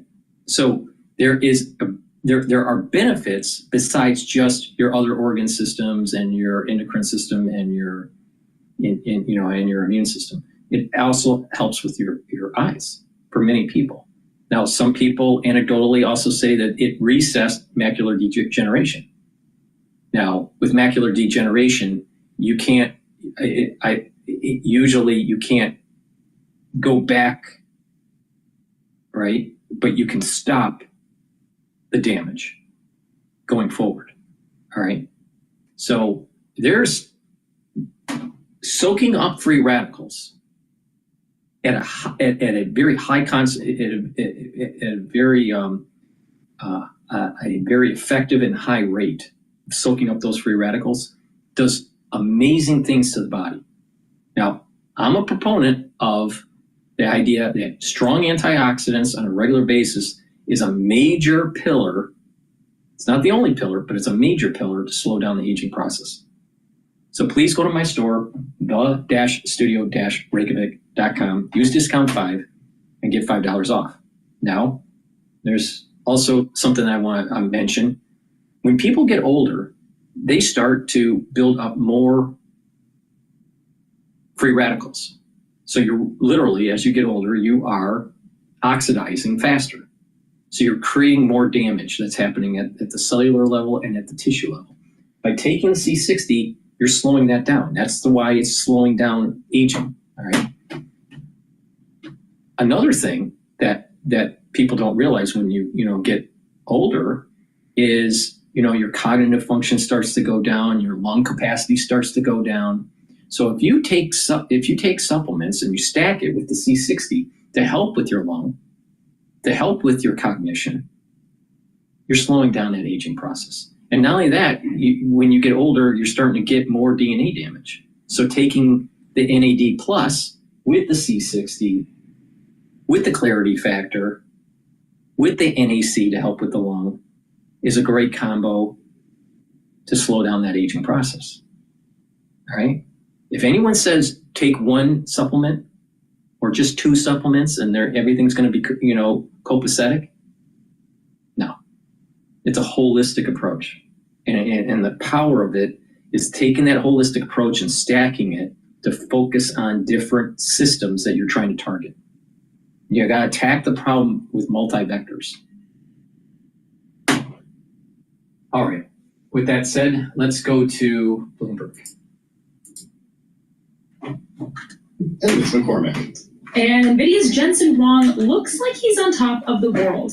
What has him concerned ahead of his big keynote at NVIDIA's big GTC 2025 event this week?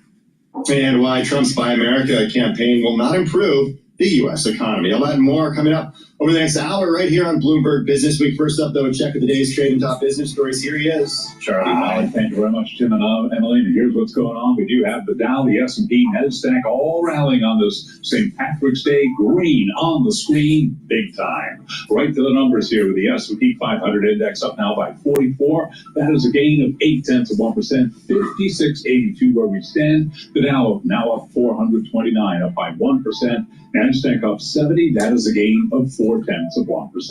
The 10-year at 4.28%, with the 2-year 4.03%. Gold up $13 the ounce, right around $3,029.98 on the precious metal, up by about 0.5%. West Texas Intermediate crude oil up 0.9%, 67.81 a barrel on WTI.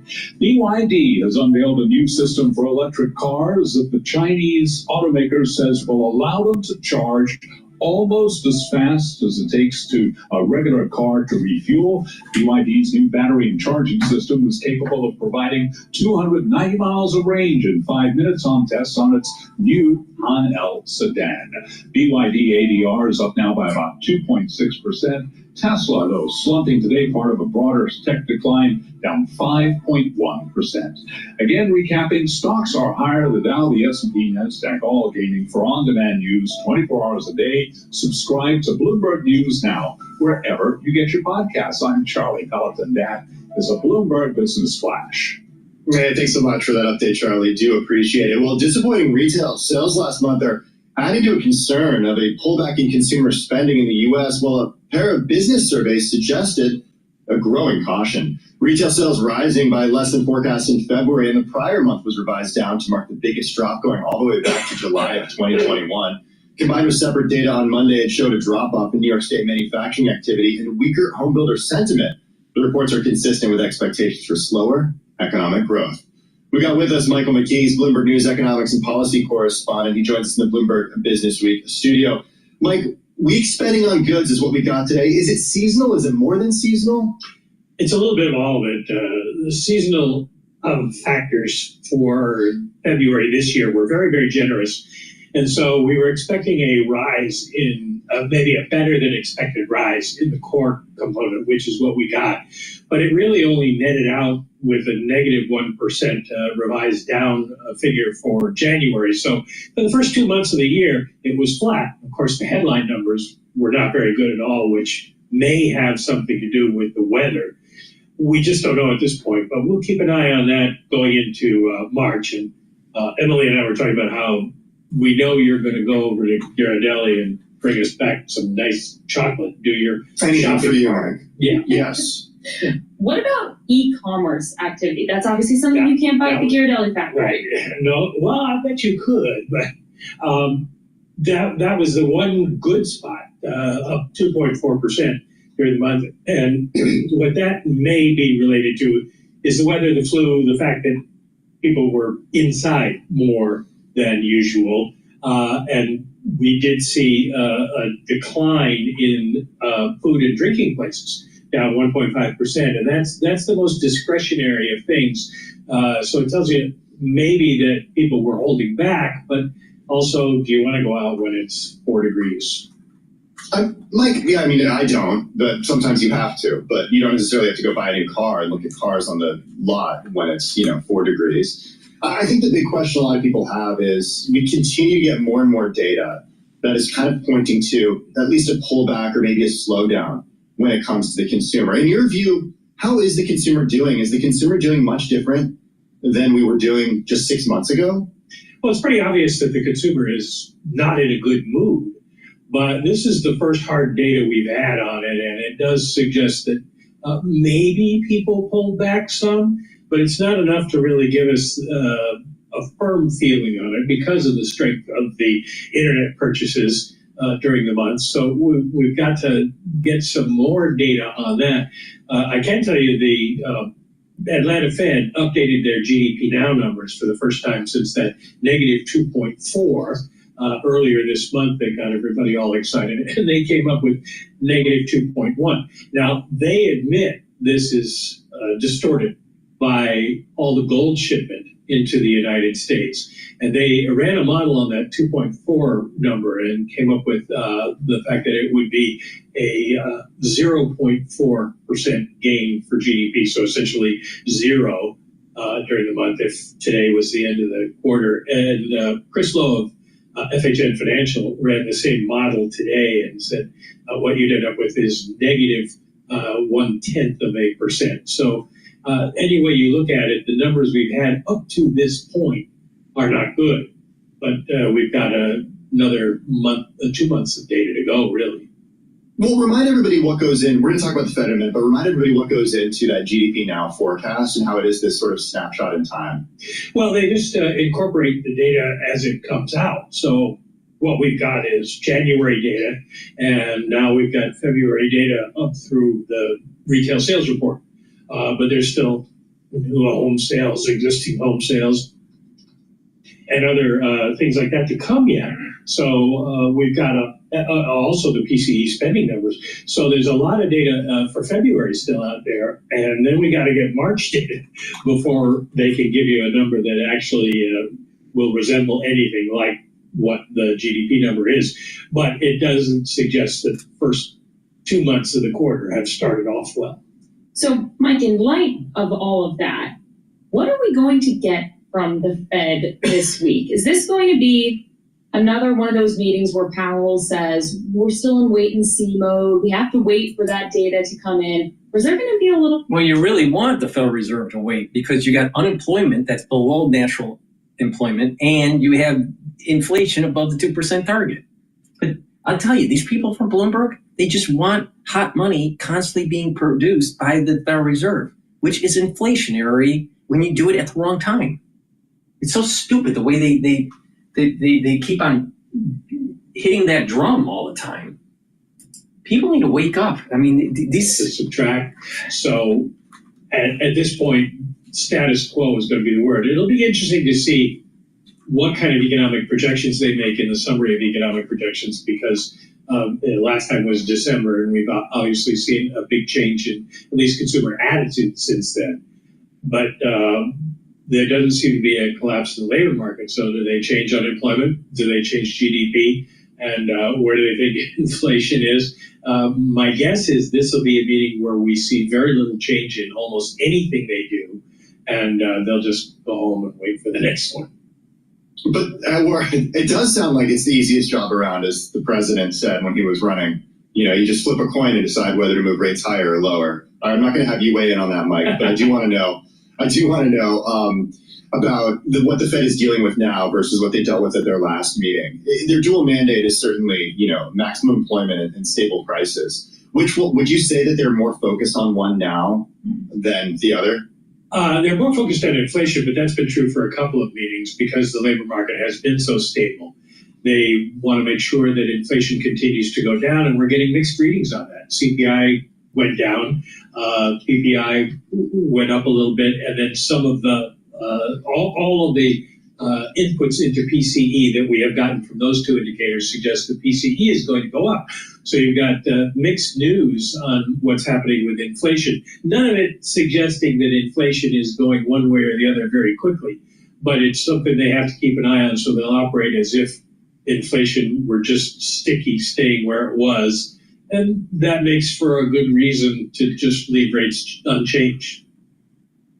All right, perhaps that's a perfect segue to move on to a bigger discussion about the Fed. Our thanks to Michael McKee, Bloomberg News International Economics and Policy Correspondent. Mike, I've got plenty of time to go to the Ghirardelli store and get you some chocolate on the way back from San Francisco. So we'll see what you get for St. Patrick's Day. Appreciate you joining us. Hey, speaking of the Fed, Jerome Powell does face that tricky task this week of both assuring investors and the economy that remains on solid footing, while also conveying policymakers and stand ready to step in if necessary. On that, Treasury Secretary Scott Bessent was asked on Meet the Press on NBC on Sunday whether he can guarantee the American people are there, that there would be no recession on President Trump's watch. Here's what he had to say. That there are no guarantees. Like who would have predicted COVID? Right. So I can predict that we are putting in robust policies that will be durable. And could there be an adjustment? Because I tell you, this massive government spending that we had, that if that had kept going, we have to wean our country off of that. And on the other side, we are going to invigorate the private sector. And that was Treasury Secretary Scott Bessent on Meet the Press on Sunday. Liz McCormick is Bloomberg News chief correspondent for global macro markets, and she and Janelle Marte write about Powell's balancing act. She joins us in the Bloomberg Business Week studio. Liz, what is the message that Powell needs to get across this week? Yeah, first, can I say I think Mike McKee set me up for a long day Wednesday, because every time we say nothing's going to happen, something happens. I want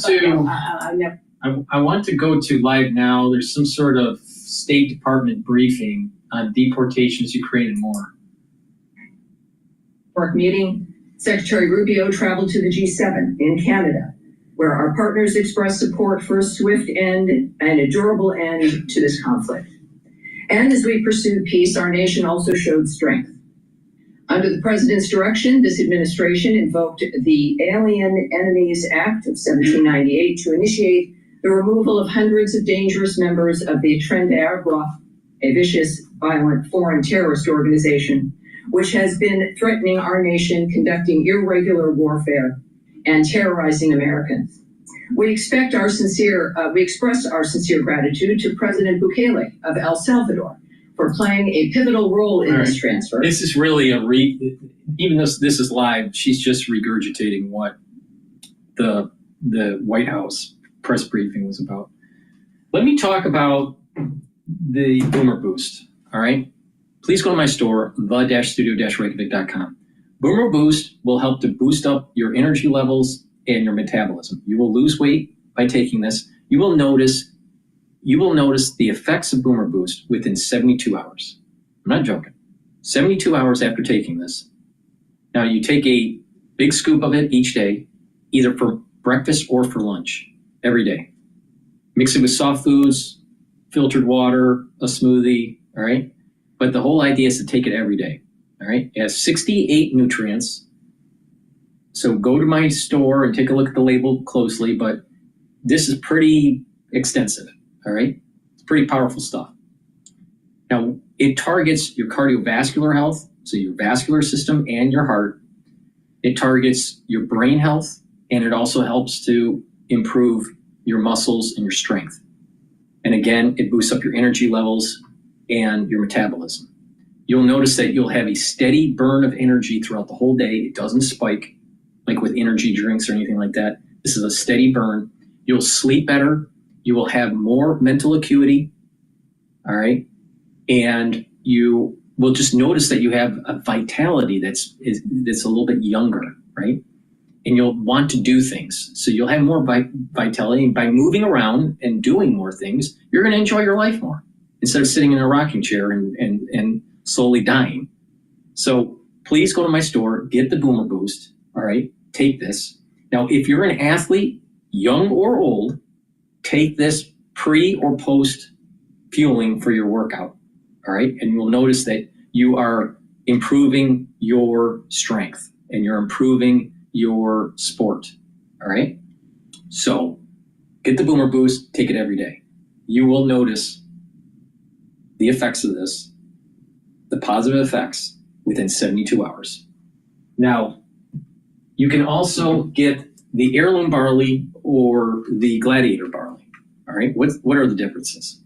This is a high-density protein, all right? And this barley is more nutritious, right, compared to the other barley that you would buy at the grocery store. So you can't buy something like this at your grocery store. Even your organic food store, this barley is supercharged, all right? So this heirloom barley will detoxify your body, bring down inflammation, so that's going to help with healing your body and improving your immune system, and soak up free radicals through superoxide dismutase. This stacks well with C60, all right? Now, the difference between gladiator barley and heirloom barley is that you get all the benefits of heirloom barley in gladiator barley, but you also get strength benefits. So if you want to gain muscle, do resistance training and take the gladiator barley. You'll also be detoxifying your body, bringing down inflammation, so you're going to recover quicker and help with your immune system. and soak up free radicals with superoxide dismutase. So this is a great way to detox and build muscle. This stacks well with myotrol because myotrol helps with the gene expression to build muscle. So if you're an athlete, young or older, take the Gladiator Barley. If you're someone that's older and wants to improve their strength, which is really important to do for everybody, take the Gladiator Barley. So you can take this separately. You take a half a scoop or a full scoop of this. It's about a month's supply if you take a full scoop. And take it every day. Mix it with soft foods or with filtered water. Some people mix it with milk or a smoothie, something like that. But take it every day. Now you get the max benefit if you take it with the Boomer Boost. Okay, so you can take Boomer Boost with the heirloom barley. All right, and you're going to be improving your A1C levels on top of that, so that if you're borderline diabetic or you're diabetic, type 2 diabetes, for many people, because many people in the United States are borderline diabetic or type 2 diabetic, that's due to lifestyle. By doing this, you're going to lose weight and control your A1C levels and detoxify your body, soak up free radicals, and get healthy. All right? But by taking the Boomer Boost and the Gladiator Barley and doing resistance training, you're going to gain muscle and improve your A1C levels even more. All right? And you're going to get fit. You're going to lose weight. And this is a great way to improve these different organ systems, cardiovascular, musculature, your brain health. So again, you're going to see benefits of taking this within 72 hours. All right? So take a full scoop of this or a half a scoop and take a full scoop of Boomer Boost. All right? And do that every day. And it's a great way to lose weight and save money.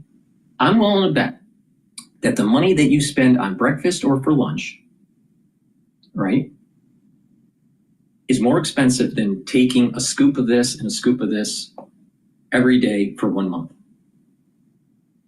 So you're going to save money and get healthy and lose weight. And you do some resistance training, you're going to get that lean muscle that you need. All right, so please go to my store and get the Boomer Boost, the Gladiator Barley, or the Heirloom Barley. Now you can take them separately if you want. You can purchase them separately if you want, but if you want to take them together, get the Longevity Boost Box that I have on my store, the-studio-reykjavik.com, and it's at a discount where you get the Boomer Boost and your choice of Gladiator Barley or the Heirloom Barley. It's at a discount. You can add discount 5 on top of it. I want these products in your hand. Why? Because they work and they work fast. All right? And you know, when people are a little bit overweight or a lot overweight and they start to lose weight and they're starting to feel better, it's just a positive feedback loop where they just do more to get healthier. And you're going to see the benefits of this in 72 hours. Now you stack this with all the other stuff that I've been talking about throughout the 4.5 hours that I've been talking. And guess what? You have a major protocol for anti-aging that is top of the line. All right. So please go to my store, the-studio-reykjavik.com. Get the Boomer Boost, get the Gladiator Barley, get the Heirloom Barley. You can buy them separately on my store, or you can buy the Longevity Boost Box. It's cheaper. That's the end of the transmission. I'm going to do probably another one tonight to go over the Asian market. But thank you for listening. For the ones that have been watching on Rumble, the ones that have been listening on X, the ones that have been watching on the live stream with YouTube and on my website, thank you very much. Everyone, please have a nice day.